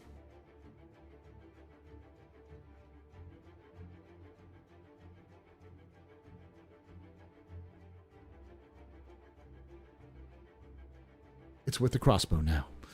But I will never let the legend of the short orange king of Star Citizen die. Long may he reign.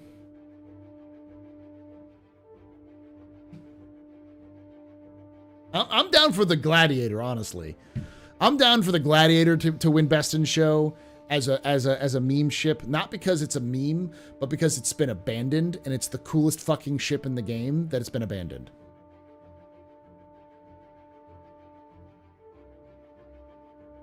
It's a good ship, but it needs attention. That CIG forgets that it exists.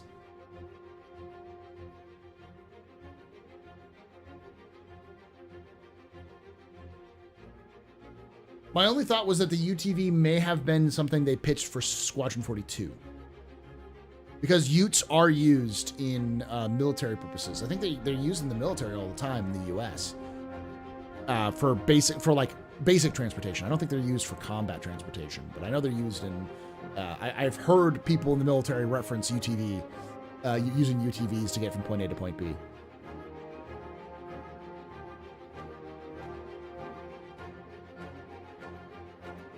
I think the Gladiator may have been in Squadron 42 at some point, but I don't think it's because it's been it looks so old, it just hasn't been touched. I don't think it's in Squadron anymore.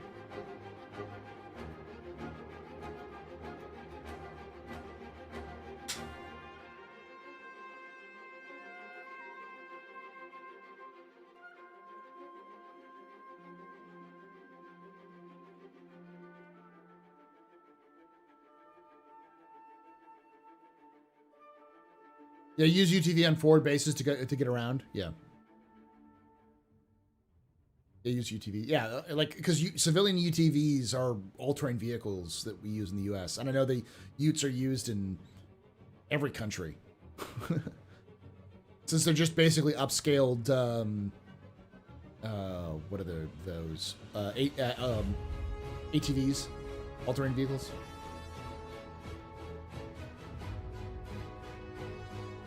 Yeah, the Gator. They're like golf cart ATVs. Yeah, the T8C is what we currently have, and there is a T8A in lore, but we haven't seen it.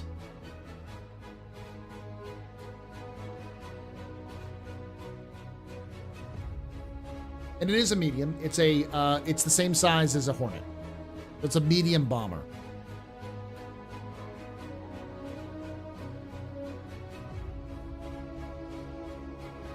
I think it's technically the same classification as the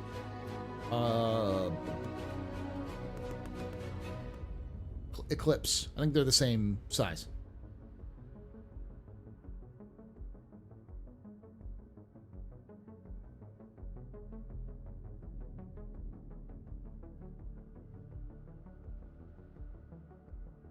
What they need to do is make the Gladiator a two-seater. Instead of having the bubble cockpit at the top, and have a remote turret that the backseater can use, and up the size from size 2s to size 3s or 4s, where the pilot can use like size 3s or size 4s, 2 size 4s, and the gunner can use 2 size 4s. I think that would turn it into a legitimate beat stick. Because on top of that, the thing about the Gladiator is that the bomb bay is modular. So it was always intended to be able to like turn that bomb bay into a medical rescue bay, or a you know, there's references in lore of it being used to fight fires. So maybe even to attach dumb bombs. If the Gladiator got an upscaled guns and could use its pylons to attach bombs to it, and had a modular bay, that thing would become a fantastic ship that everyone would want to use at some point.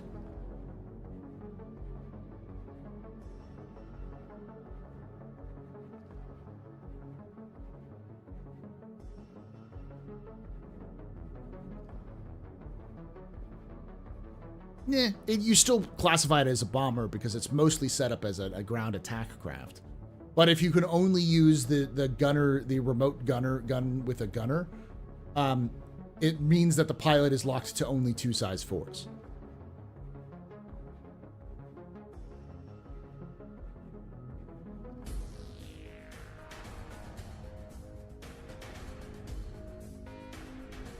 Like if you took the cockpit from the Super Hornet and put it in the Gladiator, and then took the bubble canopy and turned it into a remote turret, like just giving it a similar turret to the Hornet, because that's what it's supposed to be. It's supposed to be effectively a Hornet kit, where they took the pieces from the Hornet and turned it into a bomber. So it should function like a Hornet. What if CIG, instead of fixing the Constellation series, just create a Mark II version, which takes the Phoenix version and makes it top deck modular and exploration ship, etc., etc.? Possibly. In lore, the current Constellation is the 7th generation of Constellation. It might be the 4th or 5th generation of Constellation, but it's already in the Mark 4 or 5. So, but I don't think they're going to make a Mark II, like a separate version of it. They're just going to update the interior.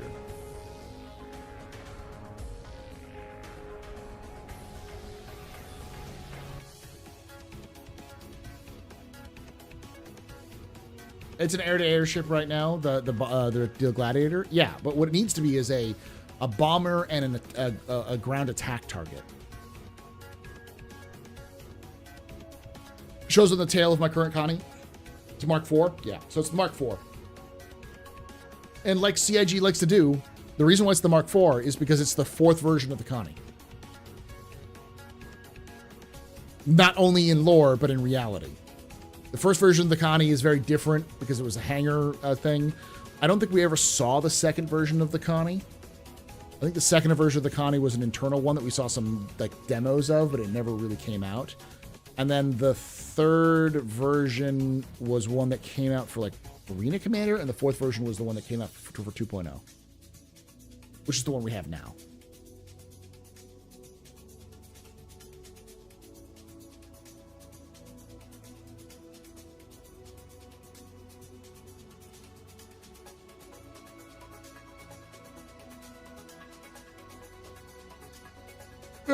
Yeah, I know it's supposed to be the Avenger of Star Citizen.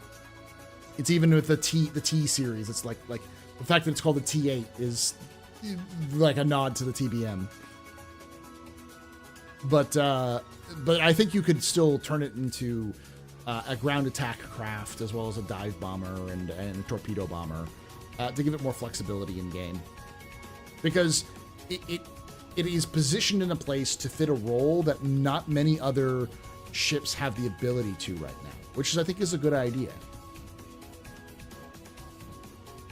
Giving it this flexibility to be a carrier-launched bomb platform for multiple different roles, and you can just retool it based off of what you need, fits with the lore, it fits with the gameplay, because it would give it a niche that doesn't exist. And even if you built more systems that more ships that would function in that niche, the Gladiator is already like set up. You already set it up and you built that basic idea, and you can kind of, tweak it and tune it.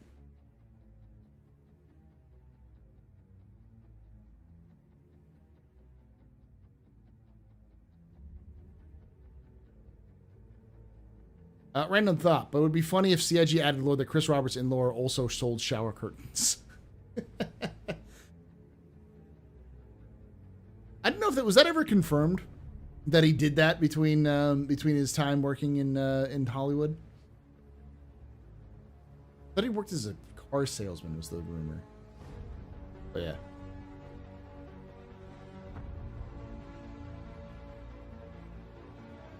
I like the Corsair over the Connie, honestly, just because I'm a Drake guy. I learned to dogfight in a Gladiator. Yeah, 1.0, the Gladiator was no joke.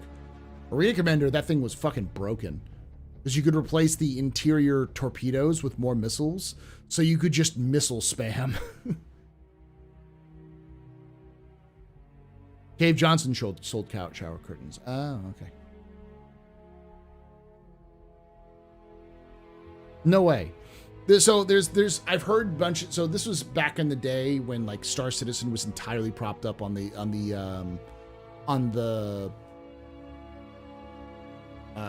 like reputation of Chris Roberts. A lot of people came out to try to discredit Chris and say he was lying about this or that, and there's an entire like Forbes article that's trying to do investigative journalism into the history and like life of Chris Roberts, and it's pretty disgusting. Like, it's pretty like, we're gonna look into the backstory, the life of this guy, so that we can like discredit him. And it was like, it had almost nothing to do with Star Citizen. Like, it was just talking about his relationship with his first wife. That was it. And like his home life and stuff like that. And it's like, wow, you'd put a TMZ level article because you hate Star Citizen. That's some bullshit. Oh, it was definitely hit piece. But that used to be the thing. And so there was rumors floating around that Chris was broke as shit when he started doing Star Citizen. He was working at a car dealership, and he was kind of on like really down, and Sandy basically told him, like, if you want to make the game, make the game. Like, you're happy doing that, go for it. And so he was able to like pick himself up and started Star Citizen, reached out to a bunch of the loyal fans and friends that he had making loyal fans like Ben Lesnick, and friends who helped him make the games and make the games back in the day, and started to make Star Citizen. So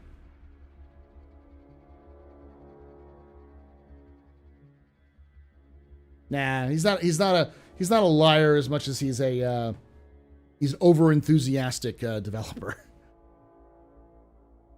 Yeah, it was like he was one of those things like Forbes. Like, it was really weird kind of see the Forbes talk about it, some things.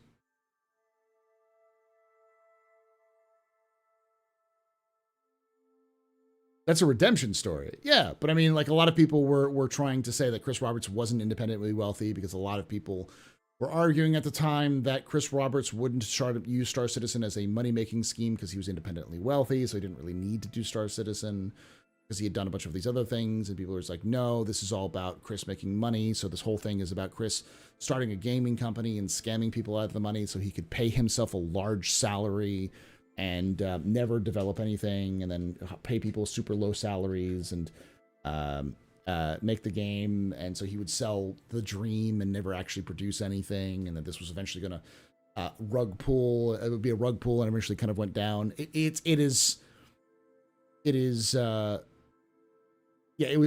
was all cope and seethe.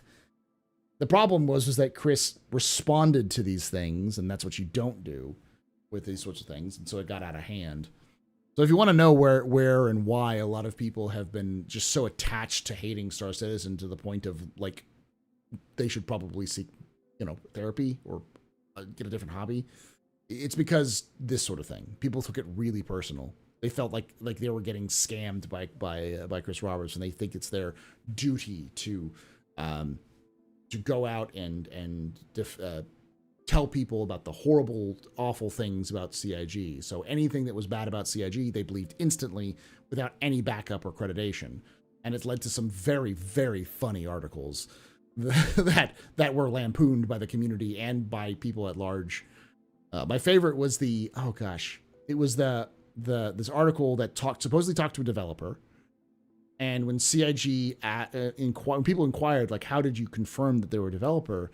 They said, oh, they showed me a access card, a CIG access card. And CIG employees started posting pictures of their access cards, which are RFID cards, I think, like the little white plastic cards that have no on them that like lets you beep into a building. They didn't have none of them had any kind of Star Citizen or Cloud Imperium logos or anything like that. And so they're just like, yeah, here's my access card. And a bunch of employees went on social media and were like, you got scammed super hard, bro. You weren't talking to a CIG employee. There was one dude who straight up still leaks stuff on, I want to say it's Something Awful, who people still legitimately believe, who has the weirdest, wildest takes for being everyone believes him, but he's never been right.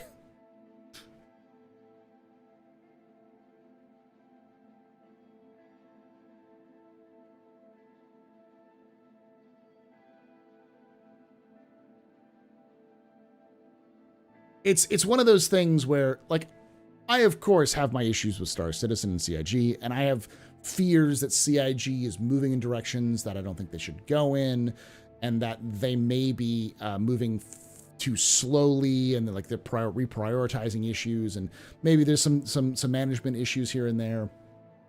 But it's not like I think the game's never going to be made or things won't be corrected. And as I've been following the project over the last 8 years now, most of what I've discovered is that a lot of it is just CIG has grown from 15 people in a basement to over 1,000 employees in the course of 8 years. And that sort of growth is massive and unwieldy and difficult to manage. So when you finally get your you finally kind of come to grips with how to manage a group of people, you then increase that size of people by another 20, 30, 100 people. And now you've got a brand new group of people you have to integrate into the company culture. You have to get them up to speed. And then you have to kind of allocate where they need to go. And then you need to track all their progress. So that sounds like a nightmare because it was happening every year. They were hiring more people. It was, it's at some years they were hiring like several hundred people a year, and that's just a massive change.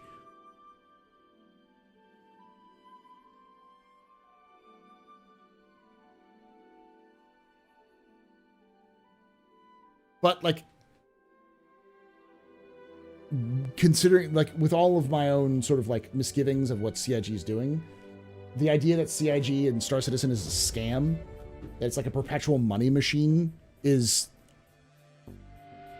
it's easy to see because of how CIG kind of sets themselves up. But a lot of it is CIG just being naive. Doing things that the community wants them to do rather than doing things that are best for public relations. Like, people don't believe it, but CIG didn't have massive, huge, like, pledge packs. They didn't exist until, like, 2016, 2017. And they only existed because fans were asking for completionist packs. It may have been 2015. They only started putting in the Legatus and huge packs after the initial, like, first couple of years had come through. And it was at the request of players, of backers, because people were like, hey, I just want to buy all of the ships in game. Can I get a package to just buy all the ships in game? And they're like, yeah, for like $20,000. And people are like, cool, here. That's it. I don't think CIG understands CCU at all. I think they've just kind of fell into it. I agree with that, Luna. I'm afraid that CIG is taking some of the wrong lessons. Like, I think currently they're making a shit ton of money off of skins, and so they're really hesitant to start adding customization options for skins in the game. But I think there are ways you can add customization options and transactions to the game that wouldn't be as predatory as $7 for white.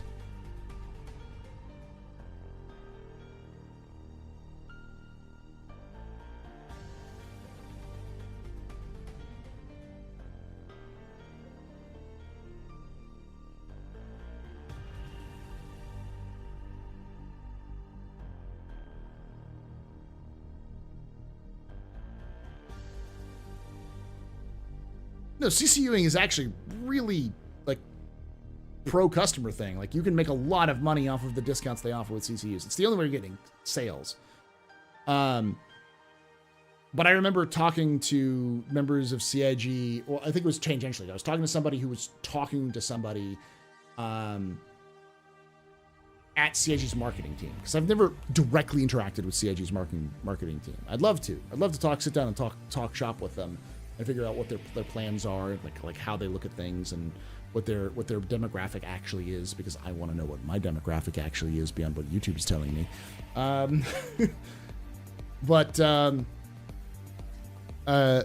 Like, I remember explaining to, oh no, this is different.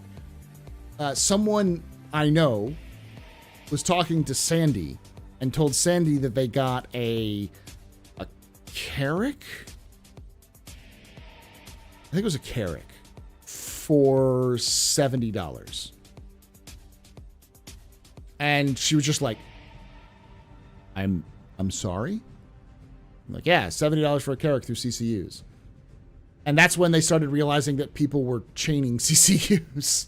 Yeah, Execute talked about that, yeah. It was $90, yeah.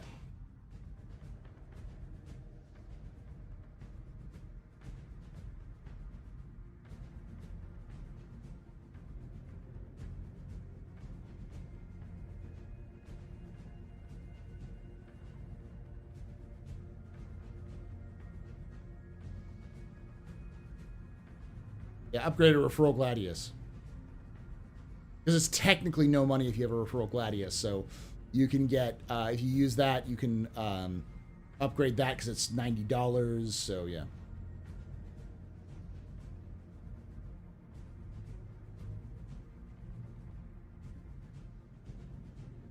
And Seiji's pretty open about their finances. And I know a lot of people don't trust those finances, which is fine. It gets to the point where if you don't trust what CIG is saying, nothing anyone says you're going to believe. So, okay. But CIG has been pretty open about their finances, and they've had to be because the UK requires them to report their finances, so they just publicly post their finances. And CIG's not making shit tons of money. Like, yeah, their revenue is high, but their actual profits are minimal. And there are some years they've overspent what they made. But because of previous years, they'd made so much money in previous years, they weren't like hurting for cash. Because, when they made like, I think it was like $60-70 million in the first 2 years of the development, it was like 30 million by like 2014, 2015. When they reached that point, there were like 40, 50 people on staff. And most of their cost is staff. So they had like a shit ton of money sitting around doing nothing. So one day, I'll sit down and do a documentary look at the history of Star Citizen. When Star Citizen reaches 1.0, I will sit down and do a full in-depth research review. I'll reach out to people who work at CIG and ask for interviews, talk with CIG themselves and people who used to work at CIG and learn all about the ups and downs and all that kind of stuff. That will be my legacy in gaming sphere.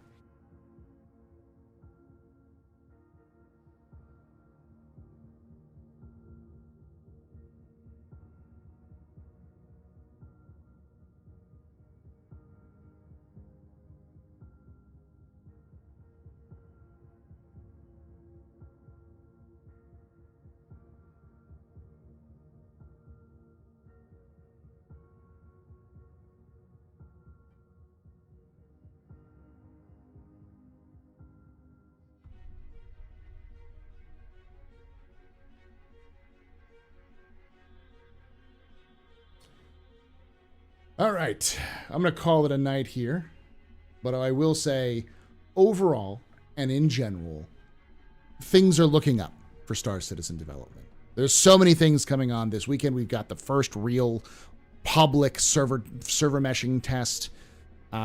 We've got the next level of the Overdrive initiative is coming out tomorrow. We've got, 3.23 is in Evocati currently. Like 3 things are happening at the same time. And we possibly could see upwards of, 1,000 people in game with the testing they're doing with the server meshing. It would be insane to see them push those limits as high as possible for the server meshing tests. Because I think they got up to like 600 people per server, or was it 300? I think it might have been 300 people for a server. Easy on the copium there. I'm gonna snort all of that. It's the hopium, baby. It was 400. Yeah, 400. So they definitely said that they want to push it and they want to have the biggest, the most amount that they can possibly do it. They're going to just absolutely slam their test server this weekend. They're going to try to do their best to increase the total number of people to insane levels to see what breaks. So 350 was what they got in Evo. Yeah.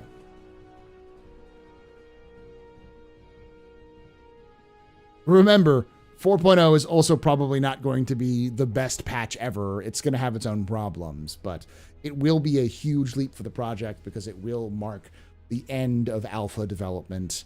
In terms of like the 4.0 level will be the end of alpha development. Because I've discovered something. Who's invited to this one? First Wave PTU. So if you're in First Wave PTU, you will get access to it Friday. And they want to increase the number of waves over time. So over this weekend. So my guess is they'll do Wave 2, Wave 3, and Wave 4. They probably will have... they may not, but they may because they're trying to. It feels like they're trying to like really stress test it. They may open it up to all waves by the end of the year or end of the day. So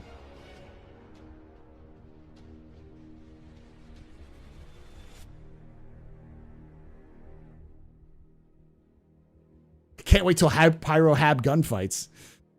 Yeah, this is only going to be in Stanton, by the way. It's not going to be in Pyro this test. So. They'll expand it to push the numbers. Yeah, they want to break it. Like, I know enough people who work in that, so that's part of the department that I'm sure what they're saying right now is more weight, if you get that reference.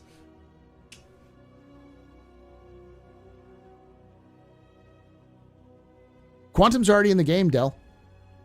Quantum is not finished, but it's in the game. So I think 4.0 will be that kind of, we've got all of the pieces of the puzzle together. Now we need to just start to expand that puzzle.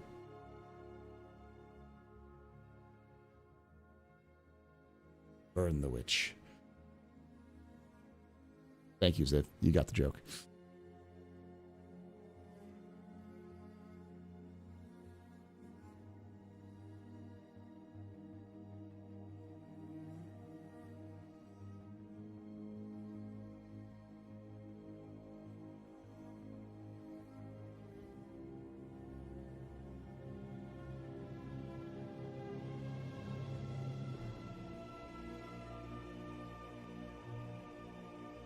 But it's only for fuel, small commodities. It's just fuel and repair. It's all it covers. But it's in there.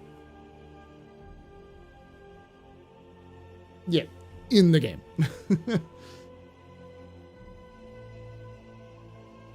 But with things like, with their focus on the economy balancing that they're trying to do, it definitely seems like they're trying to lay the groundwork for something like Quantum to be expanded upon in the game.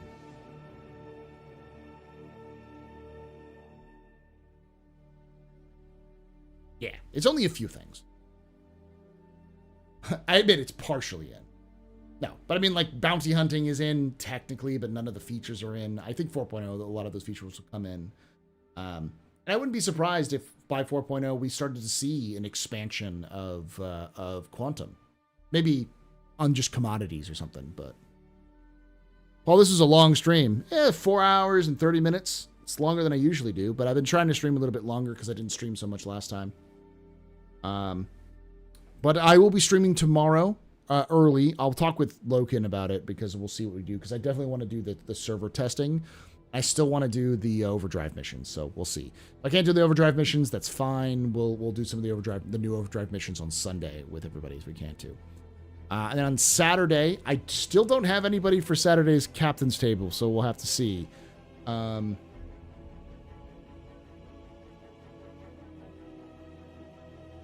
But, yeah. We'll have to see. I'll have to make another ping about it today. But where we talk about cargo. It's cargo, New Soul. We're going to talk about the cargo mechanics and the new the hangars and everything like that. So. Bounty Hunter version 2 got reduced to atoms. No, I think that the Bounty Hunter version 2 is just something that is not a priority right now. Because there's a lot of other factors that need to be put into the game, like the actor status system 2.0. And because of things that are being added with 4.0 or being the main focus, I think once they know that the tech for 4.0 is working and they have pyro functioning, then they'll start going back and adding like the bounty hunter stuff. And because right now the focus is on like cargo, so I wouldn't be surprised if those teams are also going to be the ones who are working, then pivot to work on bounty hunting for the next patch.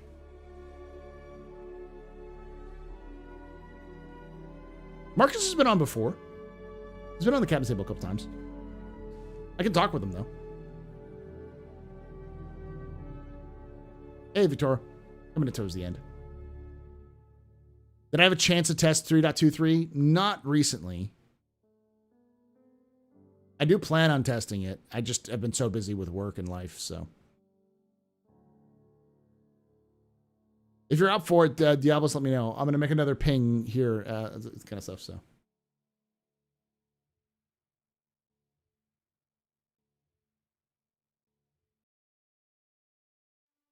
Pagan Linux Geek. Pagan's been on before. I'm gonna explain this to chat because he may not know, but there are very few people who have streamed Star Citizen or done Star Citizen content over the course of the last 8 years who haven't at one point been on the captain's table. I'll reach out to Jack Axton to see if Jack wants to come back on. I'm trying to think of who else. Maybe the Red Monster. I'll see if Red Monster wants to come on. Red Monster's always good for it. Industrial gameplay.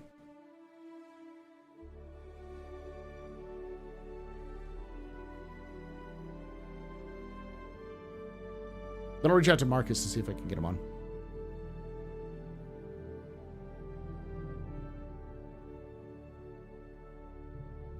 I can invite Mike.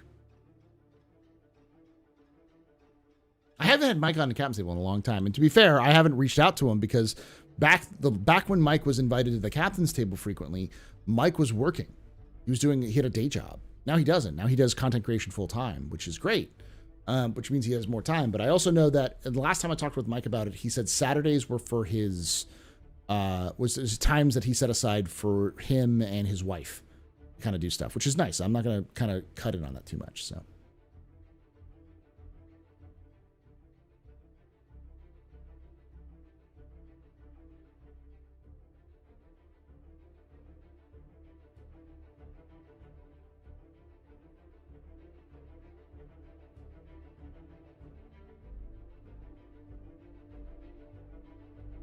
But I have to do this. It's going to be a little early this week because I have been invited by Gabs, who's in Austin for a bit, to go out to party. So me and the wife are going to go out and hang out with Gabs and a bunch of other folk. I think we're going to hang out with Jake. Might be coming with us and a couple other folks. But yeah, thank you for hanging out. Love your faces. Thank you for watching this. Again, if you watch this all the way to the end on YouTube, you're a mad lad. Thank you, Jacob. And Chris. And Bill. And Charlie. Yeah, no, I know. You just heard your name. Don't turn around. Don't look at the screen. I know you weren't looking at the screen. You were working. Now you're looking at the screen. You're looking at me in the eyes. Look at me in the eyes. Thank you for watching. But I also know you haven't subscribed. You haven't liked the video either. And you haven't hit that bell icon. I know. Because I'm living in your computer. Don't turn around. Your boss is watching you right now. For the rest of you, do the same thing. Like, subscribe, do the thing. And if you're watching on Twitch, follow. And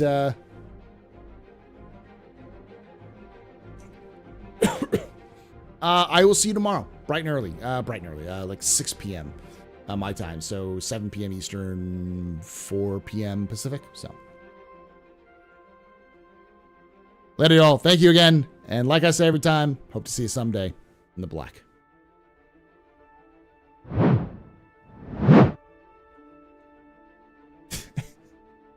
Hey, Buster.